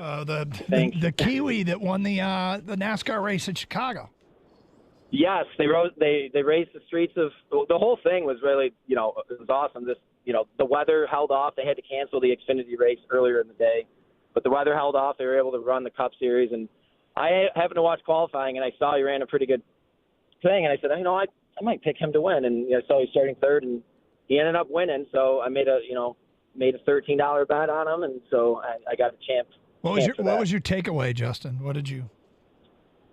Honestly, I think that they should probably do it more. No, I'm sorry. I mean, how much did you win on your $13 bet? That's what I meant. Oh no, it actually wasn't 13. It was like 35, and I think I won 300. He was like 8-1, I think. Attaboy. Like that. So Justin, Yeah. Would you consider yourself a NASCAR fan? Oh yeah, I call you guys pretty much almost every Monday with a NASCAR champ. Do you really? That's great. When you get a NASCAR champ, it's usually me, I would say. So you're, as a NASCAR fan, you enjoyed the race. Yeah, I thought it was good. I don't want every race to be like that, but it definitely started to get me thinking about, I know you like F1. I don't know if it's anything kind of the same, but I know that, I think there needs to be more type of tracks like this. I know they're starting to do it with like the dirt track, and now this, they're putting more road courses in it. So it's not just always the ovals. Well, okay. So I was intrigued to hear from, and it was something we were going to bring up later, a hardcore NASCAR fan, what they made of that, because there were two things that conspired and made that race absolutely wild. One was obviously having a street course with some very narrow turns. And two was the weather, because it was a wet track. So I felt like we didn't go 2 or 3 laps without somebody else getting into a tire barrier or smacking the wall. And when William Byron lost control and they had that traffic jam and basically brought the race to a halt and everybody was backing up and trying to get out of it, I loved every second of it. But I thought to myself, I wonder how the NASCAR fan really feels about it. I liked it. I mean, I'm probably looking through the lens of I want to bet on it. That but might be true. I think as long as it's not every week, I think just sprinkling in once or twice, here and there, things like this, like road courses, just to make, the variety really. People, when they think of NASCAR, they think, oh, they're just driving a circle the whole time. But, when they add things like this every once in a while, I think it's good because then it brings fans to the sport that would not normally watch it. Well, I'll give you an example because I was so curious. I watched streaming of practice on the Peacock app on Saturday. That's how curious I was. And then Kang and I got a text this weekend, Justin, from Gator, who loved it. Wow. And Gator is no NASCAR fan. And I actually watched qualifying, too, which I never usually watch, but I was actually on vacation in the hotel room for like an hour, and I was like, oh, qualifying's on. And they were talking about some of how tight some of those turns were going to be, and I was like, wow, this is going to be wild, and it sure enough it was. Well, Shane Van Gisbergen, first NASCAR race, road course specialist from down under, New Zealand native. That worked out pretty well. He was the most dominant driver at the end. It kind of comes back to your topic earlier, talking about like athletes that do things that make you feel like you like them. It's like his first NASCAR race ever, and he won it. It's hard not to like the guy now. Yeah. Now I'm going to kind of follow him. I know what you're saying. I know what you're saying. Hey, thanks for the phone call. I thought he was going to talk about getting out of a traffic jam. That's relatable, right? When we see a pile, like, how do I maneuver around this? I don't want to be stuck when the EMTs show up and the police. Tow truck. If you haven't seen it yet, I mean, you can just Google search Chicago NASCAR traffic jam. It's pretty funny because guys are like trying to back up, and in doing so, they block the entire track. Everybody comes to a stop behind him. Then one dude sneaks through the middle when a small crease opens up, and the race is going on, and it takes, a minute and a half to get around the street course. And so these guys had time to untangle this traffic jam, but it was funny. I enjoyed the hell out of that race. And as far as watching the practice round goes, Doug, you're just a practice network freak, though. I want to start something called the Practice Network. That's pregame skates and shoot-arounds and live cameras at practices, and yes, practicing at Chicago. So that's not anything. That's probably not anything new. No, it's my my $1 million idea that I give away for free here on the air. That probably wouldn't make $1 million. No, it cost $1 million. It's a terrible idea, Doug. Great idea. That's my terrible $1 million idea. But I mean, if you got to the playoffs, and there was a shoot around, and the Pistons were playing that night, and Players showed up and you had a live camera on it and a host there talking and maybe interviewing guys. I mean, you can't tell me that if your team is in the playoffs, there wouldn't be people wanting to watch it. You know when they do this every year is, and it's just a real small snippet, but the Final Four. When the teams make the final, they always show like the last shoot around or whatever it is, and right. And Yeah, I and know they you love college sports, you love practice. I mean, that's probably the mecca for you right there. Yeah, I'm obsessed with watching practice. And I think you can make a strong argument that I don't even know what the hell I'm watching. Did you see that suicide they ran? Yeah, exactly. Wow. Is that the Oklahoma drill?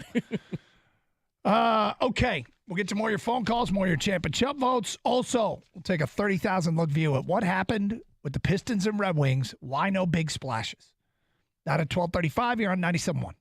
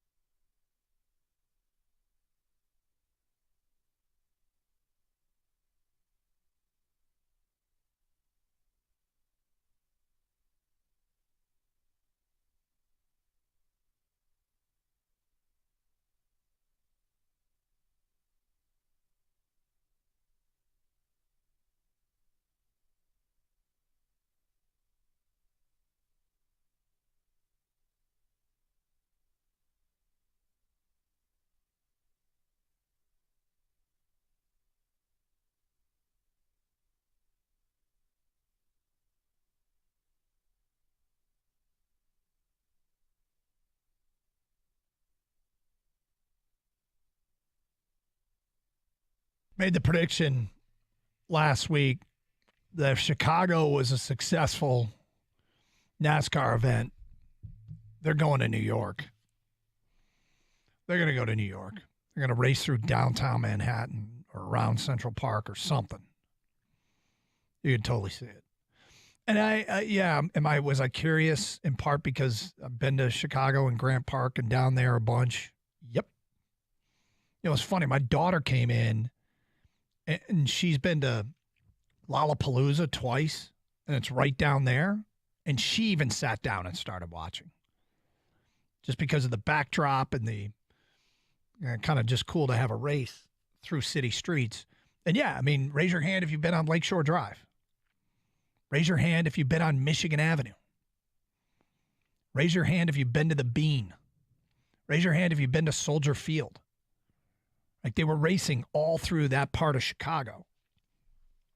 And I found it pretty interesting. Kang, did you even tune it in just out of curiosity? No, I didn't have time. It's not because I was like, didn't want to. I just didn't have time. And once Gator texted us, I was like, oh man, I missed something cool. And I saw the highlights and the replays, and it did look cool. Yeah. Yep. Those are some tight turns, man. And when you see streets that you've been on, the same thing happened here with the Grand Prix, right? Most of us have been down there around the Relatable, along Jefferson, and a chance to see them race our streets. It's a cool backdrop. And, the one thing about it is, and maybe I'm unique, and maybe I was tempted to go see if Peacock was streaming this, because sometimes you can get different camera angles. I kind of just wanted to watch the whole thing from above. Like, I kind of wanted to see the whole course from above. But the crazy thing was, it kind of got to a point where there was a 15-lap shootout. And it was Justin Haley and Chase Elliott and Shane Van Gisbergen, or that was what they started to call him, SVG. And when they restarted with 15 laps to go, it was clear that Van Gisbergen had the best car, and he was getting around the quickest. And so he quickly reeled in Chase Elliott. And as soon as he was passing Haley, to take over first with like 10 laps to go, somewhere behind him, somebody got into a wall and they had to fly the yellow, and he had to return to second place. So he had taken over first, but they ruled that the yellow flag came out before he had passed Justin Haley. So went right back to second. And by the time they got everything together, there were 5 laps to go. And on the green flag, Haley had first, Van Gisbergen had second. Now, I know you might not be a racing fan, but in literally 3 turns, there were 3 passes for the front. SVG went around Haley. Haley went around SVG. SVG went back around Haley and never relinquished the lead. And it happened in literally 3 turns. And I'm like, okay, I'm a fringe NASCAR guy. I watch it more than Gator and Kang, but 3 passes at the front, less than 5 laps to go in the span of 3 turns is pretty cool. And when it was all said and done, I felt like it was kind of a dominant win, even though it wasn't, because in the last 15 laps, you knew who was going to win it. Now, was he a ringer?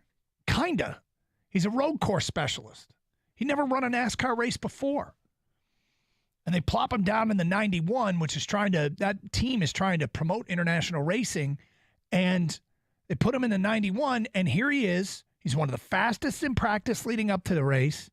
And his first NASCAR race, his first Cup race, he wins it. Now, he admitted he's going to go back down under, and he's going to race that supercars or whatever they're called, that circuit he's on down there. And then he will consider coming back to NASCAR full time.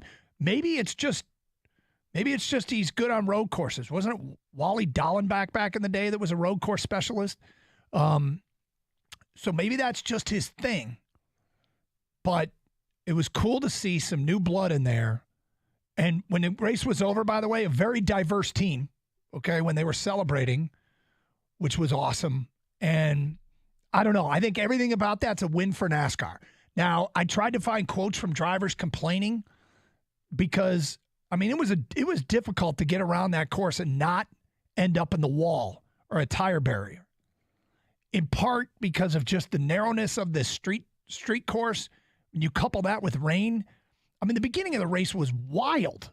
It was wild. And the blinking reds, Doug. And the blinking reds. No, but seriously, yeah, I was going to ask you about the other drivers. You keep asking, what did the fans think, right? Did they enjoy it? Did the NASCAR fan enjoy it? Did the fringe NASCAR fan enjoy it?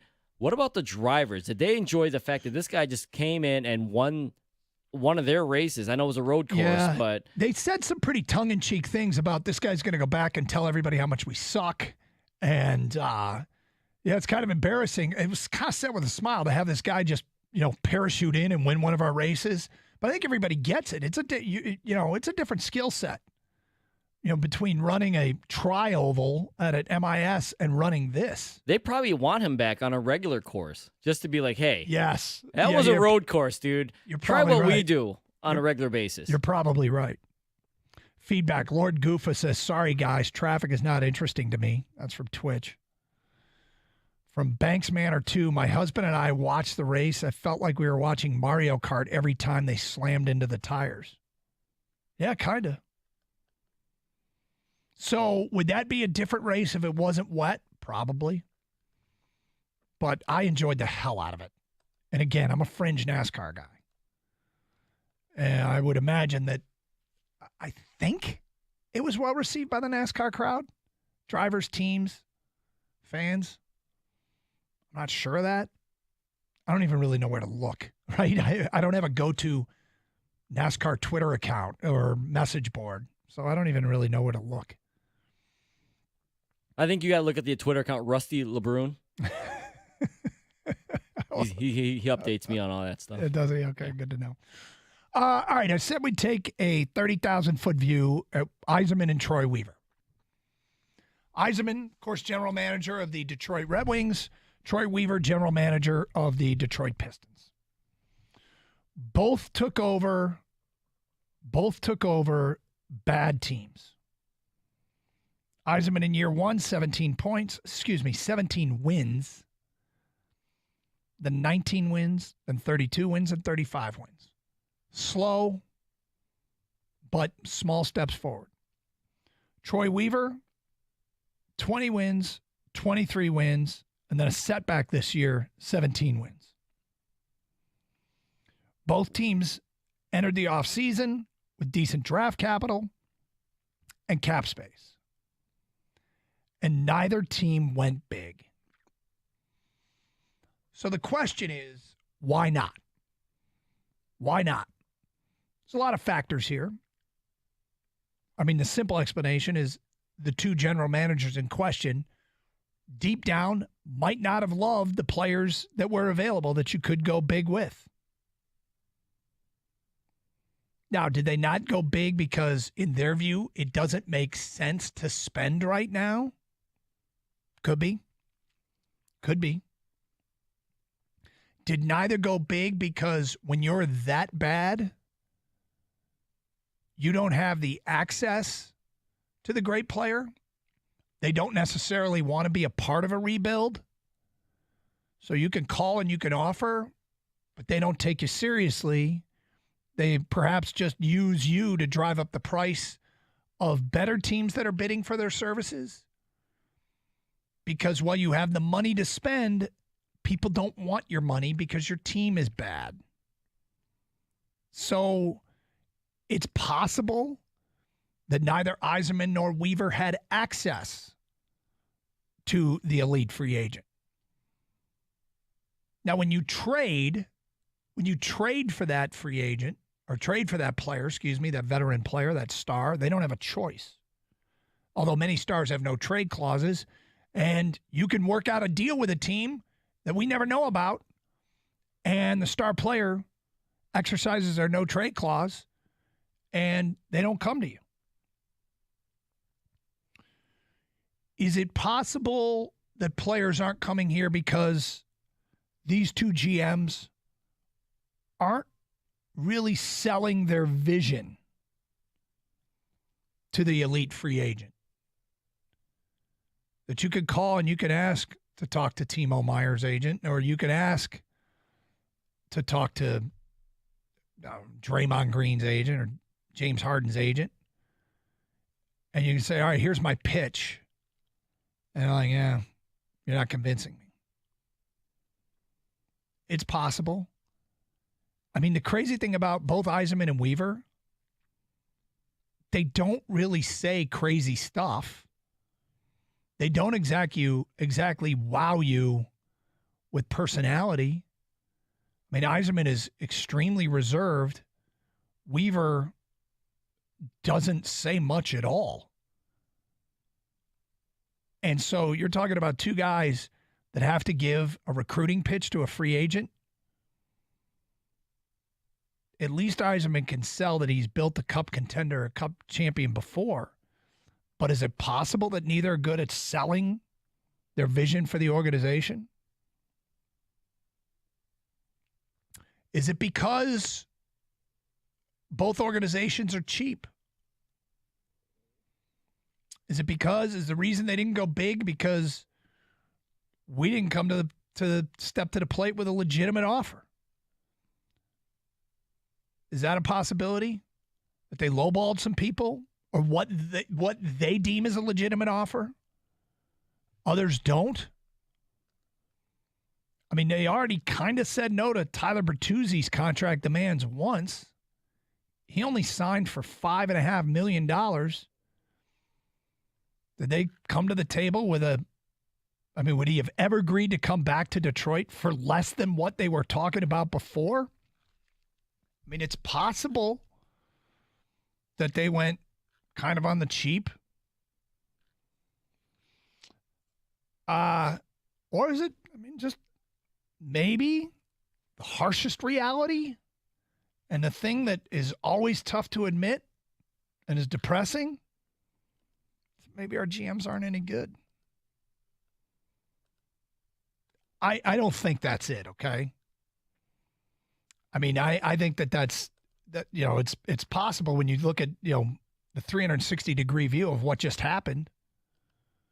It's possible that our guys might be doing smartest man in the room. Oh, no, I don't need to go big. I'll do just fine over here with Daniel Sprong.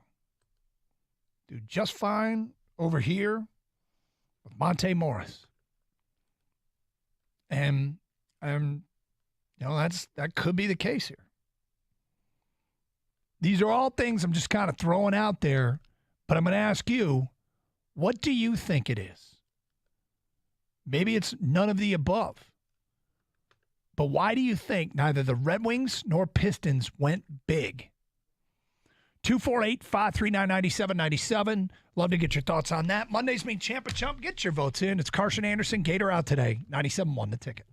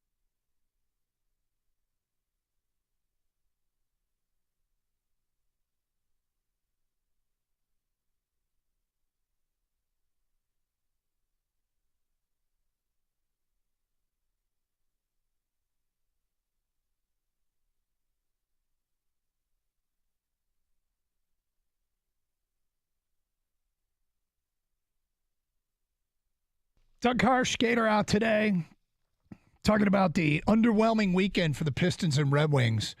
I think subtle moves on the fringes of impact that could make them better. But I think fans of both teams wanted to see their general managers swing for the fences. Want to see Troy Weaver swing for the fences. And in fact, he said he liked to swing for the fences.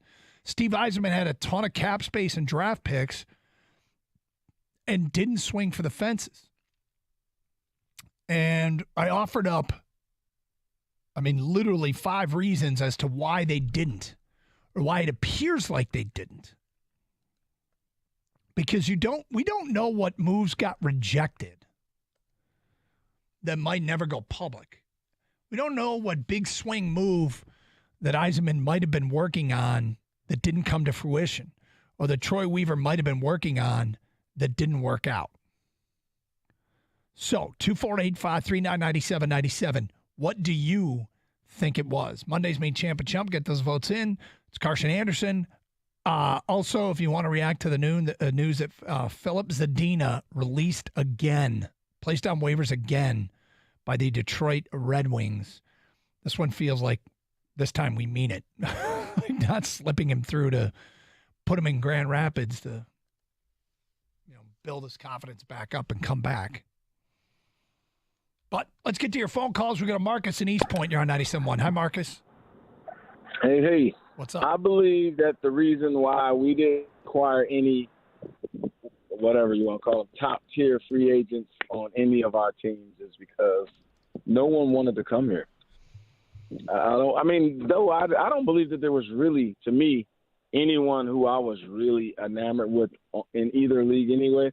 I do like the Brinket guy that you guys speak about a lot. Mm-hmm. I think he's better than we even think he is. But I don't think that the deal for him is gone yet. I think there's still an opportunity. And Cam Johnson was probably the only guy who I really wanted to see them acquire. And I'm hoping that our general manager, what's his name, Murphy, or whatever his name is, Troy Weaver. I hope he didn't get tricked out into freeing up money for the Nets to sign him. That's what it looked like to me. I know what you mean. Like, did they just basically eliminate themselves in the chase for Cam Johnson by taking a contract off their hands?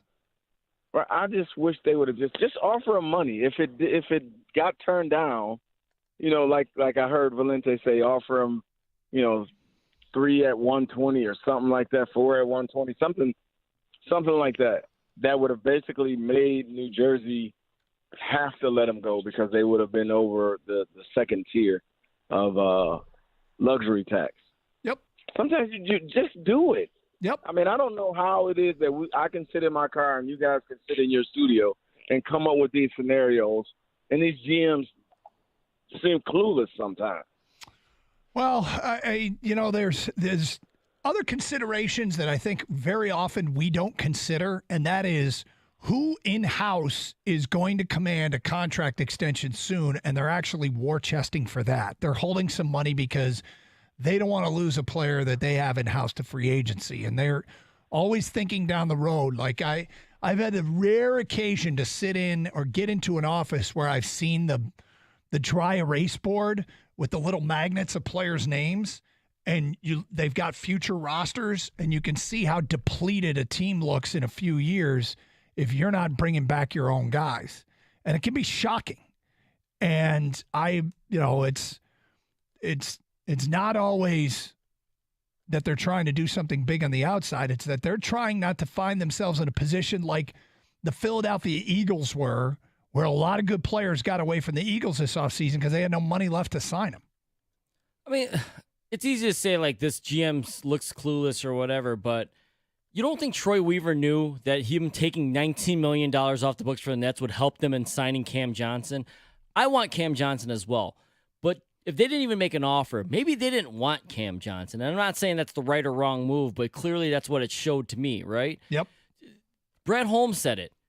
It's just the media, the fans, they just don't have a lot of the information that the GMs have and the presidents have. And maybe it is war chesting for future contracts that are on the team, or maybe it's war chesting for next year during the season. The caller brought up that the players don't want to come here. Well, guess what? When you trade for a player, they have to come here, okay? Yep. I think Bradley Beal might have been the only NBA player that even had a no-trade clause. And the free agent thing, yeah, you could say players don't want to come here for that. But you throw enough money at most guys, they'll at least consider you. But as far as trading, now if Troy Weaver acquires an expiring contract in Joe Harris and another one in Morris, and he has Bogdanovic's contract, which can go away, and Alex Burks, those are trade pieces at the trade deadline if he wants to make a big swing. I don't know if he will or who's available, but that's one way to acquire a star in this league. He's obviously counting on Cade, Duren, and Jaden Ivey to become something. And right now, yeah, it's not a big splash. Like I said, I did want Cam Johnson, but maybe they didn't feel like overpaying for him was a wise decision. And with the Steve Yzerman thing, maybe it's DeBrincat. Yeah. Maybe if it's not DeBrincat, then he's not going to pay for anybody else. He didn't want to bring back Bertuzzi. So I think there's a lot of reasons why both GMs didn't make big moves that fans kind of were growing impatient. I get it. But there's obviously reasons why these guys, because I think both these guys are calculated, Weaver and Yzerman. I mean, the idea that you're right about this. Weaver knows where Joe Harris played last year. Yeah, he's not dumb. Weaver knows that by taking Joe Harris's contract, it does free up money for Brooklyn. It means they really weren't that interested in paying Cam Johnson what it would take to get him. They knew their budget. Either A, they weren't interested, or B, they knew their budget and they weren't going to spend the kind of money that Brooklyn wouldn't match. I mean, it's possible, too, Cam Johnson just said, I'm not coming to Detroit. I don't care who your coach is. 248-539-9797. Ivory is next here on 97.1. What's up, Ivory? Hey, good afternoon to you. How you doing? So long story short, so I don't take up too much time. I've been a Pistons fan for a long time. I'm almost 50. I'm about to be 48 in a couple weeks, and I'm disappointed in the state of the team. I thought Detroit we would be further along. Maybe the Kate Cunningham injury put things back or whatever. And I want them. Free agency. I want them to do things. I wanted Draymond Green. I wanted this player or that player.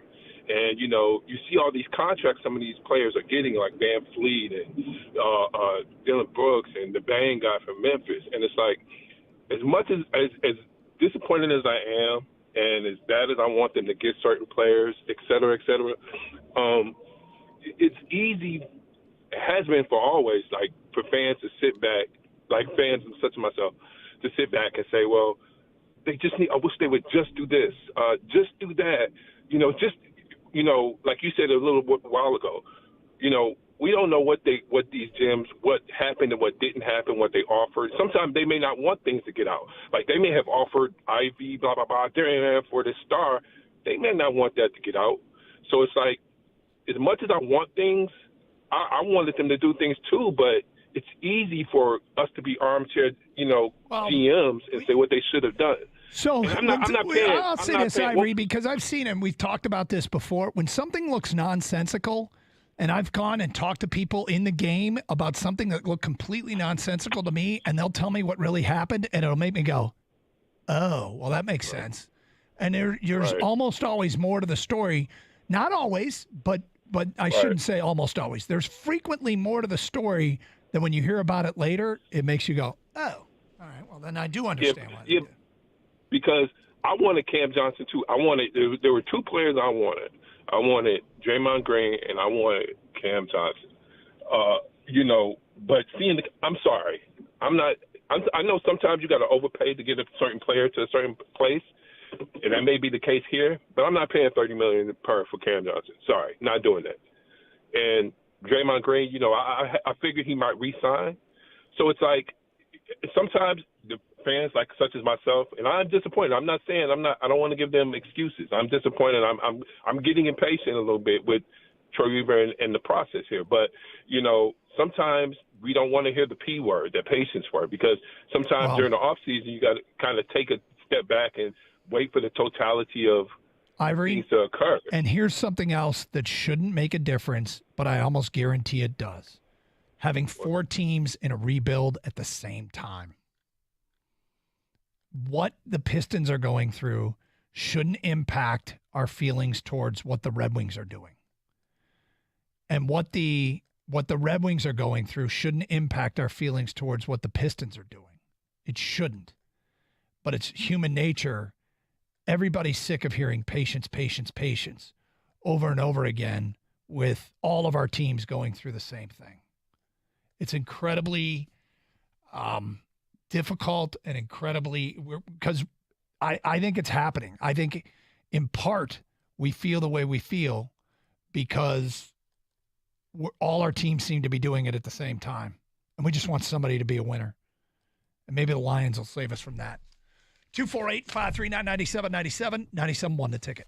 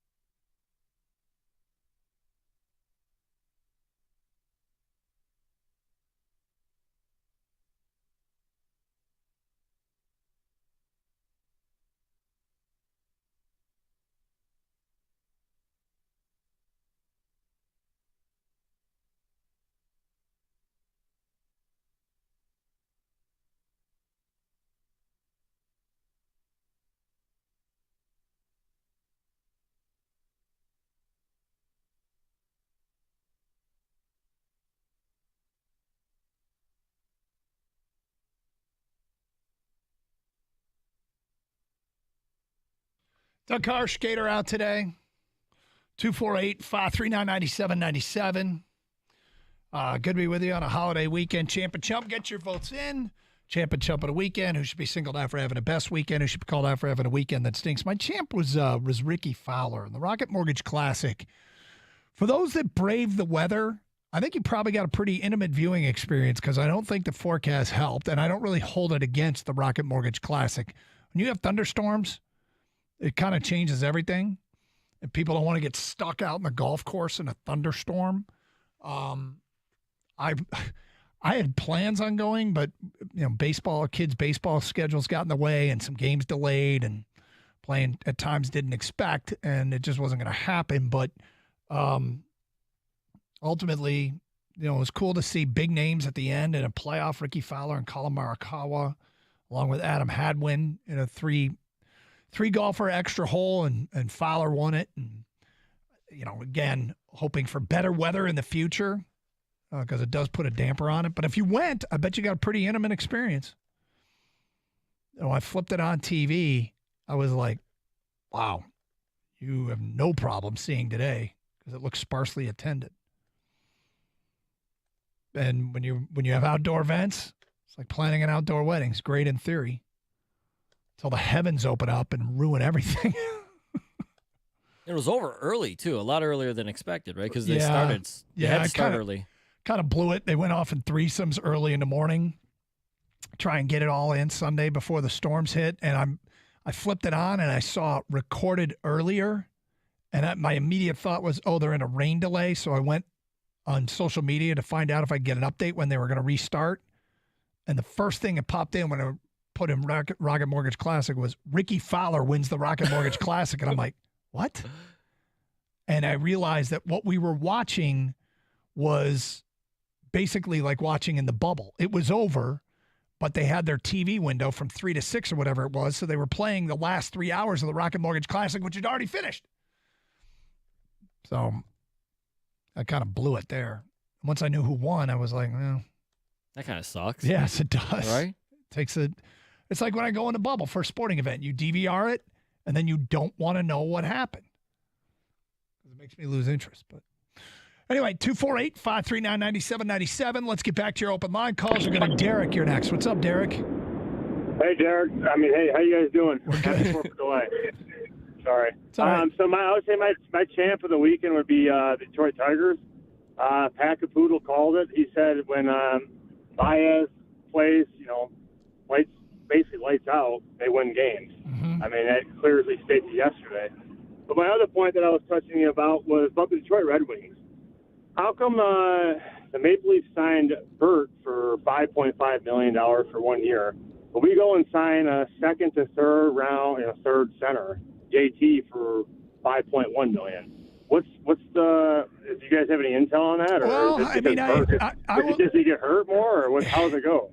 Bertuzzi last year scored 8 regular season goals. And he got to the postseason, and he was really super productive. Now, he was hurt, and he missed some time. In the postseason, he had 5 goals in 7 games. I mean, I think you could look at the 8. I think he played 50-something games in the regular season, but 8 is not exactly a huge number for that number of games. But the price tag on him was so low relative to what I think people thought it would take to get Tyler Bertuzzi.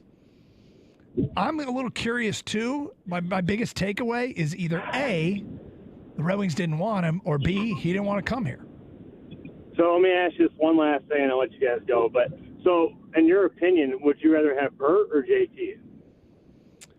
I'd probably rather have Burt on a 1-year contract than Comfer on a 5-year contract. But I'm going to wait and see because, like I said, all along, this feels like moves on the fringe of an impact. Like subtle moves. It looks to me like Steve Yzerman's building a team that he expects to roll 4 lines with potential 20 goal scorers on lines 1 to 4. In theory, I mean, he's trying to find guys that are responsible, that are tough to play against in their own end. That might have something to do with it too. But it's curious. It's curious. I mean, tell me if you thought Bertuzzi was going to go for 1 year and $5 million. I don't think many people expected that. 248-539-9797. Mark is next here on 97.1. What's up, Mark? Mark, are you there? Mark. In 3, 2, 1, gone. Ryan is next here on 97.1 The Ticket. Hi, Ryan. Hey, how's it going, man? Good, thank you. I just wanted to say, man, I'm super excited right now to be a Detroit sports fan. I mean, I've heard a lot of negativity, but, man, the Tigers, they had everything that could happen bad. It happened to them. They weathered the storm. All these players are coming back. Get ready for the playoffs for the Tigers. Whoa. The Lions, they're almost there. They got a couple new pickups in the offseason. They're definitely going to be over the hump. No Aaron Rodgers. Boom. The Red Wings, they almost made the playoffs. Yzerman picked up a few good players. And I don't know why everyone's dogging Yzerman, because my grandma always said, if it isn't broke, don't fix it. And that's not a broken team. They're close to being there. He's doing what he's got to do. I'm super excited right now. Well, I mean, I don't know if the Red Wings are necessarily fixed either. They won 35 games last year. They had 80 points. They were out of the playoffs. Doesn't that need fixing?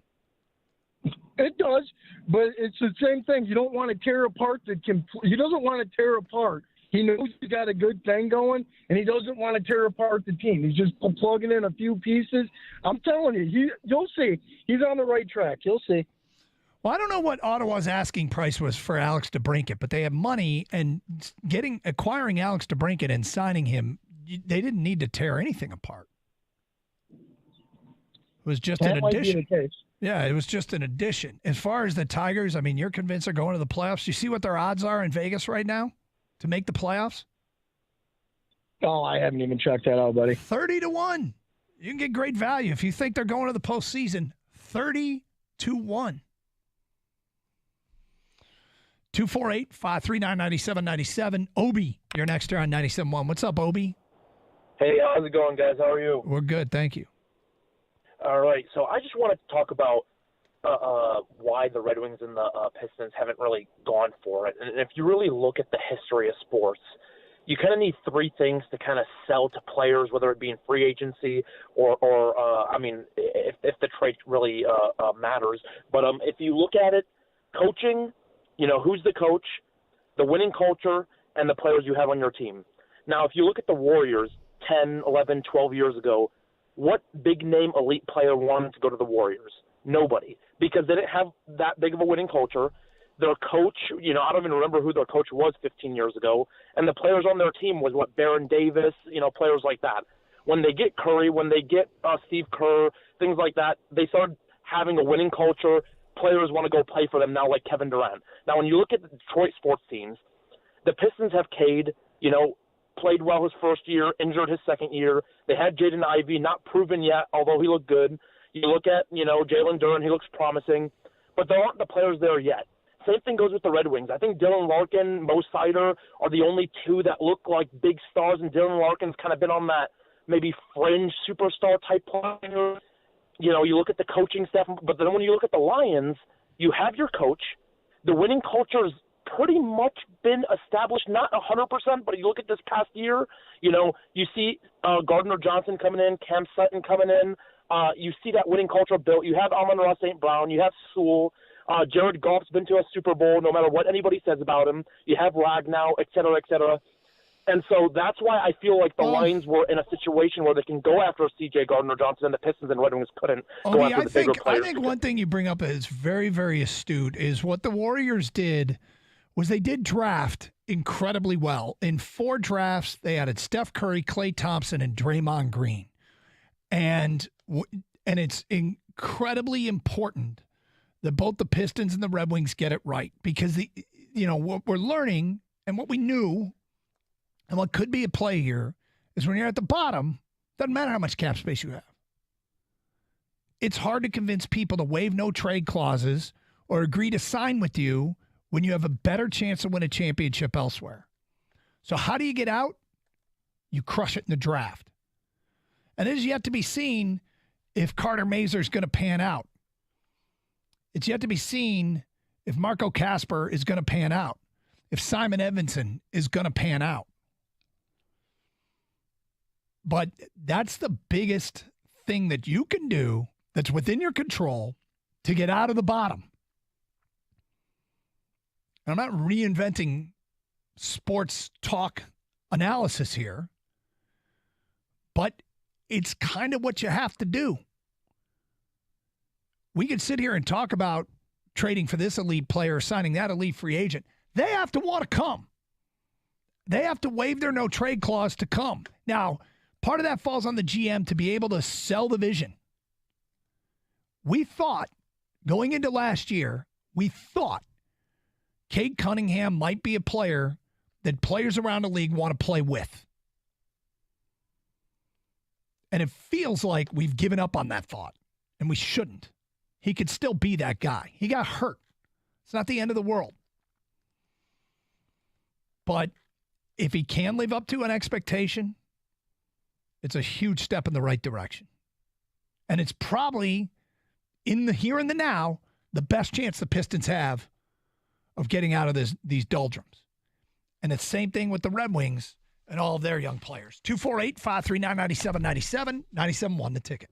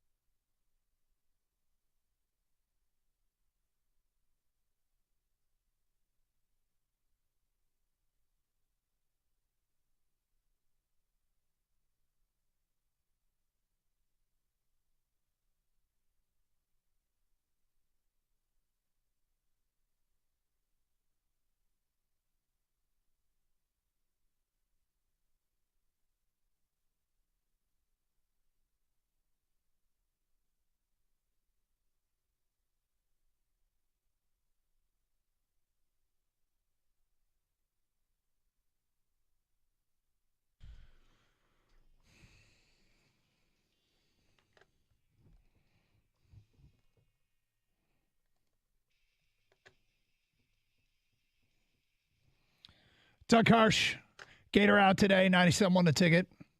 248-539-9797. A couple things. If you're just joining us, Philip Zadina waived by the Red Wings today. The Birchie kid just tweeted out something interesting. A Ken Holland quote from 2018. I'm worried about what Zadina looks like at 22. For us to be a cup contender down the road, Zadina's a big part of it. But not today when he's 18. Hopefully when he's 21 or 22. Birchie writes, at 23, Zadina's been waived, a reminder that nothing is given in a rebuild. This feels like it's not a slip him through Grand Rapids, Jacob Vrana style. This feels more like it's, maybe it's that, but given the timing and what they just brought in, I think this might be it. Which is too bad. I'm a little surprised they couldn't even get a minor asset for him in the trade market because he doesn't cost anything. Such a small cap number, but when you read more and more Ken Holland quotes from when he was here, Yeah. what does that make you think? And I got to be honest, I'm asking the Red Wing fans out there because they just tarred and feathered this guy on the way out with his quotes. And now his quotes are being reset 5 years later. So what's funny is, and they're using that as ammo for why Yzerman needs time. Yeah. And I'm not saying Yzerman doesn't need time, but didn't we just kick Holland out the door and not even ask him to come back ever? So, he when you hear things and you're like, that's not going to sit well with the fans. When Ken Holland said rebuilds can take 10 years, I want to know what year he said that. Wasn't it like 2016, 2017? And now, he wasn't doing it right. He struggled. I had this thought about Yzerman. Joe Dumars built a winner in Detroit. He won an NBA championship. And that group ran its course. And Dumars justifiably got the opportunity to build another champion. And he didn't. In the back of my mind, am I slightly concerned that we hired second-gen Joe Dumars to be the Red Wings GM?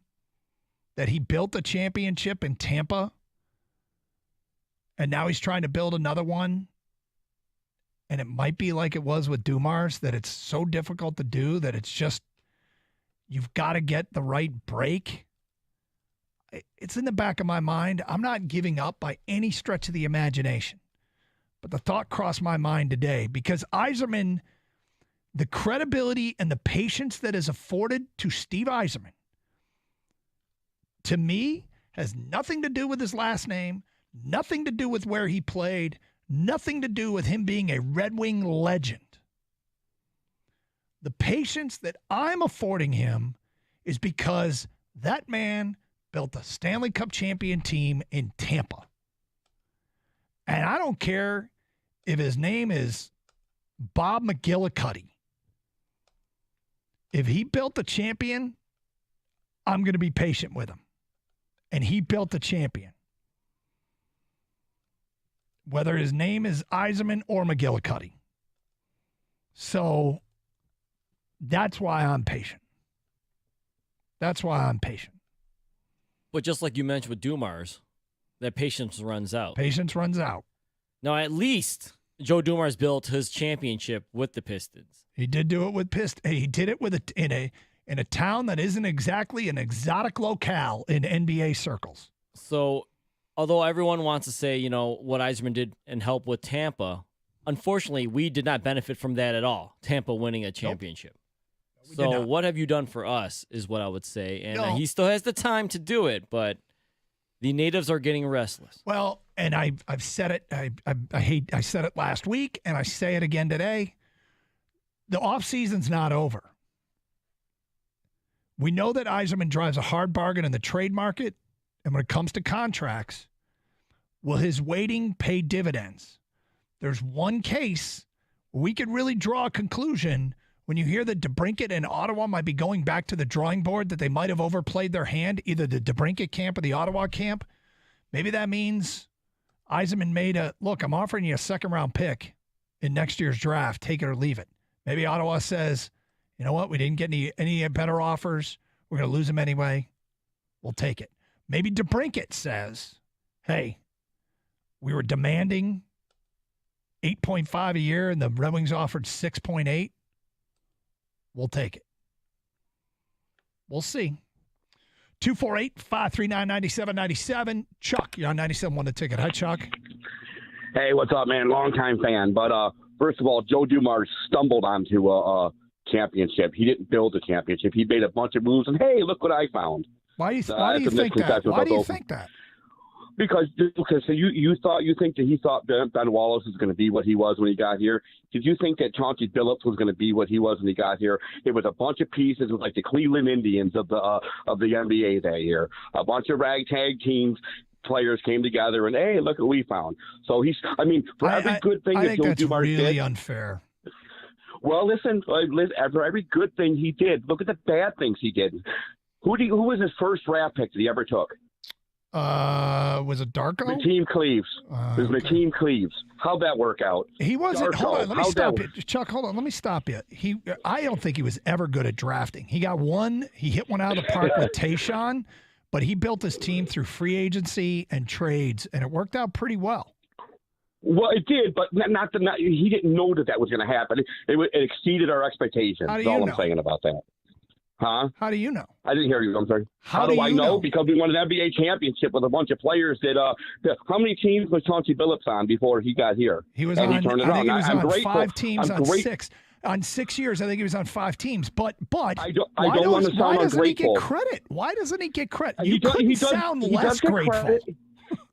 I'm You grateful for seriously Detroit couldn't because sound Detroit less fans, grateful.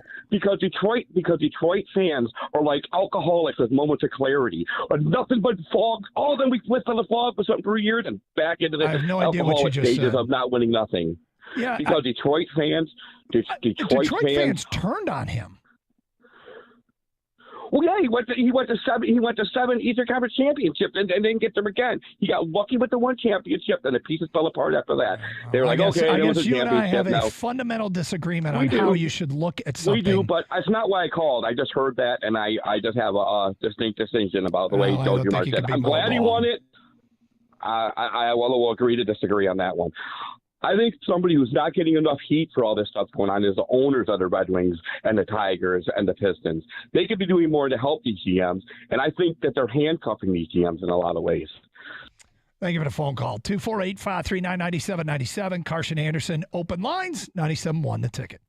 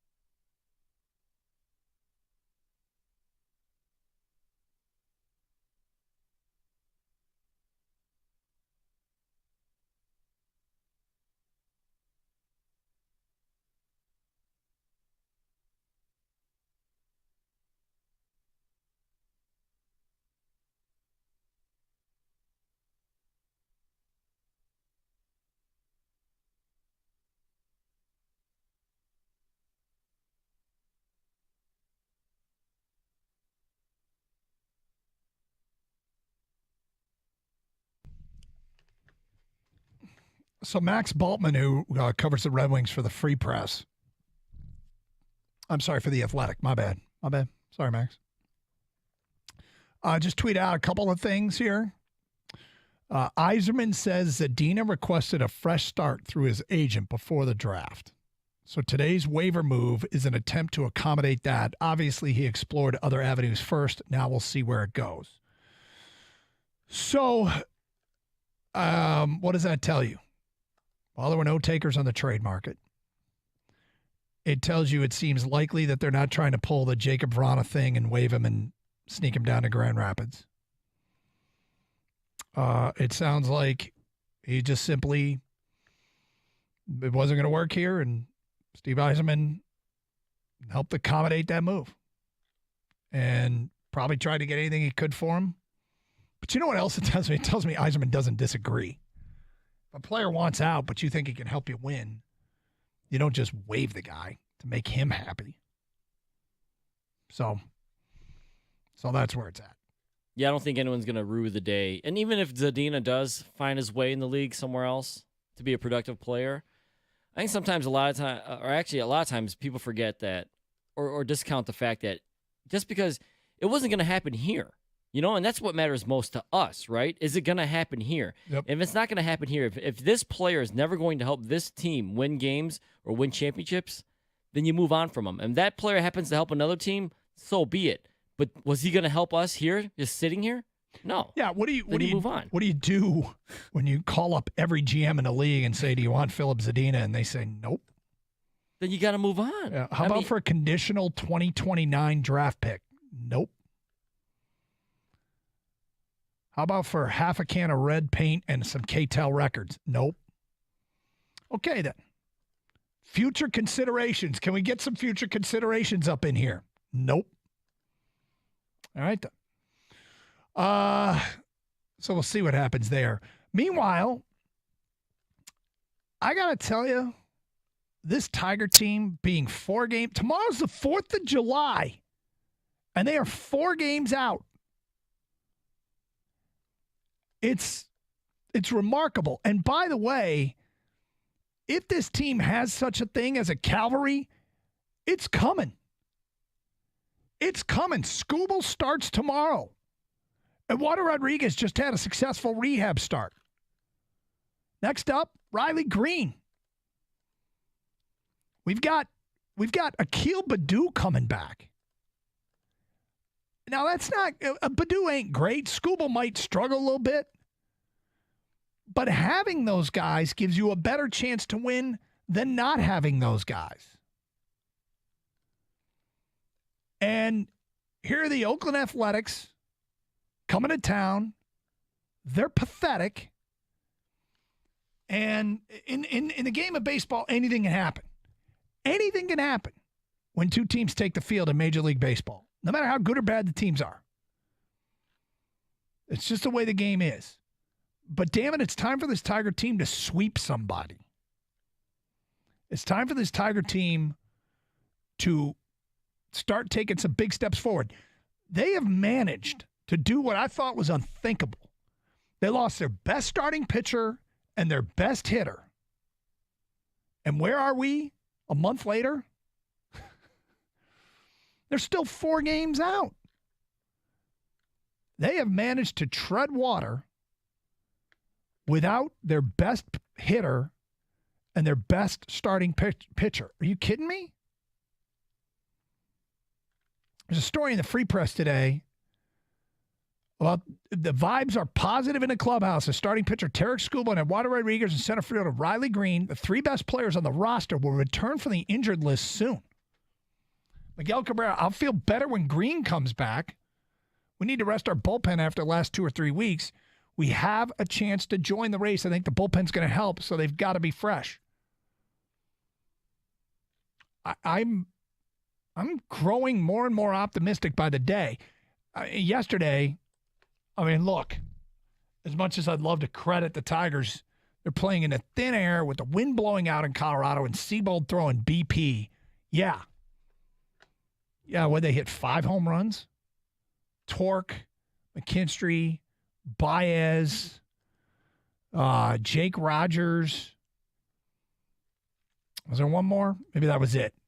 Either way, 2 grand slams. And Matt Manning toughed it out on a day where he just gave him a bunch of pitches and didn't have his best stuff. But he got run support. Kept innings that were bad from being huge innings. 5 innings, 4 earned runs. He never looked like he had the good stuff. But that's okay. Kerry Carpenter hit the 5th home run. Thank you. Anyway, and they're 30-1 to win the division. And probably the biggest impediment between the Tigers and winning the division, probably the biggest impediment is the Tigers themselves. And I don't mean because they might not be particularly good. I mean, they're a prime candidate to remove themselves from the hunt. I mean, if I had to guess right now, they're still sellers at the trade deadline. So why would you make a 31 bet on a team that is as likely to sell as anything?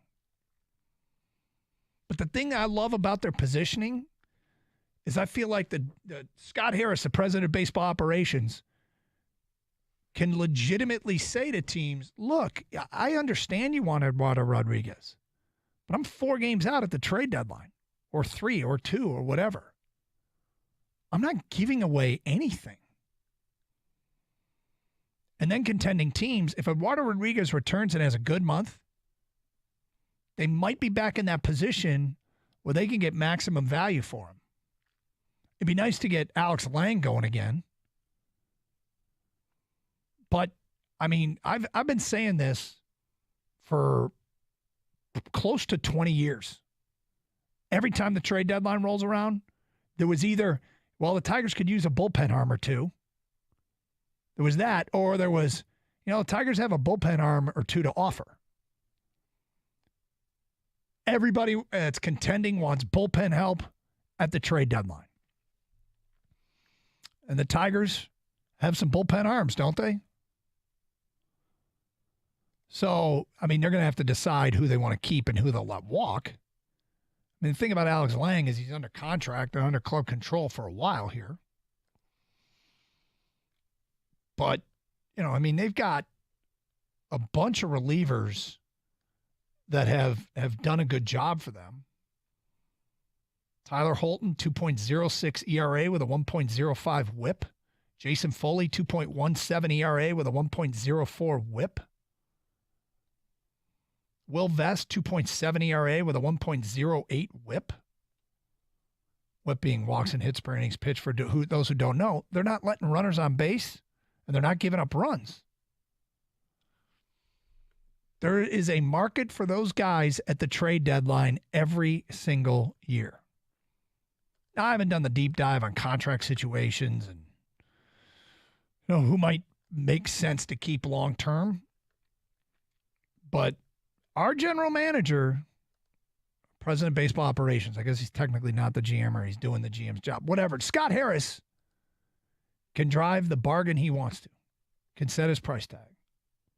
I like it a lot. Feedback coming into the Carson Anderson inbox. I think both GMs didn't go big because they each had one player they were willing to go big for. For the Pistons, it was Cam Johnson. For the Red Wings, it was Alex DeBrincat. And for one reason or another, it just wasn't possible to get them. It's from an unnamed texter. Bertuzzi is a coward, a locker room cancer, and a me-first team last player. There's a reason the Red Wings didn't want him, and almost no one else did either. Dimitri writes, Dante DiVincenzo just got 12.5 a year, but people wanted to give Cam Johnson 30. I've never seen Cam Johnson have a big game in my life. If Weaver gave him $30 million a year, it would have been Charlie V 2.0. I'd rather give Siakam 50 next year. I'd give Pascal 100 if Cam got 30. That's from Dimitri. Well, there definitely was one reason or another why the Pistons, at least not reportedly, didn't go after Cam Johnson, right? I mean, they have his former coach, Monty Williams, right here for any intel. One would think he would have a good idea. Look, maybe it was just the price. Maybe it wasn't the player, but maybe it was the player. Maybe it was both. Yeah, if I would think that they had a budget, right? They went into this thing with a budget, how much they'd spend on Cam Johnson, and got word that Brooklyn would just match that, and they're like, all right, we're out. That's what I suspect happened. I bet Monty Williams likes Cam Johnson, but they weren't going to pay what Brooklyn would match. He was a restricted free agent. As far as, I don't know where this Charlie V comparison keeps coming from. Maybe it's the same guy texting us all the time that's committed to it. Charlie Villanueva did not care. He got paid and stopped caring. Every account from that era, I remember it was like, this guy's not motivated anymore. You know? So,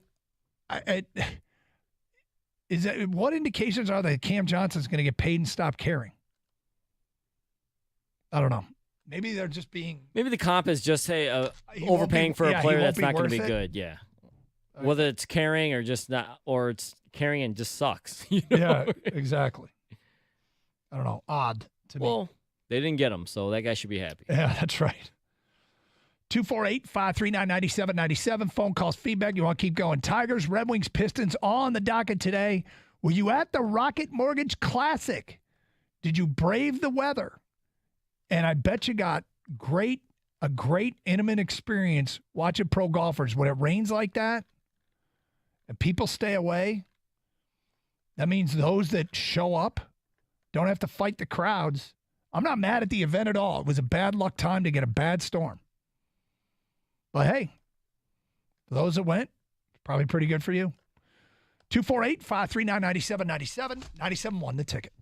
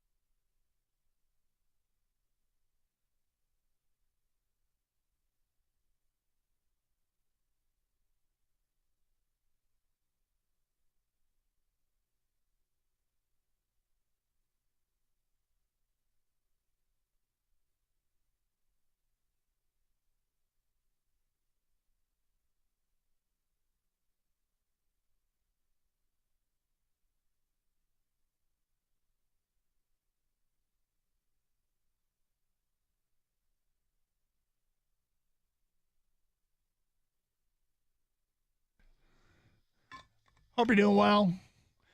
Happy Monday. Long holiday weekend, so it doesn't have that typical Monday feel. Glad to be with you. Doug Karsh, Gator out today. You know, it's funny because this Tiger team, when they cut this thing to like 2.5 games, a game and a half, or whatever they got it down to the lowest, I remember we took calls and texts, and I wasn't really arguing with them. Just wait, guys. By the time June rolls around, they're done. Just wait, guys. By the time July rolls around, they'll have faded. And they're still loitering near the top of this division.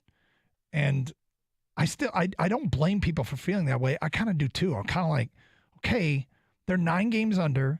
Minnesota or the Gribe are going to wake up and run away. Hell, Chicago might even get their act together. Right now, if you want to bet Chicago to win the division, they got better odds to win the division than the Tigers do, and the Tigers are a game and a half up. Game and a half's not much in baseball at the beginning of July. But it sure is a lot more fun because this division stinks. And Tigers are about to get reinforcements. So, the cavalry coming, I'm kind of stoked. What about Torque getting better too? I'm glad you brought it up. What did he go, 2 for 3 yesterday? I think 2 for 3 with a walk and a home run. But he had a really good week. Was it last Tuesday? You weren't in, right? You were still in Vegas. Last Tuesday, we took quite a bit of phone calls and feedback. The declaration, they were ready to put it in stone. Torque was a bust. And he has proceeded to hit 4 home runs since last Tuesday's show. And 1 for 4, 2 for 3, 1 for 4, 0 for 4, 2 for 3. His batting average has gone up 10 points in that time. Meanwhile, he's got 5 walks in that time, in 5 games. Like, that's the owner's manual on what Torque's supposed to play like. That's how the owner's manual reads. So, yeah, what about Torque? It's useful, isn't it? Now, I will admit, and I said it last Friday, I'm far from doing victory laps over Spencer Torkelson's good week, but I'm also far from making any declarations positive or negative. It's still too early. Encouraging week for sure, but it's just a week. 248-539-9797. Let's go to Scott. You're next here on 97.1. Hi, Scott. Scott, are you there? I can hear you. All right. Nice try. We'll try again. 248-539-9797. The other thing I was thinking about when I was listening to some of the Yzerman sound bites this morning, early, you think about possible futures. I think we've probably reached a bit of a low point in Yzerman's popularity in Detroit. I don't think that there's not a lot of people calling for his firing. Although, Kang, you see all the texts. Are we getting any of those? No, I don't think I've seen one feedback for him to be let go. I think just the criticism is starting to come finally. And I'm not justified or unjustified. He really wasn't criticized that much until I think this past weekend put some people over the top. But no one's calling for his job. Okay. If I would say this is the lowest Q rating he's got in his time here, but it hasn't reached a crisis. All right, and here's a little bit of a follow-up. George Malik, Red Wing blogger, says Steve was very earnest about Zadina, who got released today. I got to own this because this looks wrong, what I said. Philip wants a new start, so the Wings are trying to accommodate that by waiving him. If he clears waivers, however, the Wings want him to succeed here in Detroit. Malik writes, as many of you have noted, the Red Wings can't buy out Zadina, but I would imagine that if he clears waivers, the team would attempt to terminate the deal or at least send him to Grand Rapids in the fall. Let's do it again. All right. Didn't really work out with Vrana. And look, I would. I mean, it's worth the smile, I guess. I didn't read that right. I thought they were done. But maybe not. But you also, your first guess was, too, that someone is going to take a chance on him So this I think time. somebody will take a chance on him, yeah. I think somebody will take a chance on him. Boy, that didn't work at all, did it? Did not work. Doesn't appear to have worked. But I think he's probably played his last game in the Red Wing organization. And so be it. You know what? I don't think we've got one text or feedback that says the Red Wings will rue the day that they let Zadina go. The Red Wings will rue the day that they put that man on waivers.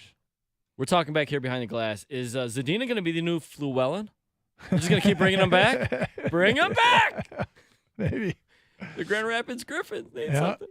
Back and forth he goes. I don't know. Maybe. Rico Beard has made his way into the studio. What's up, my man? How are you? Oh, he's still What's going on, Doug? Yeah, sorry, didn't mean to catch you off guard there. No. You're fine. Yeah? Yeah, isn't Zadina one of those fan favorite type players will kind of get overvalued because he's here in Detroit? Yeah, I mean, maybe. You just hope that when you put a high draft pick into anybody, it comes with great promise, right? Yeah, I was out there because we're actually going to talk about that. Just some overrated Detroit players, and for some reason that fans just elevate, and you really don't have a reason why. But one of those happens to be looking at all the numbers from the class, like because Anthony Edwards just signed a big extension, Tyrese Halliburton. And I'm like, hey, Kenny, you know who happened to be from the Pistons selection in that spot? Be Killian Hayes. Yeah, he's just trying to see if the gate card works to get in the building. Well, and that feels like a very tenuous situation when you sign a guy that's better than Corey Joseph, you draft a guard that could take playing time away from him. As Kang pointed out, Killian Hayes didn't even make the French national team. Yeah. This was one where, you know what, the hindsight, I remember saying, guys, I understand he's that unknown foreign player. The unknown's always undefeated. I was like, I'd take Halliburton. Like, if I'm the Pistons, yeah. So one's panned out. Yeah, the people were big on the Red Wings getting the Russian kid, Matvey. What's his name? Matvey. Yeah, the kid that just went to, I think Philly took him in the draft. 7. And he's a complete and total unknown, right? And yet, I get the allure. I get why you do it. You do it sometimes because you're not convinced that anybody else there is going to be worth it. So why not swing for the fences, right? Right, and you based off of what you're hearing, said, you know what, this guy is good, could be the second best player. Like, and now Philly's saying he can come over and maybe in about a year it's possible. Yep. So you're thinking to yourself, okay, if you're going to kick the can anyway, draft somebody who could be a superstar in the league. Sometimes, like you said, the unknown. You can't pass it up. Yeah. And we if only we ever did that here in Detroit. Did we ever take a foreign player unknown? Killian Hayes. Yeah. And to think that he's the second most. He's actually more successful than the other one. Oh, than Darko. Yeah. Well, no, because when Darko was in the game, you knew it was a victory. Well, that's true. You knew. Even though it had zero to do with him. Right, but he was getting that Steven Izzo time. You knew. Oh, yeah. This is it. Yeah, it's Darko, NBA walk-on. So what do you got planned coming up next than that? Kind of what you talked about. Going to look at what happened over the weekend. A little underwhelming to some. Wings, Pistons. Right now, if you had to pick, which GM do you think you're more in favor of their style and what they're doing? So we're going to go down that route. Also, I saw some interesting things, Vegas numbers-wise. This division in football coming up this year, not the clear-cut, Lions are going to win this thing, according to Las Vegas. They see it a little bit different. Well, I do like their chances, but it's the non-negotiables. You have to win the damn thing. Like Correct. you have to win the damn thing. We can talk about the offseason and the praise. Doug, but you gotta win the damn everybody's thing. fantasy football team looks great. Yeah. On paper. Yep. Everybody thinks they put a, oh, I'm so excited I got this Oh, guy. I got this guy. This can't miss until you miss. Sure it's not. All right. Did you have a good weekend? Did you watch the Chicago NASCAR race by chance? I did not. No, you didn't. No. I think it did a great job pulling in the fringe fan. Like Gator started texting me about it. Really? Yeah. What did they do? They ran on the streets of Chicago. Yeah. Oh, it was the first ever street course. In you know what? I NASCAR. saw something like that, and I thought it was just somebody being cute. No, it was So actually. I didn't want to use up my NASCAR. 600 Twitter looks, so I didn't. Well, let me tell you, I was entertained. Okay. And I'm a little bit more in the fringe. NASCAR on the streets. Yeah. Wow. Yeah. I You know thought what? it was. I thought somebody was joking. No, like the streets were just so bad they were calling it NASCAR. No, it was really a NASCAR race. Next stop, New York City. You watch. What are you gonna do with the taxi cabs? Actually, every driver will get a cab. Right. I'm about to say, I'd rather Just see the race the cab drivers. Yeah. That's more entertaining. All right. Hey, look, have a great show. Stay safe, everyone, and treat each other with respect. See you tomorrow. 97.1.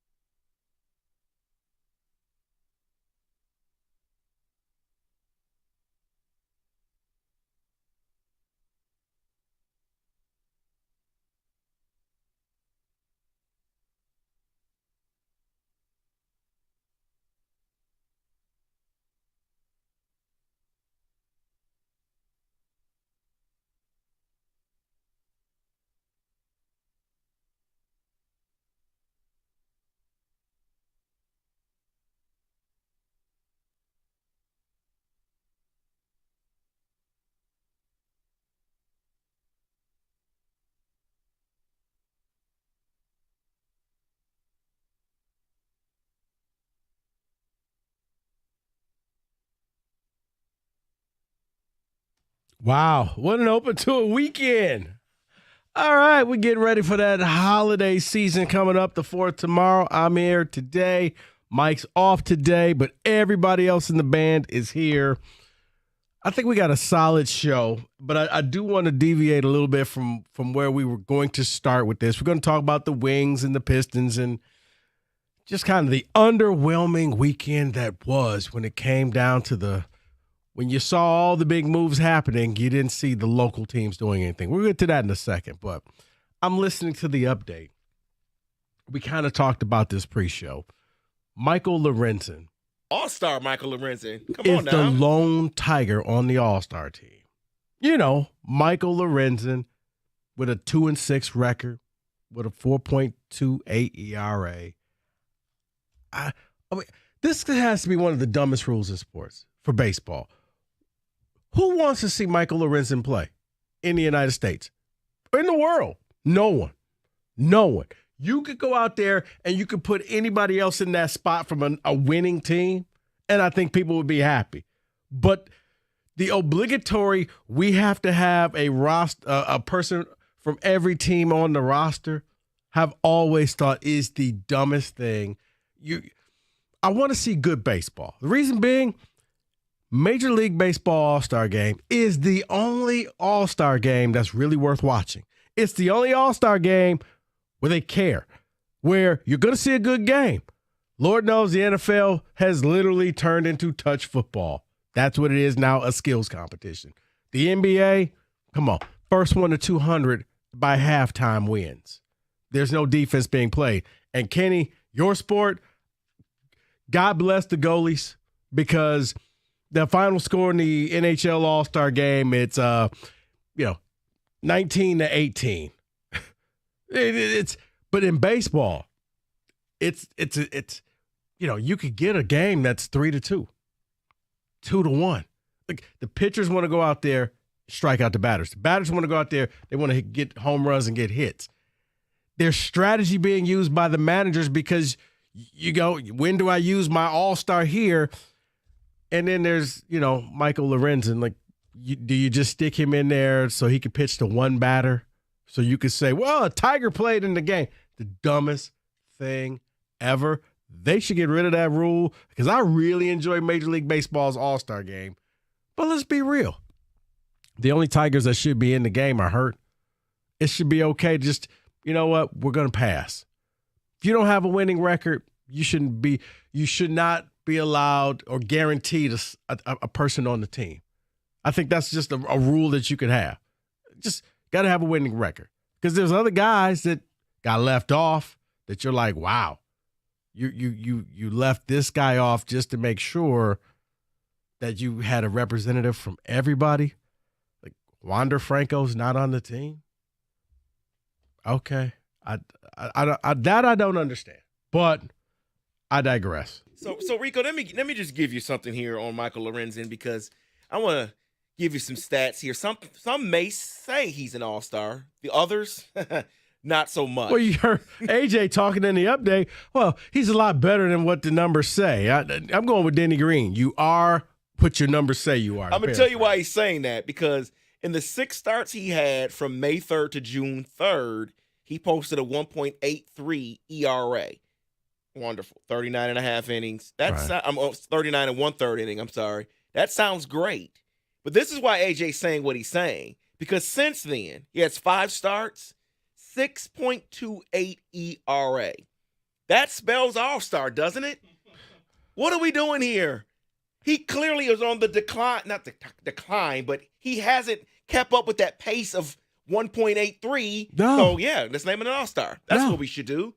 No, I mean, it's the guys because you see other people who I just think are deserving, but you got to do this stupid rule in baseball where everybody has to have a representative. Okay, you know what? I'm going to raise my hand. I was guilty. As a kid, I would stay up late to watch Alan Trammell or Lance Parrish ground the ball to second. The lone Tiger got into the game, did absolutely nothing, but I just wanted to see my guy. But I think the game's evolved. I know more now. I want to see the All-Star Game should be the best players playing. This is the only sport I believe that everybody has to have somebody. There's no Pistons in the NBA All-Star game because none of them deserve to be there. What, beef stew? You going to put him in the game? No.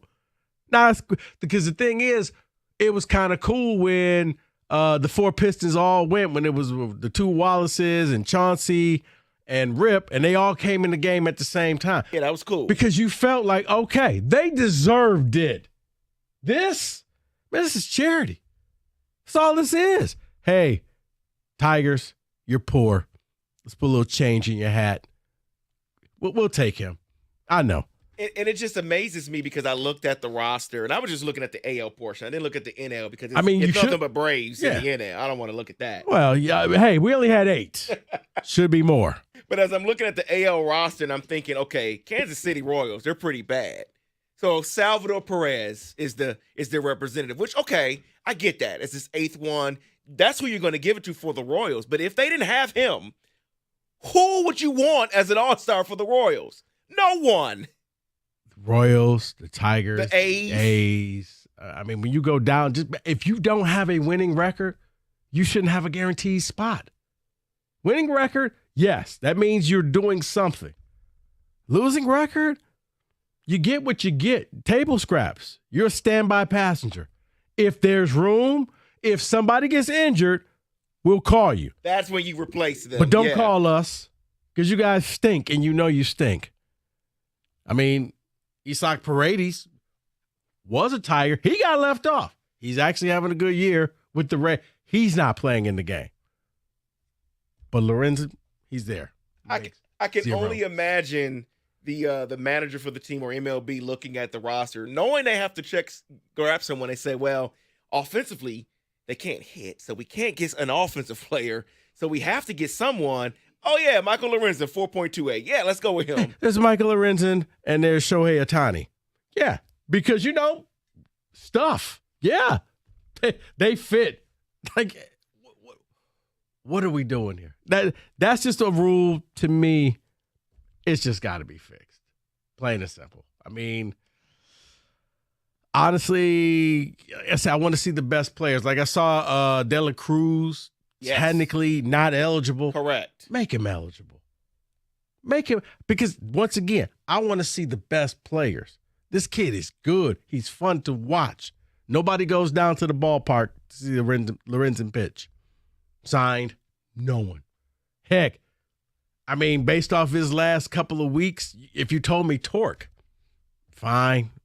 Put him in the home run derby at least. Maybe he could do something. They're not playing in Dallas, so no, that wouldn't work for him. He can't hit anywhere but Dallas. Yeah, well, okay. I got it. I'm being funny, of course. Well, Javi hit the Grand Slam, so, He's back, I guess, right? He's back, so. But yeah, I heard that in the update, so it bothers me. It really bothers me. I think that's a rule that should go away because it's not the best players. And this is the only All-Star game that's really worth watching because everybody tries. This isn't lack of defense. Hey, can I have your jersey at the end of the game? We just hanging out. American League, National League, each want to win that game. Starting pitchers, they want to go. They want to be that guy that strikes out the entire lineup and then gets yanked out of the game. They want that type of prestige. Or you want to be able to say, yeah, I crushed an Ohtani pitch, 450 feet to dead center field. You want to be able to say that. It doesn't happen in every other sport. Doesn't happen in all the other All-Star games. So, look, I hope he enjoys himself. But, yeah, when he walks into the room and you just see all the real Major League All-Stars, just take that locker over in the corner next to the mop bucket. That's yours. Don't even look these guys in the eye. Just don't ask them for nothing. Just get your obligatory jersey with Seattle colors and then just leave the arena. And then just go. Leave the stadium. Hey, coach, when I'm going in the game? Probably never, son. We were forced to play you. Okay? Let me ask you this question. Go over there, eat your orange slices, and be happy. Let me ask you this question because it did come across the text, but I know they did something last year. But would you have mind if they named Miggy an honorary All-Star? I know they did it last year with him and Pujols. Right. But would that have been something you would have been okay with or understood? You know what? I would have understood. I would have understood because you know what? Miggy's had a long career. He's a first ballot Hall of Famer. And right now he's, probably about as aggressive as breakfast toast. But yes, put him out there as kind of a tip of the hat. Here's your gold watch as you're getting all your gifts going around. Yeah, like they did last year. I would be okay with that because I would understand. Somebody needs to make me understand this. Why him? Like, seriously, when I look at the team, I don't see anybody who's not injured who should be a major league all-star because you're watering down the whole process of all-star. Okay. He goes up to face Acuna. I expect Acuna to turn the ball and drive it somewhere. Yeah, turn it into mush. It's just going to end up right wherever. What are we doing here? But that's baseball. So anyway, Wings, Pistons did some stuff. They did stuff over the weekend. Did you agree with it? Don't know. But in the end, if you had to choose between the two, which GM you got more faith in? The Iser plan or the Weaver plan? Both not that great, but I think I have an answer for that. I'll give you that next. I'll take your phone calls. 248-539-9797, 97.1. All right. DuckDuckGo. You've heard me talk about this. And look, if you use Google, you do a search for something and all of a sudden it pops up on your phone, on your computer. It goes everywhere. It's because Google is tracking you, folks. Google takes your information, they sell it off. With DuckDuckGo, it's a private browser that blocks trackers. So with DuckDuckGo, you feel free to search whatever you want to search and it won't follow you. It's available on Android, iOS, and Windows and Mac. Download it today in the App Store or just visit duckduckgo.com.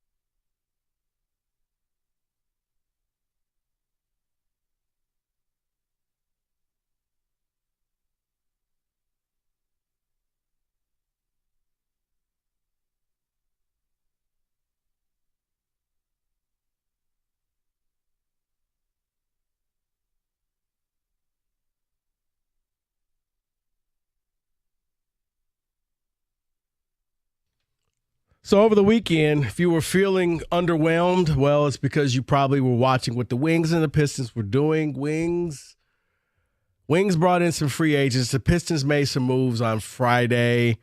And in the end, you kind of was scratching your head wondering, what is the Iser plan all about? What is Weaver? What is going on with Weaver? What does he really want to do? I mean, Stevie brought in some people, and Kenny, I'm going to lean on you for this because I look at some of these guys, and it looks as if he brought in, both brought in depth. Guys that can help out the bench. For the Wings, it looks like you helped out the second, third, fourth lines, not necessarily the first line.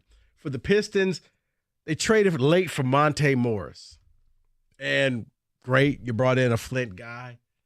Last thing the Pistons really, really, really needed was somebody else in the backcourt. Then again, maybe it was the handwriting on the wall for Killian Hayes because, we drafted somebody. We just picked up Monte to be the backup point guard. What's Killian's role on this team again? Especially when you see guys like Anthony Edwards get extended for $260 million, and you realize Killian was in that draft class. Tyrese Halliburton, I think he got like $240 million or something. Yeah, something like that. He was drafted after Yep. Killian, he'll be going down to the local sandwich shop using a buy one get one free coupon. Killian's on his national team for France. Oh, sorry, he didn't make He that didn't either. even make that. This ain't us just piling on. This is, at some point, they just got to go ahead and admit we made a mistake. This guy's not an NBA player.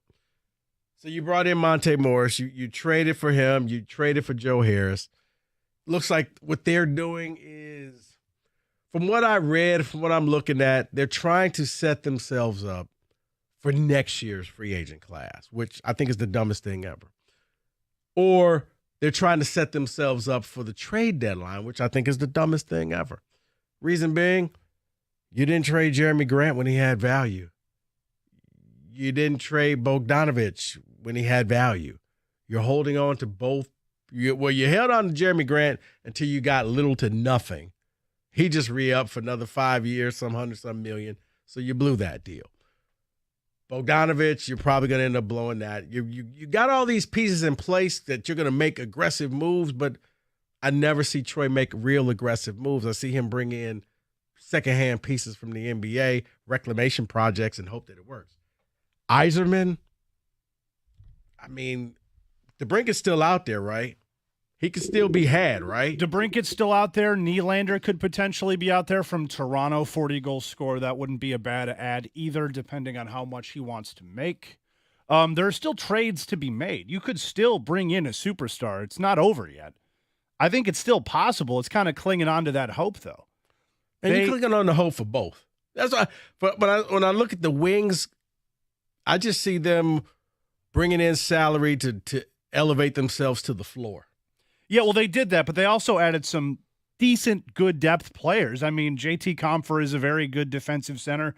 Daniel Sprong scored 20 goals in less than 80. It was like 60-some games last year. He might be able to have a little bit of that scoring upside. They also addressed their defense, which they desperately needed to address. They needed a couple of pieces defensively. They got a couple of pieces defensively. Is that Shane Hobgoblin? Yeah, that's Gostisbehere. Yeah, Hobgoblin indeed. And Justin Hull, another good defender. I mean, those are guys that you needed to add. Those were necessities for this team. They plugged holes that needed to be plugged this offseason. They did not, however, get a score, which is obviously my biggest gripe. Right. They won't get a score, and the Pistons won't get a wing player who could shoot threes and play defense. Or defend. What are we doing? Right. It's like the two biggest holes that each team has, they're dancing around and saying, we'll get it later, we'll get it later. Iser plan, Weaver plan. Which one? Because I'm sure the Steve bots were really out in full force with all of this. They're just following social media through the 600 things that I could actually look at before I get kicked out. It was either, everything is fine, Stevie has his fix, look at all these great players he brought in, or yawn, wake me when he brings in somebody. For Troy, and maybe it was just me. I'm looking at what the Pistons did. This is nothing. But I'm watching. Oh, this is great moves. I'm reading an article. This is great moves. He's shoring it up for next year in free agent class. Like, but you did nothing this year. And everybody that you think you're going after next year, either you won't be able to afford, or B, they won't want to come here. So what are you doing? Oh, you'll be a part of the trade. Right now, as you said, Yzerman can still go out and sign somebody. Troy, the best thing I think right now is maybe you're a part of a 3-way deal and you could bring in some type of draft picks, but I see nothing. I would have been happy if they would, I saw the Knicks going after Obi Toppin. You could have used somebody like that here.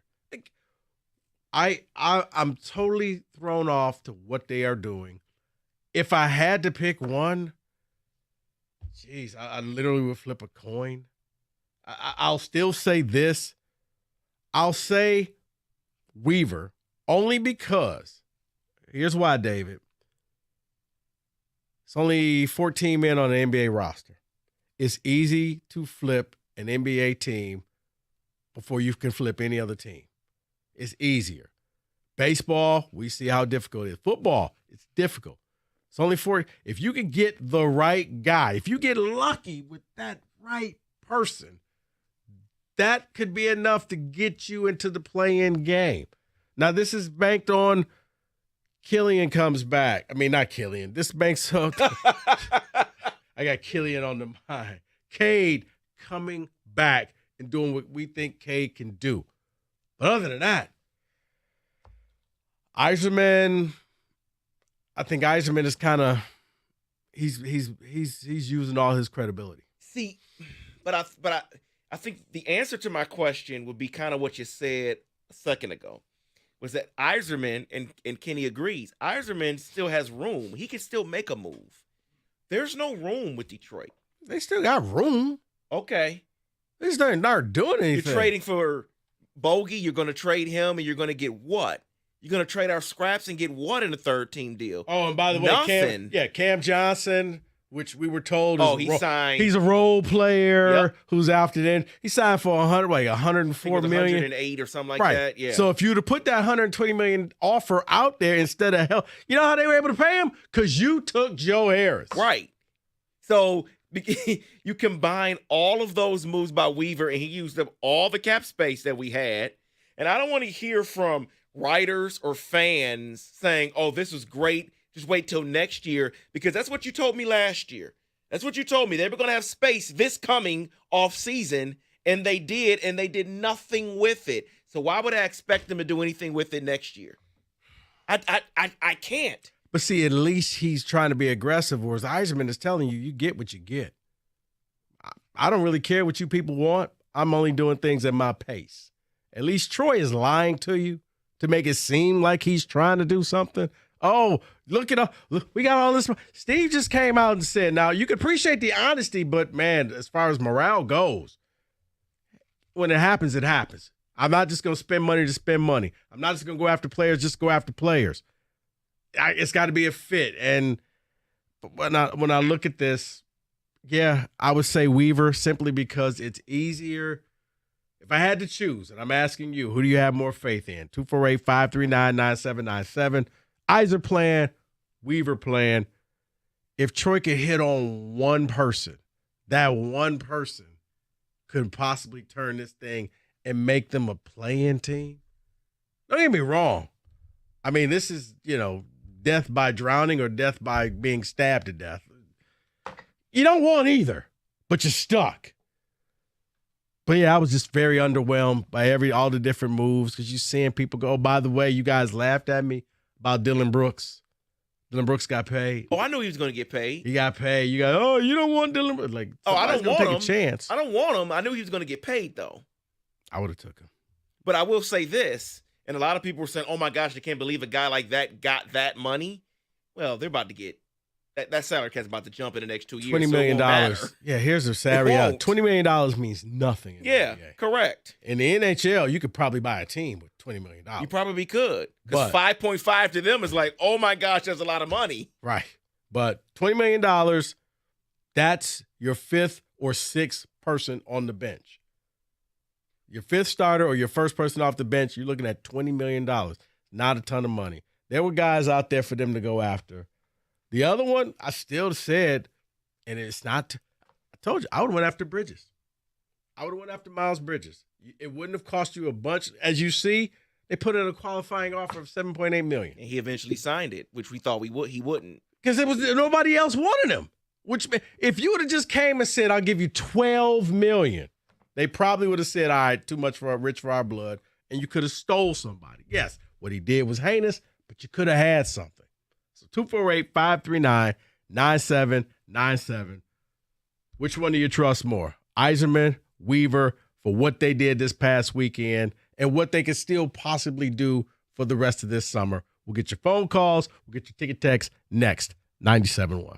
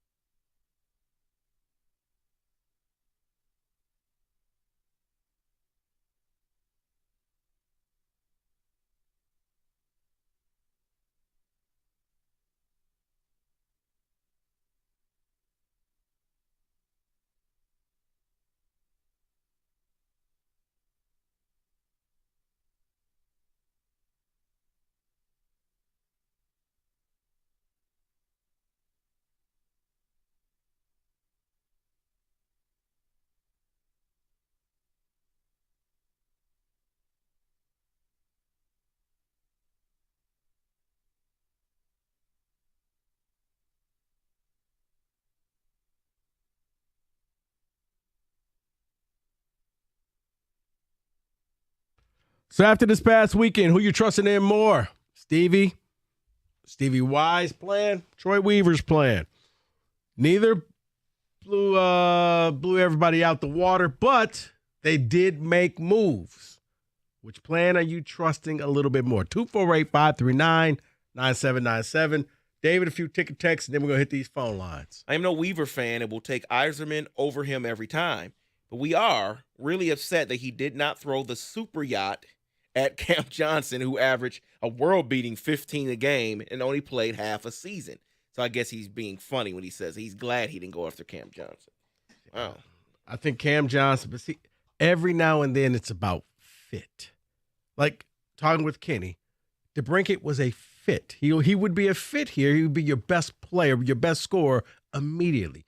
Cam Johnson starts. He fills a need this team doesn't have. You put Cam Johnson on the Warriors, yeah, you're right. And it's not that big of a deal. You put him on other teams, you put him on the Pistons, and he now becomes part of your big three with Jaden and Cade.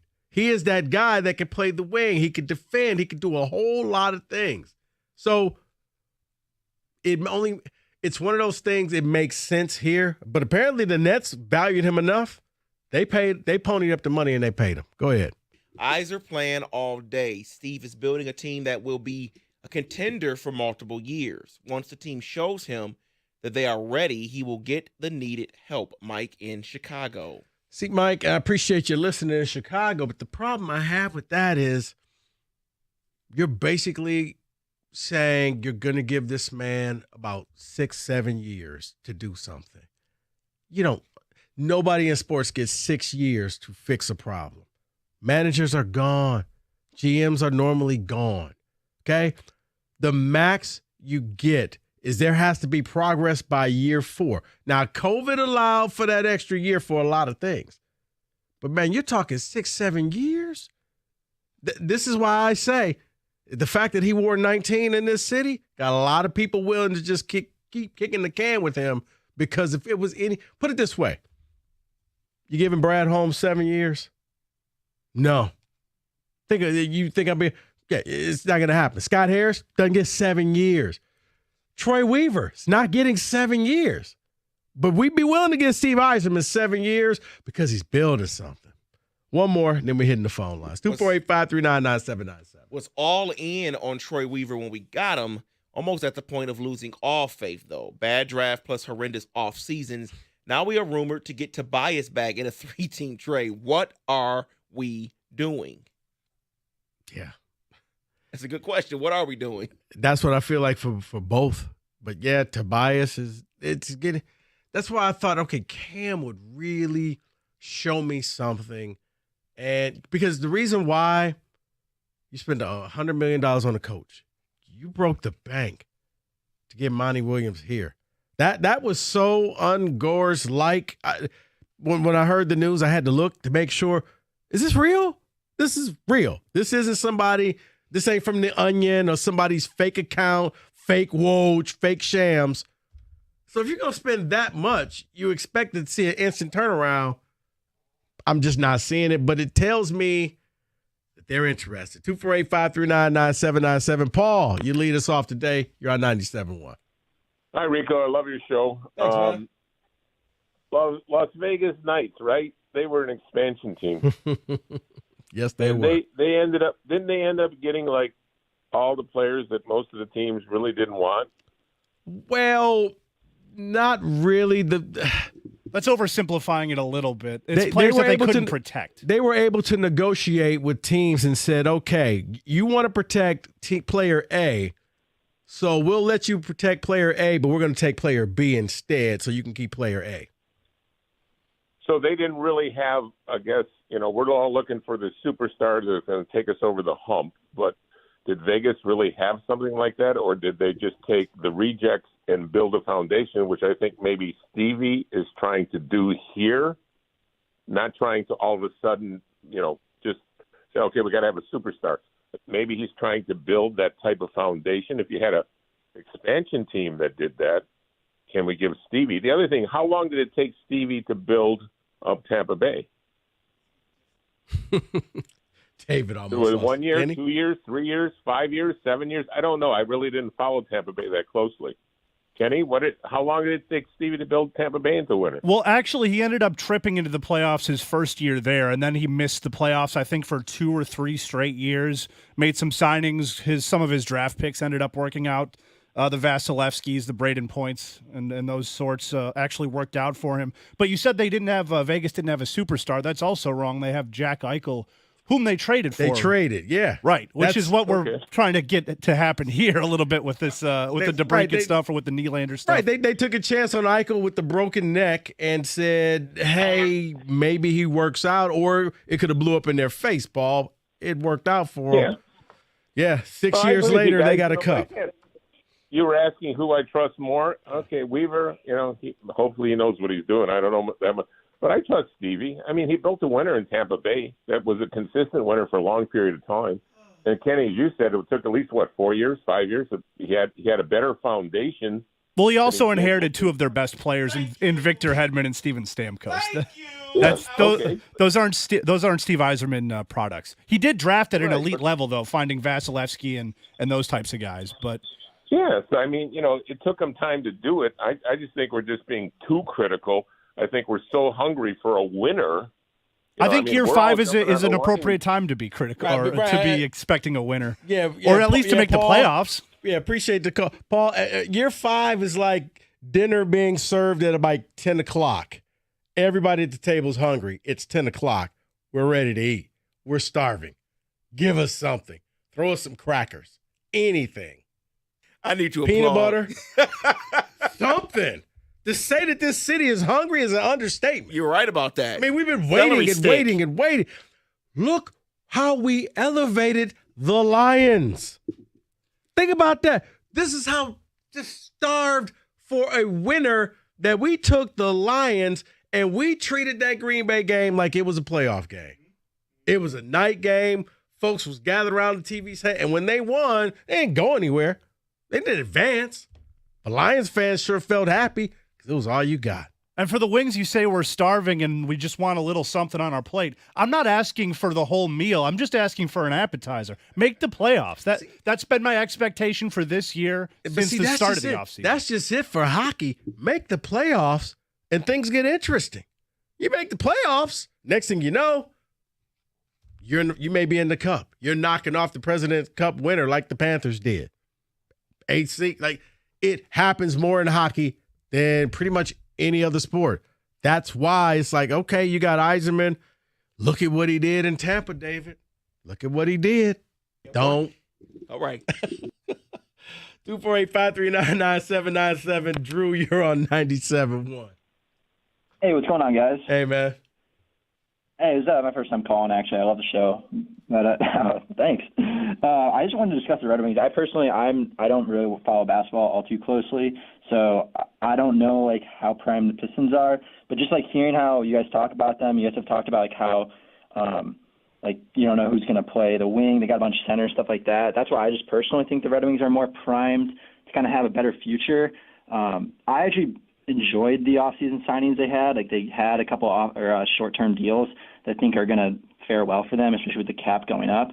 They overpaid for some of them, but I think they're solid players. And I think, like, when you look at, like, what Vegas did with, you know, the fact that they won with just a lot of depth, I think their highest goal scorer was like a 30-goal scorer. So I think the Red Wings are getting a lot of depth. And I have a question for Kenny. Like, what you think a realistic deal would be to get Nylander? I personally am not sold on DeBrincat.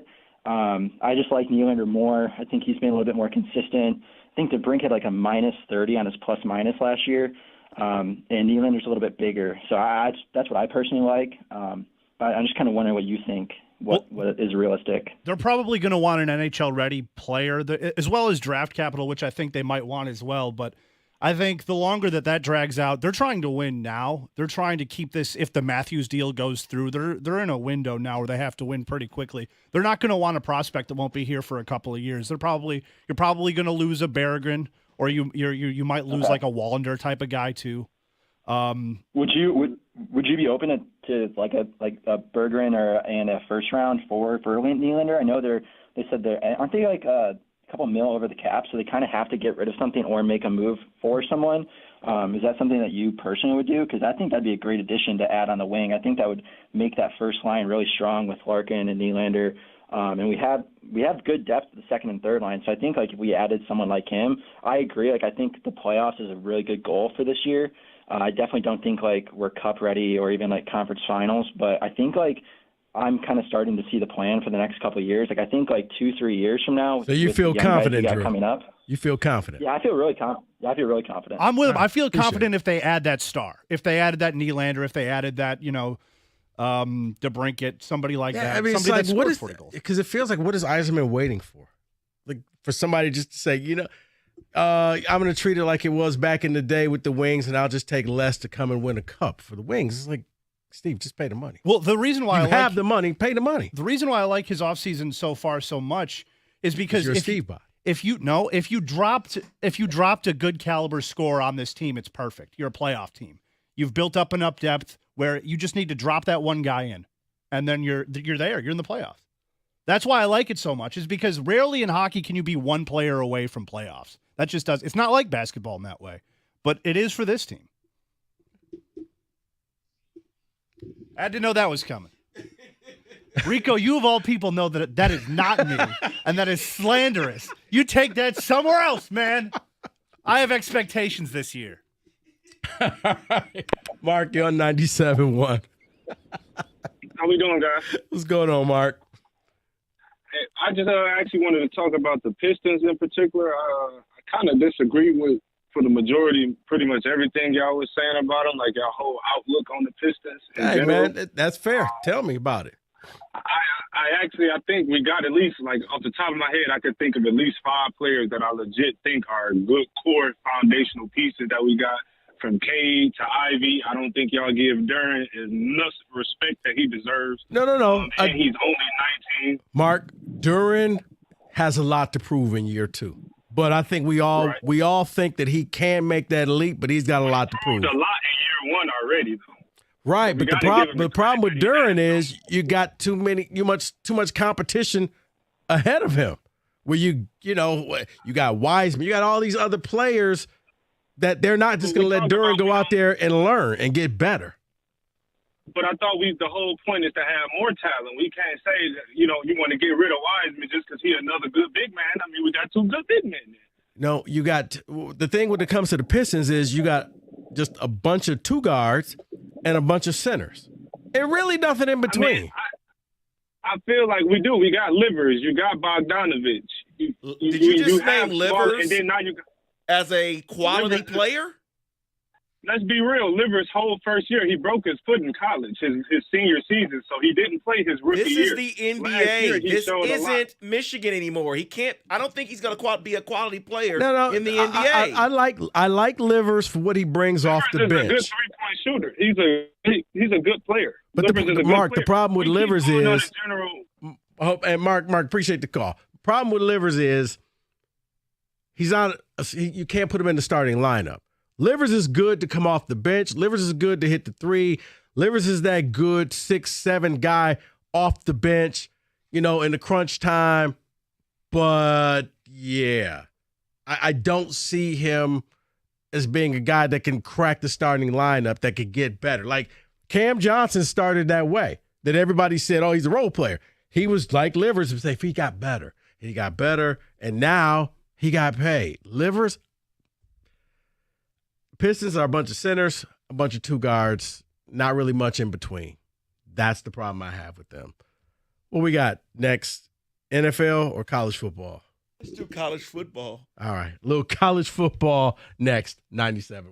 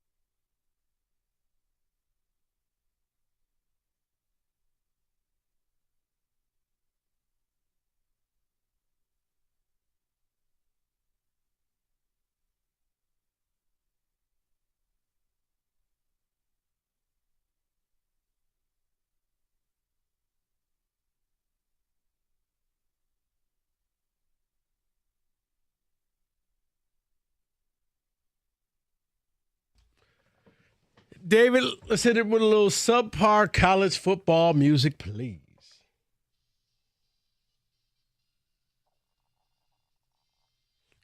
What is this, the Price is Right remix? Not quite. All right, I got a couple things I want to give to you guys. Kenny, since you're Mr. I'm a Georgia fan and the Big Ten's all about pillow fights, you could join in this as well. Looking at the latest Vegas odds to win the national title. Kenny, you want to take a guess where your team, Georgia, is at? As in if they're first place or if they're... No, just what do you think the odds are? Oh, my. I mean... Hey, you know what? Hey, Michigan has a countdown clock ready to knock you off. I'd say they're probably plus 250. Well, they're at 9-4 odds, according to Vegas. So, yeah, you're pretty much looking at almost... Yeah, I don't know what that goes into the fraction-wise, but 9-4 odds. Okay. 9-4 odds is that. David, your boys, the University of Michigan. Since Georgia's 9-4, I'm going to say we're 1-1. No, I'm going to say they have to be in the top 3, right? So they have to be plus 200 probably, or somewhere around there. 10-1 odds. Okay. You're looking at 10-1 odds. That makes sense. Okay. Your main rival, Ohio State. They're probably right there. Same thing, 10-1. Oh, 6-1. 6-1 odds. With no quarterback, or sorry, question marks at quarterback. Las Vegas is just basically telling you Ohio State's going to win the Big Ten. Now, here's the thing. I look at what Michigan has coming back, and, I don't really care for your team. It's difficult for me to say Ohio State's actually going to beat Michigan again. Thank you. The game's going to be in Ann Arbor. Thank you. You got your AD Gene Smith coming out saying we got to come up with a different strategy. Like, they're starting to hit the panic button, whether you want to admit it or not. Ohio State's not happy the fact that they keep losing. But Vegas is saying 6-1. They got Michigan at 10-1 odds. Okay, then. Alabama. I'll say they're 5-1. Alabama is 5-1, Kenny. All right. Second best odds to win the national titles is Alabama. Rounding out the other Big Ten schools, Penn State, 25-1. That's the one. That's the Jim Costa value Thank pick. you. It is. Okay? You're right. If Drew Aller is the quarterback that everybody thinks that he could be, I think they can knock off Ohio State. I think they can knock off Michigan. They would go and represent the Big Ten, and we'll see what happens after that. Well, hey, because Kenny, you know what? It's hard to three-peat, okay? Just so you know. Who's the last team to three-peat in college football? When was the last time Penn State won anything? Oh, 25-1. You kidding me? Yeah, Throw your yeah. money down the sewer. That's fair. Yeah. Texas, also 25-1. Texas. What are we doing here? I get it. But Texas? Hey, look, Notre Dame, 25-1. Come on, man. Is that pillow fight too, Kenny? Absolutely. I give them more credibility than Penn State, though, or Texas, for that matter. Really? See, I don't know, man. I just don't think you give them respect. I just don't think you're giving them the respect. Kenny. You're right. That is accurate. I am not giving them respect. USC, guys. Want to take a guess? Because this is one that I think actually could win it all, in all seriousness. 30-1. Nope. USC? 16-1. 14-1. You're very close, David. All right. Conference realignment coming up real quick. Let's see if you guys can guess which conference these teams are now in, because you're going to need a scorecard. It's almost like the transfer portal for teams. So this year, start off with something easy for you. How about that? In what conference is the University of Central Florida? They're in the Big 12. Yeah, it would have to be. Okay. Jacksonville State. Can they just be relegated out of college football? No. Jacksonville State, know. Jacksonville State, Liberty, New Mexico State, Sam Houston have all joined I was going to say the AAU. Conference USA. Oh, okay. Good for them.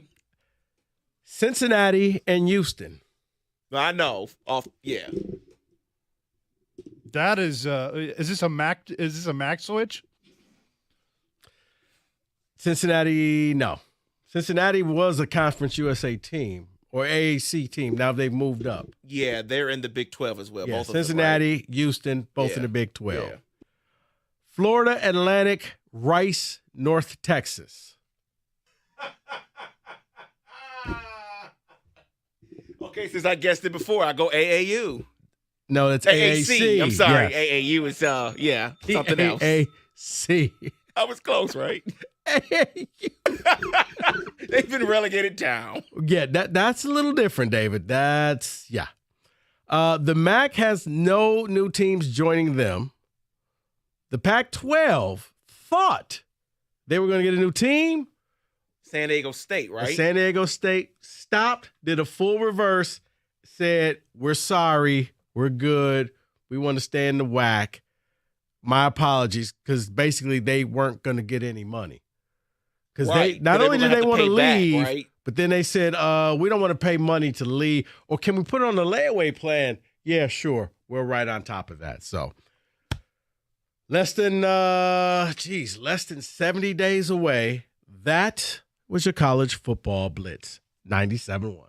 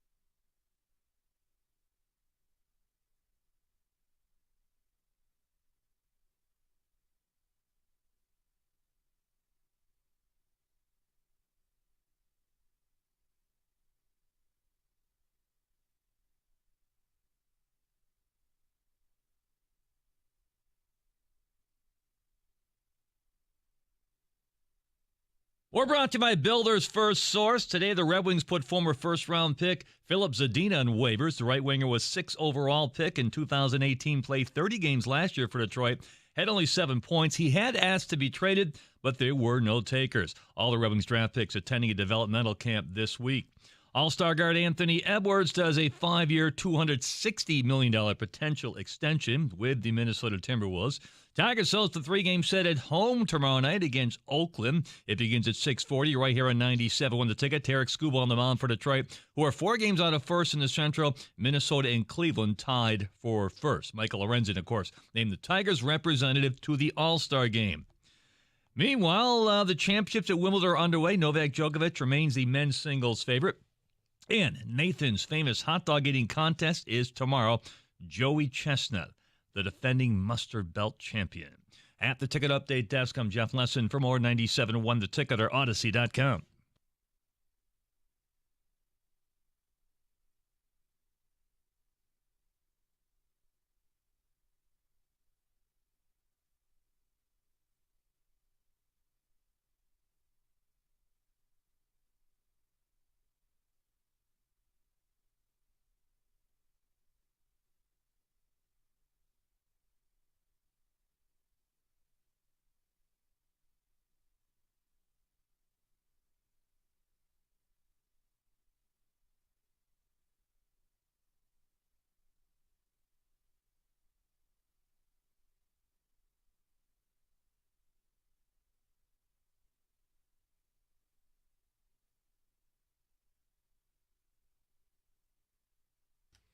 Still one of my favorite drops and moments of this year. That ranks right up there with Kenny's Oral Roberts. We just stop and like, wow, that just happened live on the radio. All right, David.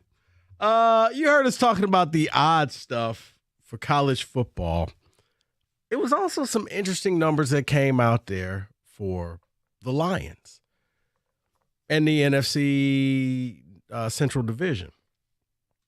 When looking at it, it led me to believe that kind of how Vegas doesn't really believe that the Wolverines will walk away with the Big Ten. Vegas is saying, no. To the contrary, put your money on Ohio State. Same is happening when it comes to the NFC Central. So I'm looking NFC North. Yeah, I'm sorry, NFC North. NFC North. I'm looking at it, and the Lions are favored. Lions are favored to win the North. I'll get that. But it's not by this dramatic thing. Like, the worst team, I think the Bears are sitting there at 15-4 odds. Vikings at 3-1. Packers at 7-2. So slightly less than the Vikings. The Lions are sitting there at 7-5. So Lions are almost even money to win the whole thing. But it's telling you that the other team, I have a feeling the NFC North will be the same as the American League Central, where it's going to go back and forth. You're not going to see the greatest team coming out of this. Somebody's going to win it, but I don't think you're going to look at whoever wins the North and say, that's Super Bowl champion team right there. Lions have the advantage right now. But we've seen that before with other teams. We've had the expectations that, you know what was it, last year we thought the Tigers were going to be good. That didn't happen. We thought the Wings were going to be good. That didn't happen. Heck, we thought the Pistons were going to be a play-in team. Yep, I was one of those people. I'll admit it. I'll raise my hand. I thought that they were. They weren't.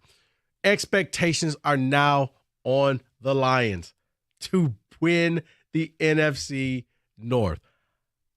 Mike seems to think it's a foregone conclusion. A lot of people think it's a foregone conclusion. Me, I'm not really feeling that way. For me, I kind of feel like Vegas, where I think the odds are saying, guys, it's going to be a lot closer than you think it's going to be.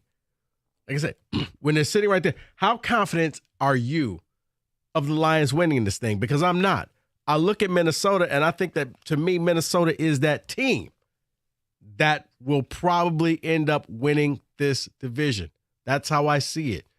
Lions, I think, will battle them out. I think the NFL knows that, which is why I believe they play like twice in the last 3 weeks, because that's setting it all, putting it all on the table. The NFL sees what I see.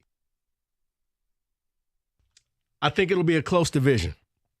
I do not think this is going to be a runaway division. When I saw those numbers, it just really made me feel a lot better because sitting across from Mike just has foregone conclusion. The Lions is going to win it all. He's got Kenny down in a tuxedo for the whole thing. I'm not seeing it that way. I ask you, based off these latest numbers, Lions fans, how confident are you that the Lions are just going to pull away from this division? Or do you see it the way that I do? This thing's going to be a lot closer than what you really think. The Packers, I don't understand the Packers' love. Jordan Love is going to really have to show me something. The Bears are gaining a lot of steam. You're looking at a lot of people who believe that they could be that it team. But I think it's Lions-Vikings, and I think the NFL sees exactly what I see. They're going to give you drama at the end of the season. That they're going to play twice in the last 3 weeks.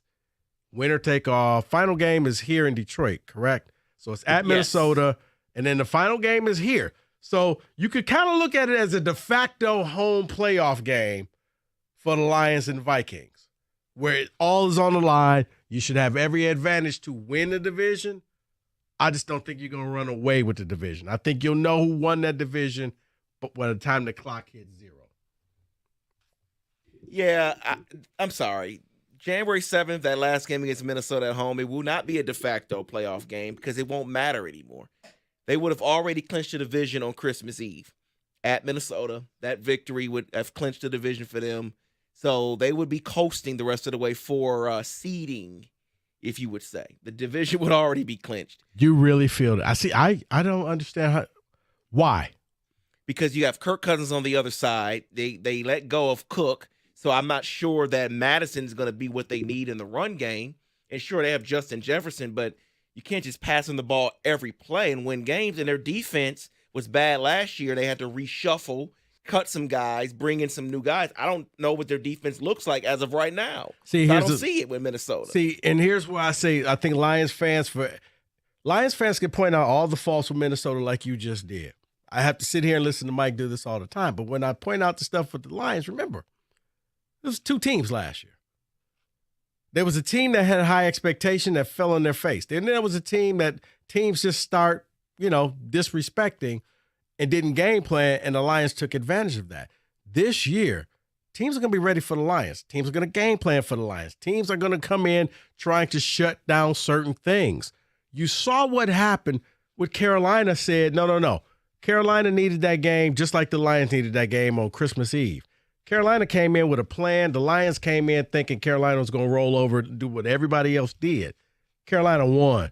Carolina's still running through that Lions defensive line. I don't think it's going to be the way Lions fans think. David, by Christmas, I mean, if you want to double down on your bet you're going to lose week 1, we can do that as well. Yeah, they'll clinch it Christmas Eve just like they did when Cliff Averill and company did that back in the day. They're not. This will come down to week 18 at Ford Field. Probably going to be another night game, which, like I said, it'll be a de facto playoff game. But this is going to go back and forth. Like I said, to give you in the plus numbers, the Lions are plus 450, Vikings plus 270, Packers plus 350, Bears plus 420. Tells me they don't think that anybody's going to run away. I do think it's going to kind of have that feel the way we're looking at the Tigers right now, where you don't really know who's going to win this thing. And I think the same. David, I don't see it. I'll ask anybody out there. If maybe you see it like David and Kenny and Mike. I don't. I'll be the hater. But right now, I don't think anybody gives Minnesota enough credit. That division is going to come down to the final thing. I saw those numbers and said, you know what? Maybe I'm not as crazy as you guys try to gaslight me to believe that I am. I'm not. I just think it'll be wrapped up by Christmas Eve. Yeah. Okay. We just have a difference of opinion here. I do believe, and look, I know I gave what was wrong with Minnesota and what I see. Oh, there are question marks in Detroit. I know what they did in the secondary in the offseason, but I'd have to see them play together. I have to see them gel. I don't know if that's going to be if that's going to work well and how they want it to work. But I think the difference between Detroit and Minnesota to me is offensively.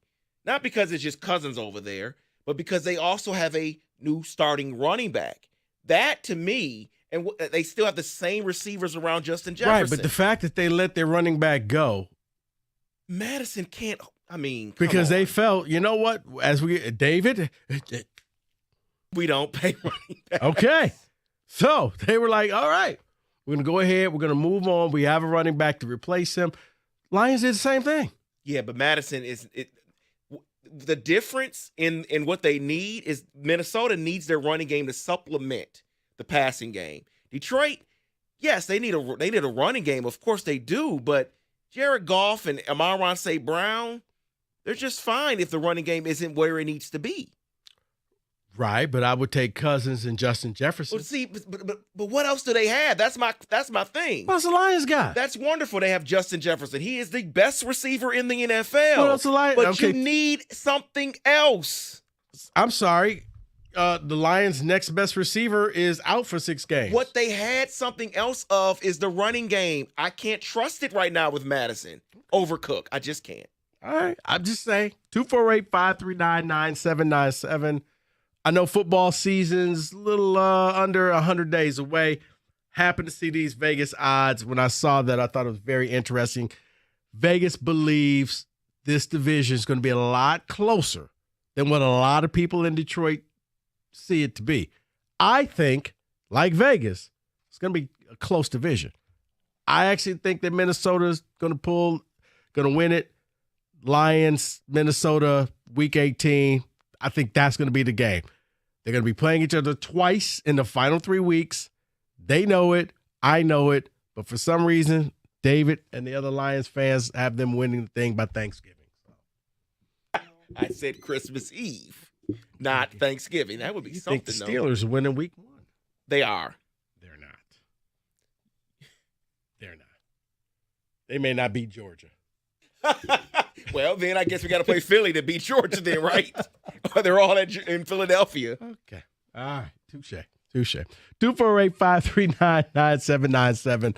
Lions fans, how confident are you the Lions are going to win the NFC North? Vegas says you're going to win, but Vegas is saying the division is going to be a lot closer than a lot of people think. We'll get your phone calls. We'll get your ticket texts next.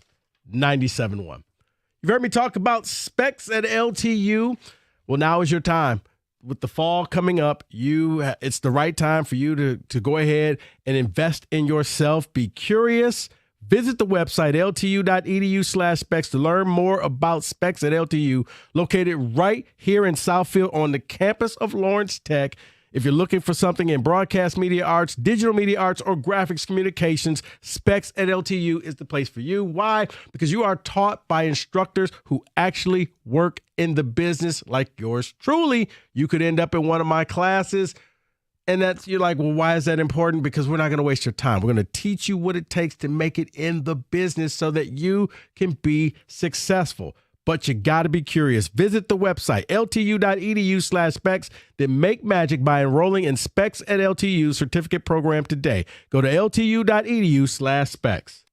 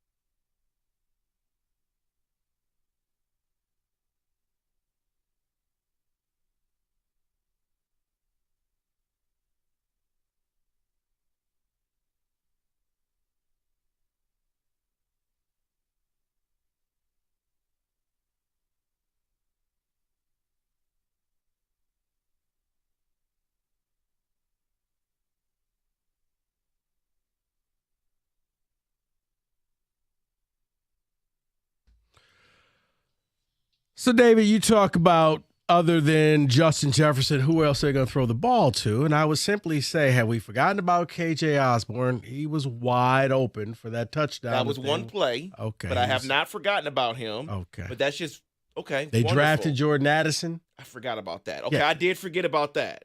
So I look at their wide receivers. Check Minnesota. Okay, you got Amara St. Brown. And you have Jamison Williams. You'll have him by the time you play them. Okay. They will have him by the time they play him. You have Marvin Jones and Josh Reynolds and Khalif Raymond. And Jahmyr Gibbs will be You a do factor in realize- the passing game. I'm trying to think. Laporta. By the time they play, Jordan Addison would probably have played in more NFL games than J-Mo. We'll see about that. Okay. Things can happen. Okay. I'm just saying, I look at this. I did forget about Jordan Addison, so forgive me, people.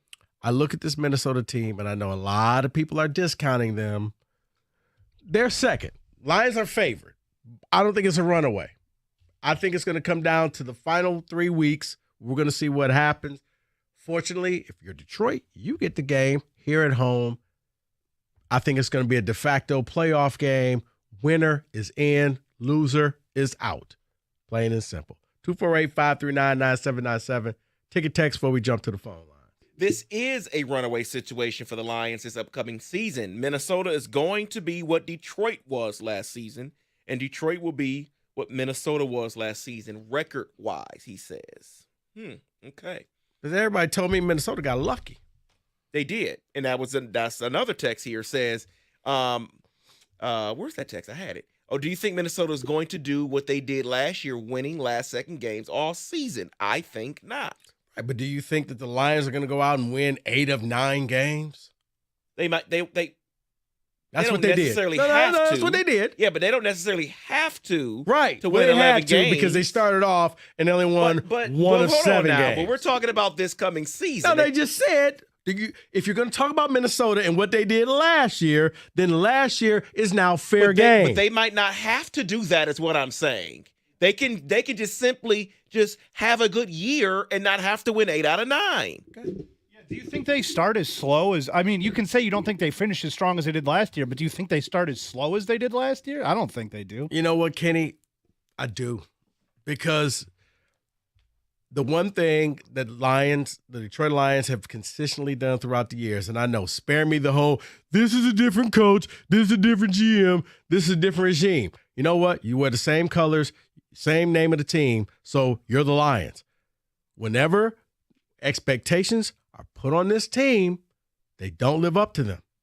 Whenever you think of some of the best years the Lions have had is when you write them off, when you don't think they're going to be that good. But when you expect them to come in and win their division and do stuff, flat on their face. But I can't let you use, because they wear the same colors and they're the same team. David, it's history. It's history. Okay? Prove me wrong. I'd love to be wrong. I'd love to sit here and say on Christmas, man, David, you called it. You were right. History says when this team has expectations, this team doesn't live up to them. When people expect playoffs, it falls on its face. Last year, off of Hard Knocks, oh my goodness, Dan Campbell was one of the top contenders for Coach of the Year. But that was a joke. That was just fans jumping in on betting. Expectations went up. The team didn't live up to those expectations. That's what I've seen my entire life. Okay? It's been different coaches, different players, different GMs, but it's always been the same results. So to answer your question, Kenny, no, I don't expect them to come out the gate 4-0. You expect them to come out the gate 1-6? I didn't expect last year, but it was like I wasn't shocked. I didn't expect it, but I wasn't shocked because this team just can't handle success. Like certain teams can handle it. The Buffalo Bills can't handle success. Every time you think that this is a Super Bowl winning team, they find a way to shoot themselves in the foot. Certain teams can handle it. Like Tom Brady, what made him great? Because you knew he was going to have all the pressure in the world, didn't matter. This team can't handle that. 248-539-9797. Blake, you're on 97.1. How's it going, Rico? Hey, man. So I got Thank you. I got 2 points for you. I really think you're undervaluing the chemistry that Goff has built with Reynolds and Raymond. Now, I get it. They're not household names. They're not going to be on the Pro Bowl roster at any time in their careers. But with the chemistry they've had, they've been reliable targets to go to, especially Raymond. You throw it to him, he's catching it. Not to mention all the rookies that we've brought in. They're going to be focused on the passing game. No, I do think they're going to be. No, I'll let you finish, Blake. I do think that they're going to be focused on the passing game. I just think that I look at Minnesota's and I feel like they have a better passing game, especially with J-Mo out for the first 6 weeks. I get that. And my second point is really offense isn't my point of concern when it comes to this team this year. It's defense. When you look at our offense last year, it was in the top 5 for majority of the year as far as points per game, yardage, and stuff like that. I'm really not concerned with the offense. I think they'll be fine. It's the defense that I want to see how they're going to gel with the new pieces that they've brought in and how much they're going to improve from that 7-week stretch where they were historically the worst defense in history. Yeah. I mean, I'm Blake, I'm with you. Appreciate the phone call because, yeah, I mean, teams were able to just kind of run at will. If you were a mobile quarterback, you couldn't be stopped. And just when you thought that they had fixed the problem, they go into Carolina, and Carolina just lit that run defense up. The Lions are favored for the NFC North. I think it's going to be a lot closer race. I looked at the Vegas numbers. Vegas agreed with me. The Lions plus 145, Vikings plus 270. The Packers at plus 350. Now that's the one I'm shaking my head for. I honestly don't see that. The Bears at plus 420. So the Bears are the team that's starting to trend up. The Packers, it all comes down to what Love can do at quarterback. Maybe it's addition by subtraction. Maybe Aaron Rodgers was the problem. But I look at the Vikings, and I just think that a lot of people just kind of quickly dismiss the Vikings and say, oh, they were lucky last year. Your team was kind of lucky, too, in some of those games. Just saying. 248-539-9797. Troy, you're on 97.1. Hey, Rico, how you doing today? What's happening, Troy? Hey, bud. You know what? I'm with you 100%. I'm almost 60 years old, and every time I put a little bit of faith and you put a little pressure on them, it's just like one of them house of cards, man. They fold down, they let us down, they beat us up, they kick us in the crotch every time, all the time. And it's okay because we're Lions fans, right? We're used to it. This is what happens. But you also had made a comment, they're going to game plan for us. The defense is going to be prepared for what we have. So it's not like you're running anything out and you're like, ooh, we're all brand new. We're great. No, we're the same old Lions, and I'm not going to say SOL because it is, right? New coaches, new players. So I got all that. You just did. Then don't be a fan then. David, he can be a fan. Why are he you still a fan if you go over history? Then they're never going to ever win. He's not a blind fan, okay? He's not a Brad bot. If we go off history, then the Cubs would have never won, the Red Sox would have never won, Buccaneers would have never won. I mean, what are we doing here? You know what? You had some valid points as well where people have that blind leap of faith because you're a religious individual that has a blind leap of faith on things. You don't look at the history of everything that's happened to us, and I get it. Everybody wants to, but they have to show me. And over the years, you just got to show me something. And last year, great, you did. You finished out strong. But you're not going to have momentum going into the next year, and that's proven on every single level. So it's like, no, you show up. The first 3-4 games are really going to tell us what's going on. And you know what, David? I sure hope by Thanksgiving that they're giving us that ability to have a game that's going to be like, you know what, you have that division. But, you know, they're kind of pushing it forward. They're saying the other teams aren't going to be that good, and I'm not worried about Green Bay. That's not my thing. But I still believe Chicago's going to step forward, and Minnesota's going to be what they are, be an 8-win season, probably somewhere in there, and they're going to be more prepared for us. So the out of everybody that's not in our division is going to be a little more prepared for us, and let's see what happens. I'm not counting them out. You're right. I did say SOL, but I don't actually mean that. I just mean that other teams are going to be more prepared, and we hopefully the Lions will do more to set us up. And then as weeks go on, by week 5 or 6, I'll call back and say, you know what, David, you're right. I need to have a little bit more faith in this team. Troy, appreciate the phone call. I hate Lions fans. I cannot stand you all. You have me Whoa, defending your team. I can't stand the Lions. You don't get to do that. No, you don't get to do that. You want to know why? Where is it? I'm defending them for them. No. This is their team. No, where is it? Kenny, where is the stupid Steve bot thing? We do this for Wings fans. We talk about the Troy bots. But it's okay to be a Brad bot. It's okay to just say, you know what, I'm it's not all saying good. that. It's Lions. I'm not saying that, but what I'm saying is I want to hear some Holmes Brad bots or whatever they are right now because I don't want to have to defend this team. He's not defending it. He simply said when the expectations are the highest for this team, David, they just fall on their face. Well, then anybody that has a bad history, never expect greatness because you're never going to get there because your history says you won't. You know what? And this is why Vegas was built for people like you who say, but this year's going to be different. Go ahead, put your money down on that, son. Thank you very much. Thank you for putting my kids through college. 248-539-9797. Your phone calls, ticket text next, 97.1.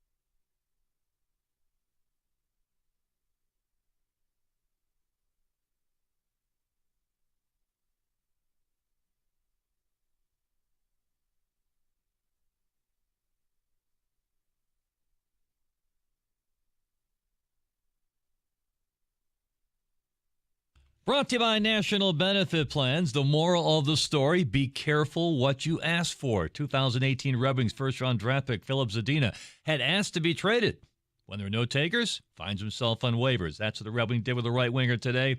6th overall pick in 2018, played 30 games last year, had 7 points. Wings draft picks are attending a developmental camp this week. All-Star guard Anthony Edwards re-ups 5 years, $260 million extension with the Minnesota T-Wolves. Tigers, A's tomorrow night, 6:40, right here on 97 on the ticket from Comerica Park. Tarek Skubal on the mound for the Tigers for the first time in 11 months. He takes a slab. Tigers 4 games out of first place in the Central. Minnesota and Cleveland tied for first. Don't forget that August 1st trade deadline coming up. Could be some interesting decisions for the Tiger Brass. At BetMGM, more money has been bet on the Detroit Lions to get to the Super Bowl, Rico, than any other team in the league. 38% of all bets they are seeing are on the Honolulu Blue and Silver. Seriously. Well, one more in every minute. ESPN ranking Georgia first, followed by Florida and Ohio State in their 2024 recruiting class rankings. Michigan number 4, Alabama 13th. MSU not ranked. At the ticket update desk. There's a shocker. I'm Jeff Lesson. For more, 97 on the ticket or Odyssey.com.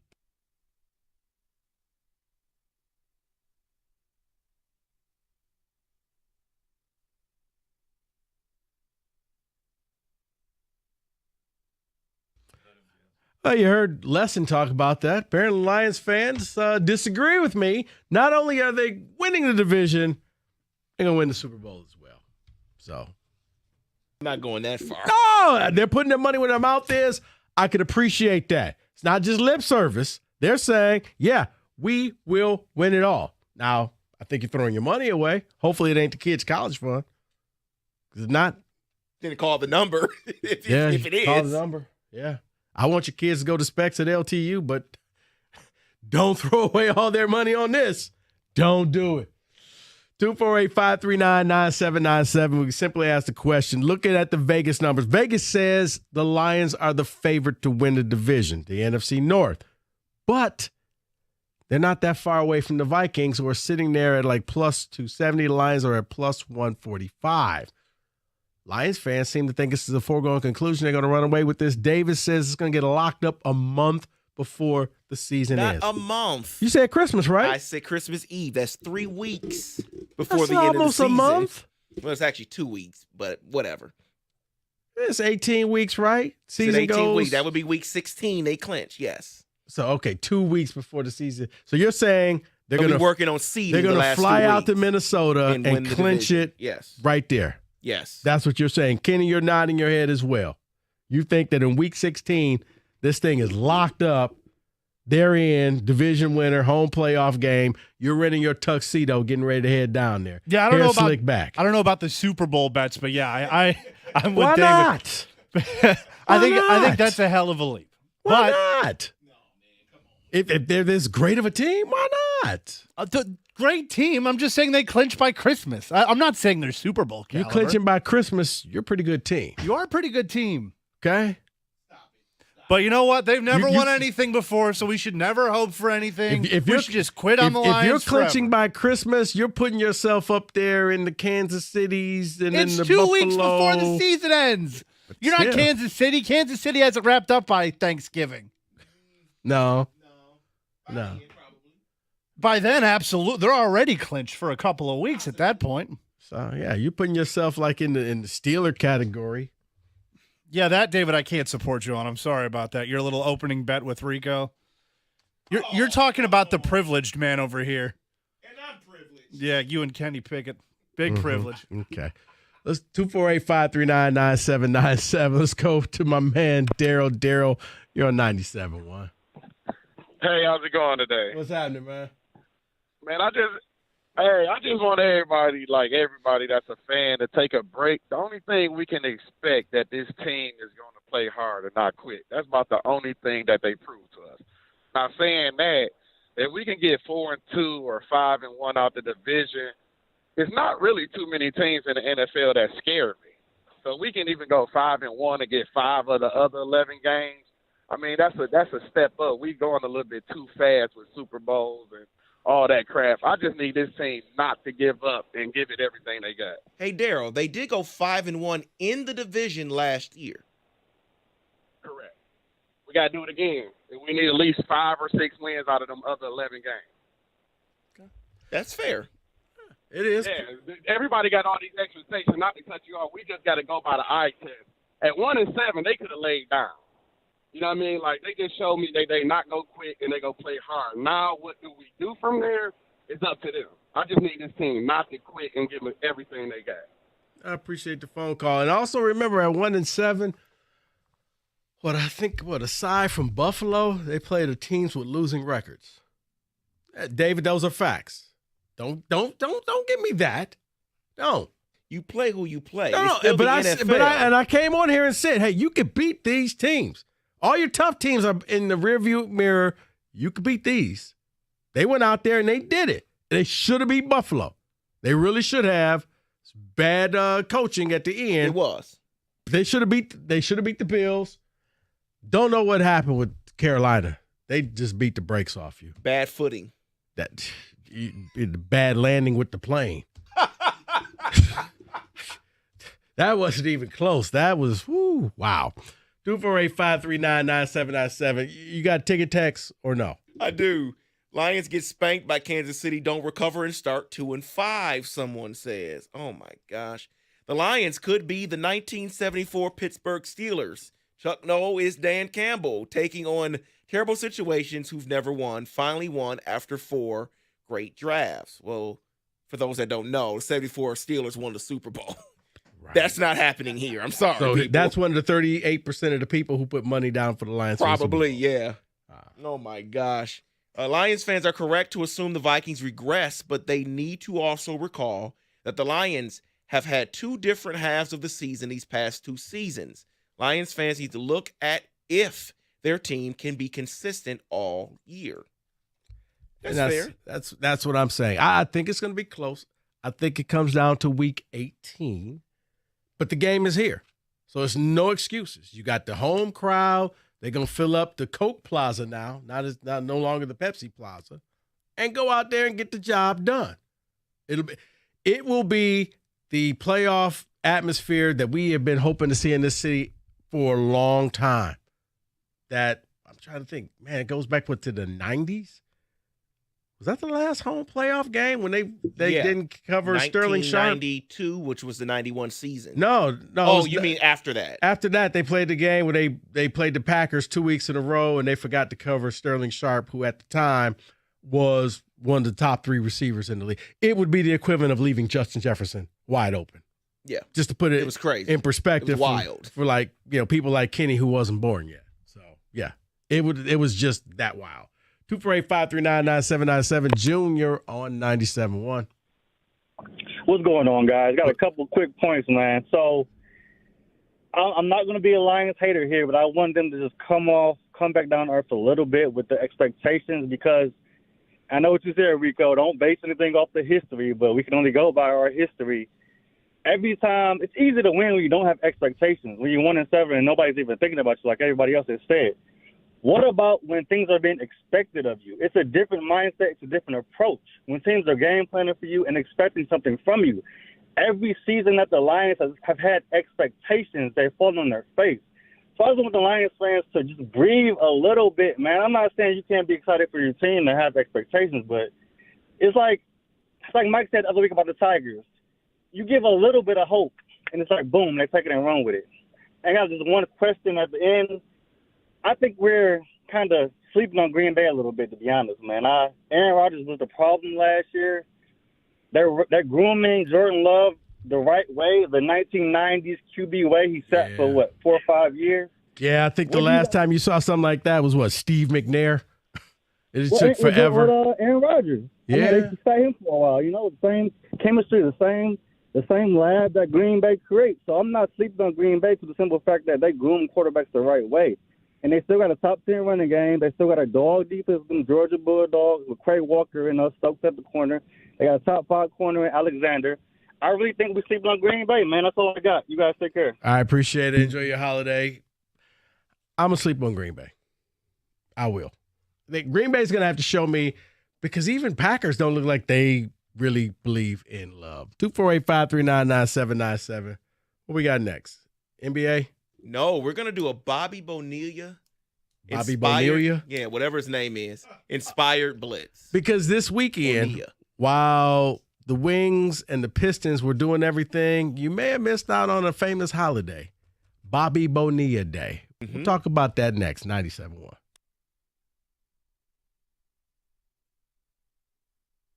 Well, all right. It's DuckDuckGo time. And what is DuckDuckGo? Well, DuckDuckGo is a private browser that does not track you. As a matter of fact, they will block the trackers. So, you know what I mean? You go to look up something, a gift for your wife or your girlfriend, and all of a sudden it pops up on your phone and all your timelines for things. That's because you're being tracked. DuckDuckGo does not allow that to happen if you use them. DuckDuckGo is available on Androids, iOS, Windows, and Mac. You download it today for free, and that's the key, free in the App Store, or you just visit DuckDuckGo.com.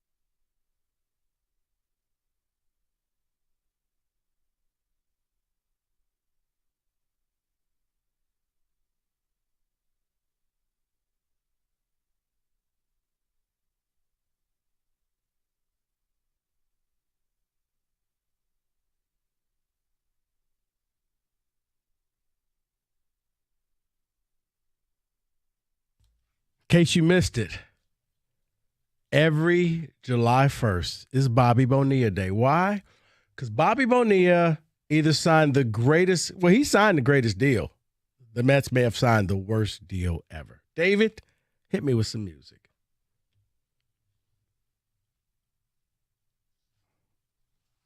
So I'm going to go way back. I'm going to start with something, of course, that is not giant now, but it was one of the first deferred contracts in sports history. So it was pretty big back then. And that's Spencer Haywood. He signed with the ABA's Denver Rockets the 1 year out of college, but his $1.5 million contract was severely deferred. He got $75,000 per year for 20 years, starting at age 20. So it doesn't sound big now, of course, $75,000, but back then, that's a decent amount. David, it was. I mean, I don't want to take away from probably somebody you have on your list, but yeah, if you made anywhere near $1 million, that was like more money than you could think of. I mean, houses were going for about 40, 50 grand. Same one's going for $1 million now. Put things in perspective. Go ahead. So let's touch on Ryan Braun. It's a lot of baseball on this list, by the way. It's just a lot of times they're deferring the contracts here. So Ryan Braun, everyone knows him for the PEDs he got suspended for and everything. But he was due $18 million in deferred money from an extension that he signed in 2011. So Braun will be getting $1.8 million every year from 2022 to the year 2031. So he's still in the middle of that. It just started last year. I mean, it's got to be beautiful. It's like Bobby Bonilla. And then while we're talking about this, the Mets agreed to buy out the last $5.9 million of his contract. This was during the whole Enron thing. They were hurting for money. So they said, hey, how about we just kick it down there? We'll pay you $1.2 million for the next 25 years, starting in 2011.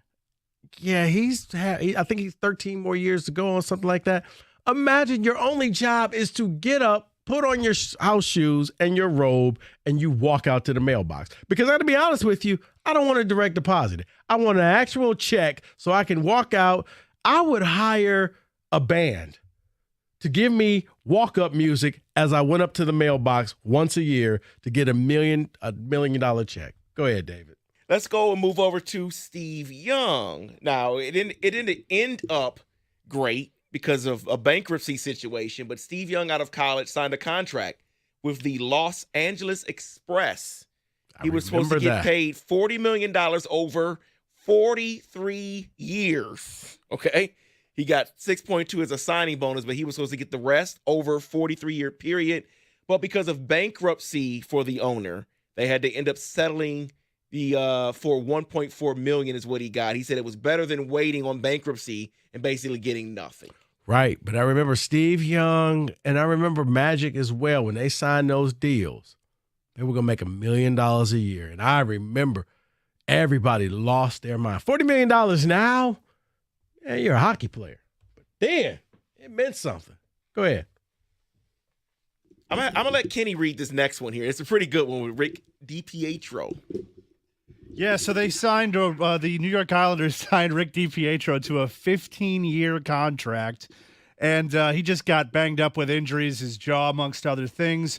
So they agreed to a buyout, 2/3 of his remaining salary for the next 23 years. That's 1.5 every million until 2029.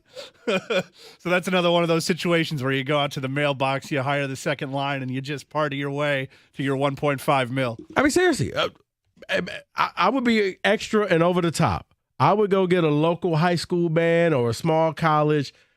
Guys, as soon as I open the door, play the music. I want the drumline major leading me out there. Yep, with the hat bending all the way backwards, touching the ground. I want the whole thing as I go. Because think about it. Once a year, that's your job. You go collect that check. I'm like the groundhog. You're only going to see me once a year. That's it. Go ahead. Yeah, that was in 2006 for the 15-year contract. He'll still be collecting when he's 48 years old. Good for that guy. Yeah.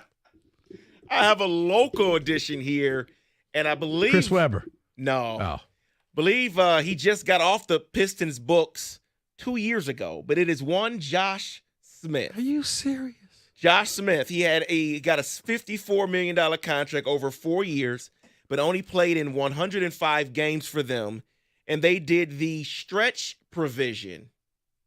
So it wasn't like a, annual, whatever payment thing. It was a stretch provision. And they were able to stretch that out for some years after he played there. So he was getting $5.3 million through I believe just a couple seasons ago. He finally came off the books. Josh Smith. Jeez. That was a lot. That's crazy, man. Right. But it was Joe Smith that they tried to sign, right? He was the guy that was all that tampering that was going along with. But yeah, they said the signing couldn't happen with Joe Smith, yeah, but still saw Pistons were paying DeAndre Jordan last year. Well, here's another one, and this is a good one because he comes off the books next season, and it is one Ken Griffey Jr. When he signed with his hometown team of Cincinnati, they deferred $12 million of his salary until after his 9-year deal ended. So he's still making $3 million every year until 2024. Wait, say that again? He's making $3 million every year through 2024.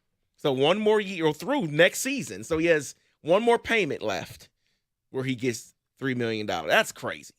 He hasn't played in Cincinnati since, 2009?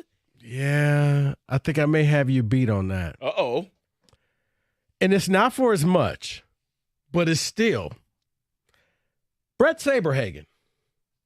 You remember him? I do. Pitcher for the Mets. He was traded.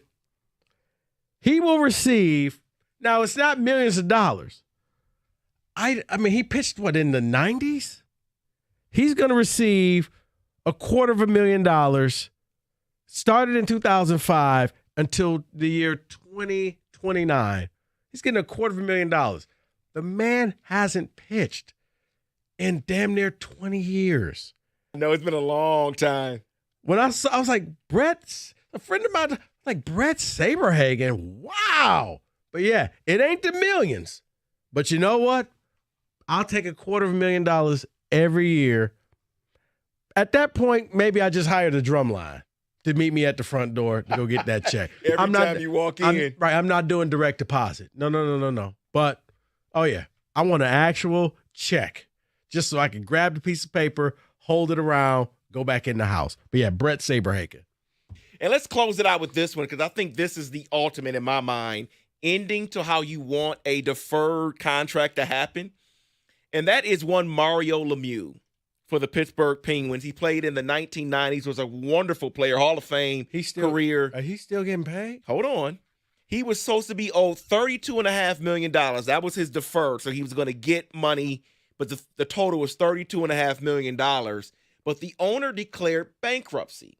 So what he decided to do was he converted $20 million that they owed him and became the owner of the team. They said, well, since you're in bankruptcy, I'll take that $20 million you owe me, and you can just keep that and just make me the owner. He became the owner, acting as chairman, president, and CEO. He ended up winning 3 more Stanley Cups. That's a boss move. 3 Stanley Cups as an owner. That's how you want deferred contracts to end. You're the owner now. That is a boss move. That's good. That is the contract blitz right there, folks. 97-1.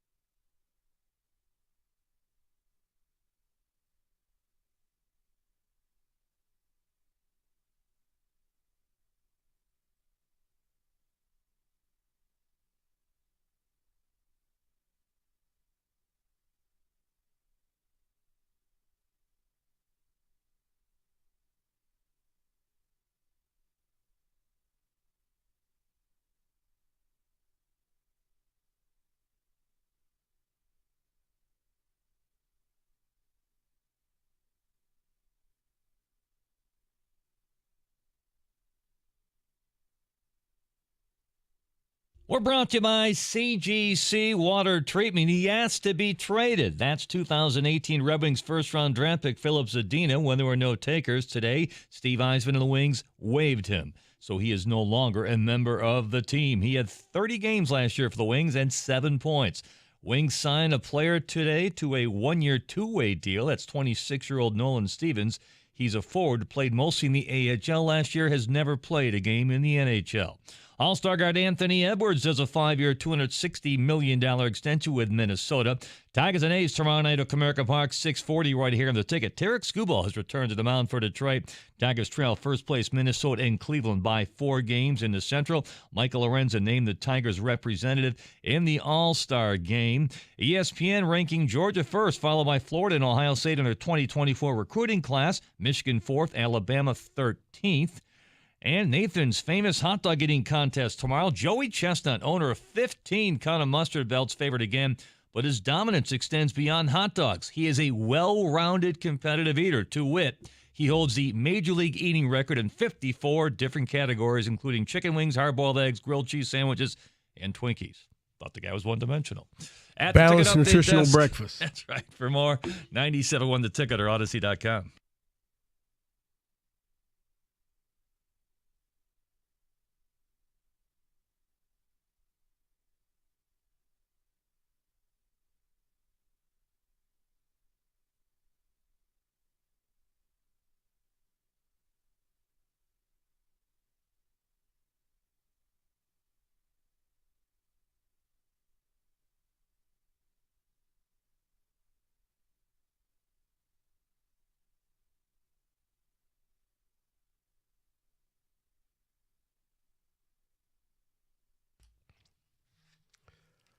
All right, so been talking about a couple things today. If you want to chime in, Pistons and Wings went out, got some free agents.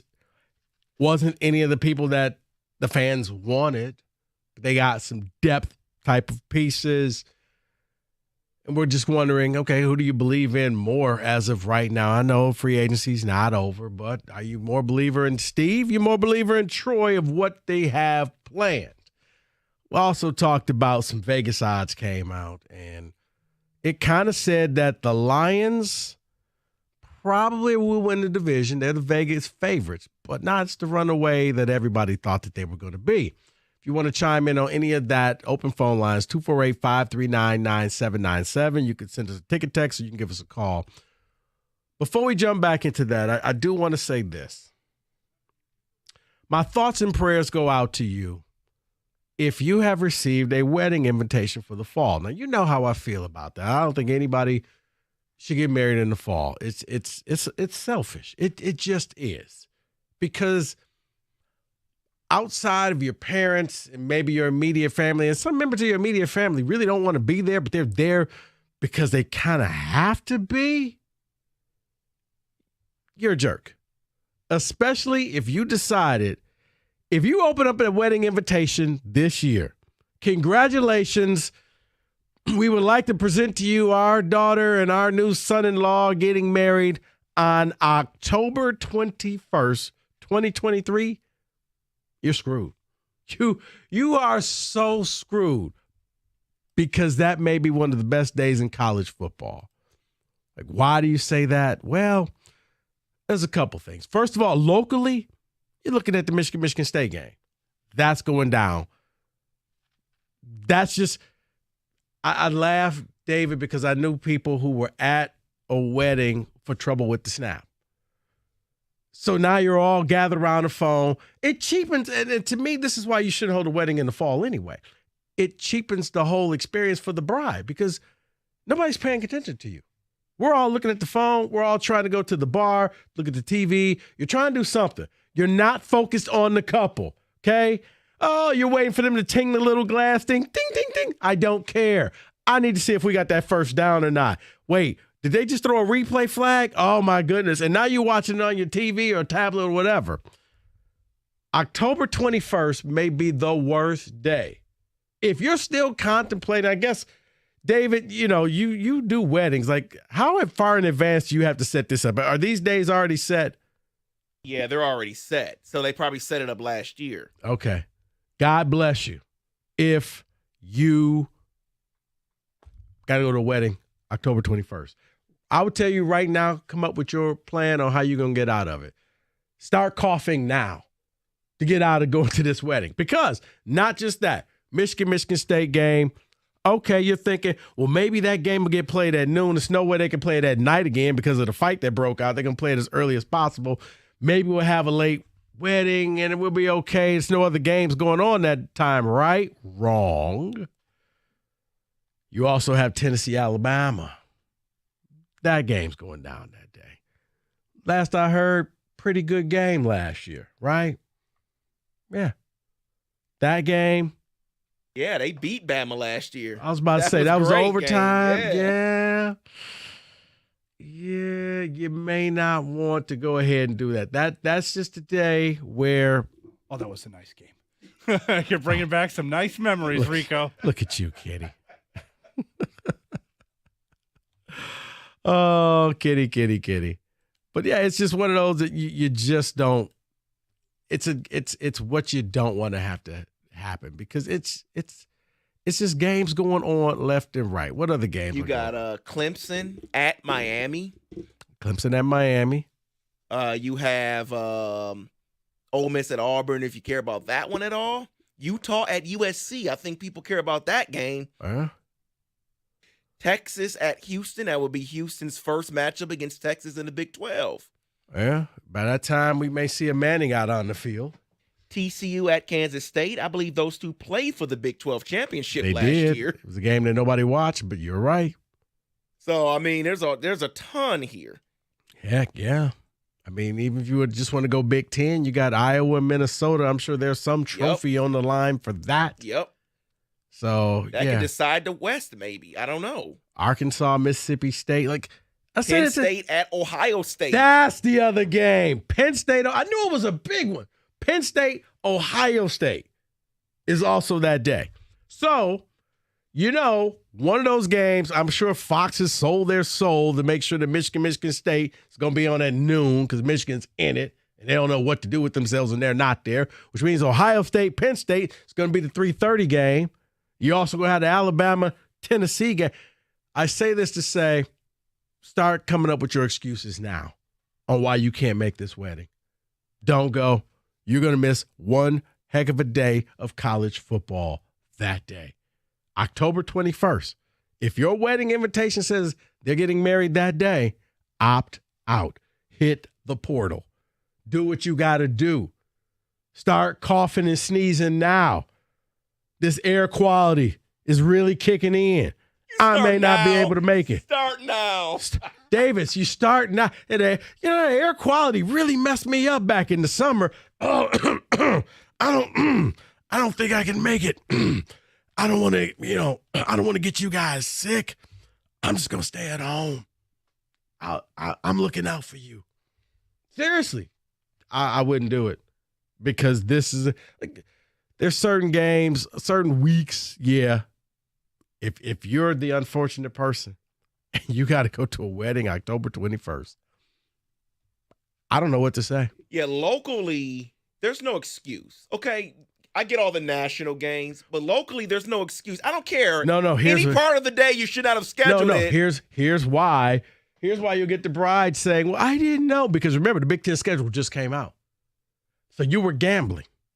When you booked your wedding, I'm sorry, was this year's schedule just come? Was this? I believe they released the date of this game last year. Sometime. They did. No. They released the date of this game earlier this year. And people thought, no. It was early this year. It was like 2020, like January, February, something like that. Yeah. Yeah. I think it came early this year, and then the 2024 schedule, because they were like, October 21st is not your friend. If you are that person, the best you can do is grit your teeth and go. If you're a part of the bridal party, put a ton of TVs in there, swallow your pride because nobody's paying attention to you, especially if the game is good. I mean, imagine, David, the trouble with the snap game or, Ohio State, Penn State, man, those games are pretty damn good. Alabama, Tennessee went to overtime last year. And on top of all that, I mean, let's not forget the Wings are in Ottawa that afternoon at 1 o'clock at the Canadian Tire Center. And you just can't miss a big game like that. Ottawa was the team that basically eliminated us from our playoff run last year. I thought you were going to say, and Georgia's playing Cass Tech. Because it just means more. 248-539-9797. I mean, has anybody got a wedding October 21st? And are you already dreading it now that you know what the college football schedule is set up to be? 248-539-9797, because, yeah, I couldn't even imagine how angry I would be if you opened up that invitation and you see the dreaded date, October 21st, 2023, you're screwed. You just got to hope that this has got to be the fastest wedding ever. Okay, let's get a toast to the bride and groom. Okay, let's send them off on a honeymoon. Okay, see you guys. Bye. See ya. Go. Leave. Yeah, if you asked me to do that wedding, there would be a TV right in my view. David would have his phone in the Bible. and according to Michigan, 3rd and 16, it's a key third down here. Jim Harbaugh said, get the ball to Donovan Edwards, and they scored. Touchdown! Touchdown is what you're going to be saying to your beautiful bride when I say you can go ahead and kiss her. Yes. And not kick the extra point. Oh, 248-539-9797. We'll get your phone calls, your ticket text next. If you're one of the unfortunate people who have to go to a wedding on October 21st, 2023. All right, you've heard me talk about Specs at LTU, located right here on the campus of Lawrence Tech in Southfield. Specs at LTU is ready for you to enroll. Fall is coming up. You can enroll into the certificate programs in broadcast media arts, digital media arts, graphics communications. Means, look, if you're trying to get into radio, TV, or graphics design, Specs at LTU is the place for you. What are you waiting for? We need you to be curious. Visit the website, ltu.edu/specs to learn more. Then make magic by enrolling in Specs at LTU certificate programs today. Remember, you got to go onto the website, ltu.edu/specs, to learn more about the programs coming up this fall. Broadcast media arts, digital media arts, graphics communications, located right here on the campus of Lawrence Tech, taught by people like me who actually work in the business. Go to ltu.edu/specs. Do that today.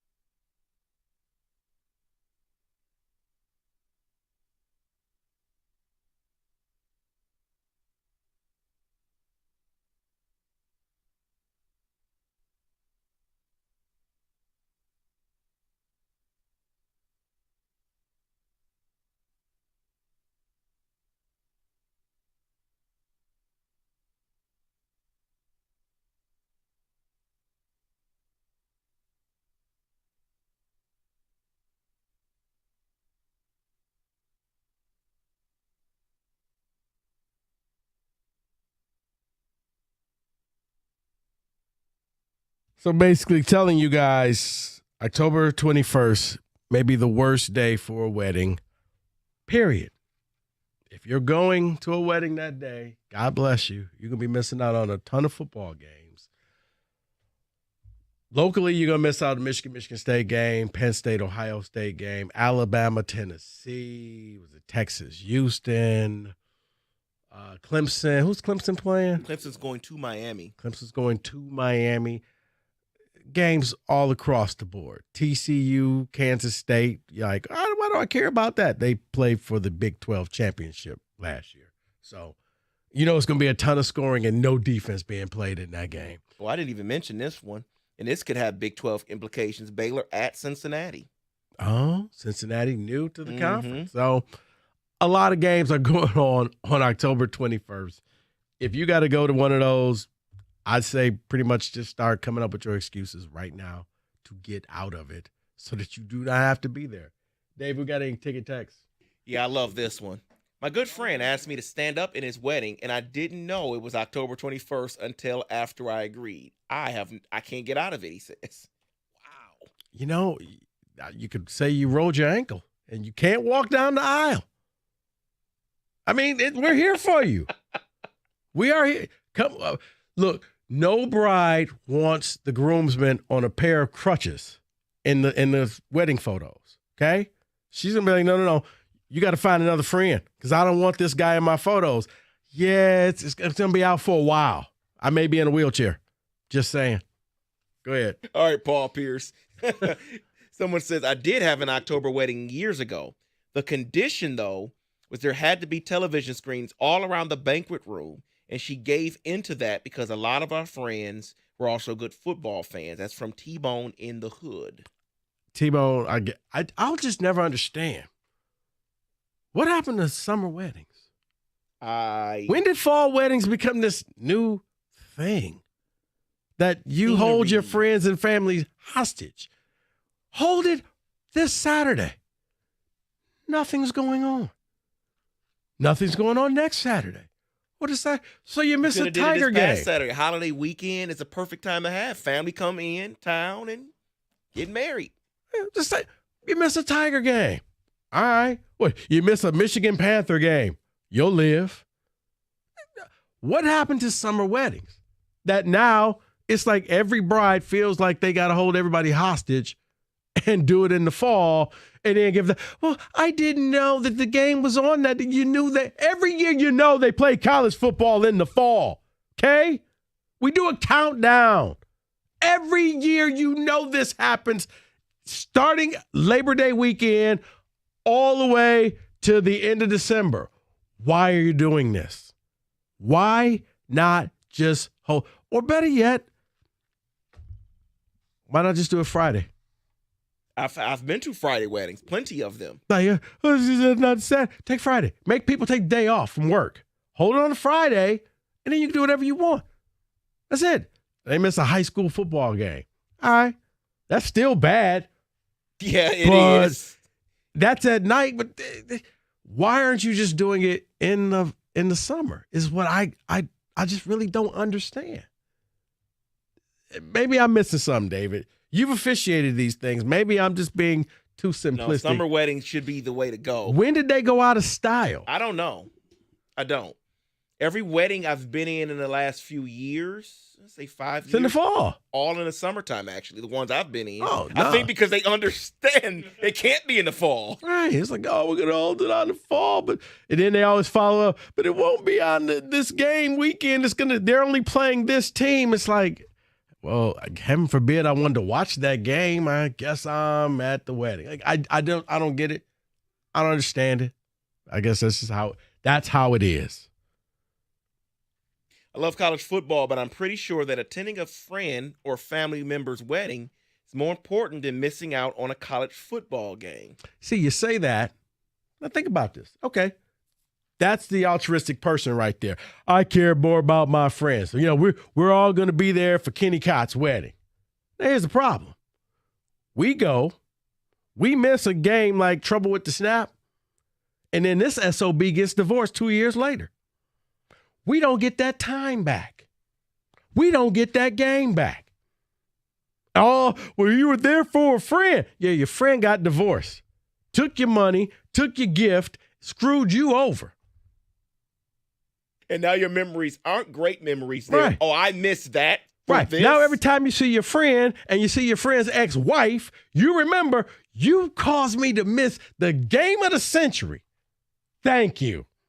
But I was there for you because I'm a good friend. And people need to miss me with that one. Well, if they were a good friend, they wouldn't make you choose. This ain't Sophie's Choice. They would just simply, hey, let's do this in the summer. Let's do it on a Friday.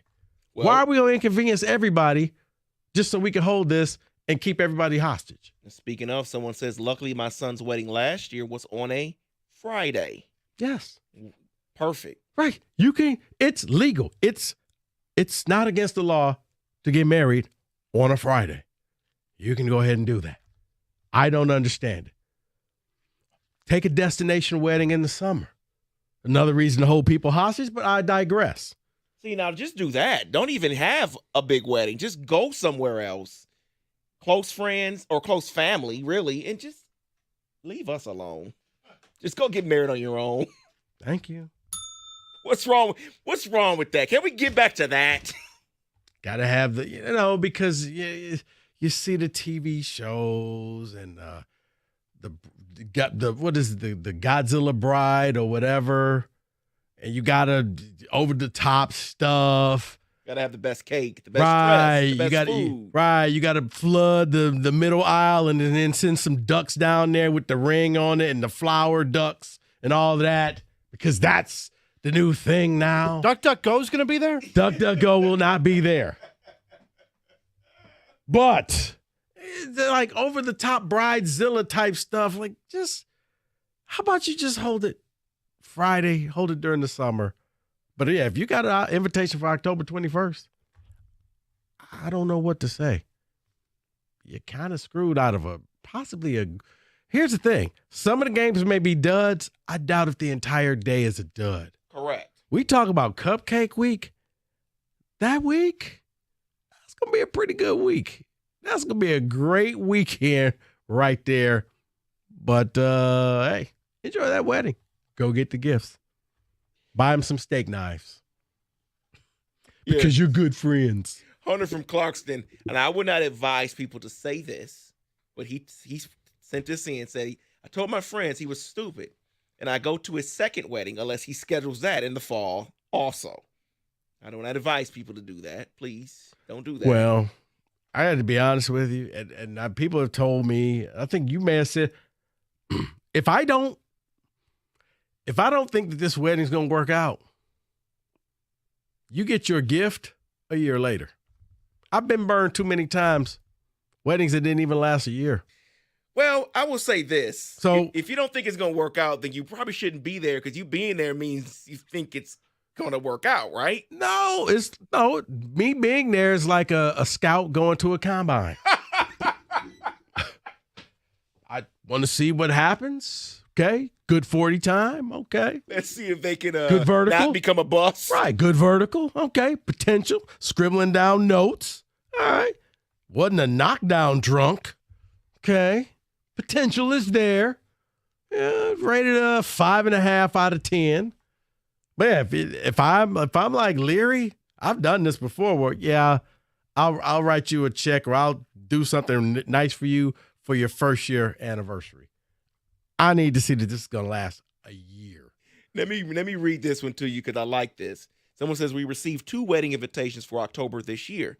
Already declined the RSVP, sent a check and told them both, sorry, but we won't be in town that weekend due to prepaid events that are non-refundable, but we'll be thinking of both of you. Which you're really not. No, you're not. Yeah, well, at halftime, you're like, I wonder what those clowns are doing. This is a great game. And all of those people at the wedding, let's toast Billy and Susie. May your love last forever. Wait, did they just score?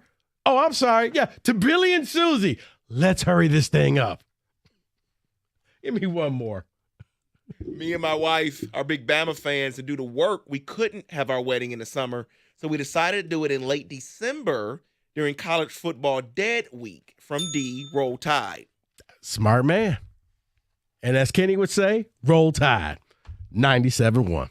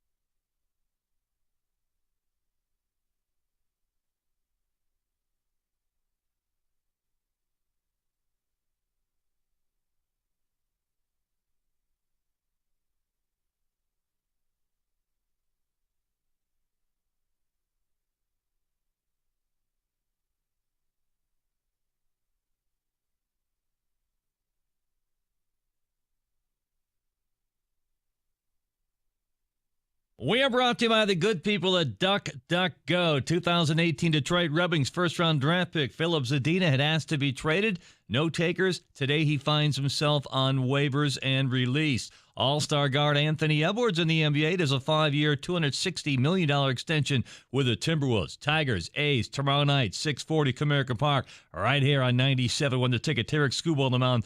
4 games on the first place are the Tigers. Skubal's first appearance on the mound in 11 months at the big club. Minnesota and Cleveland are tied for first place. Michael Lorenzen, named the Tigers solo representative to the All-Star game coming up. And at BetMGM, more money's been bet on your Detroit Lions to get to the Super Bowl than any other team. Not win it, just get there.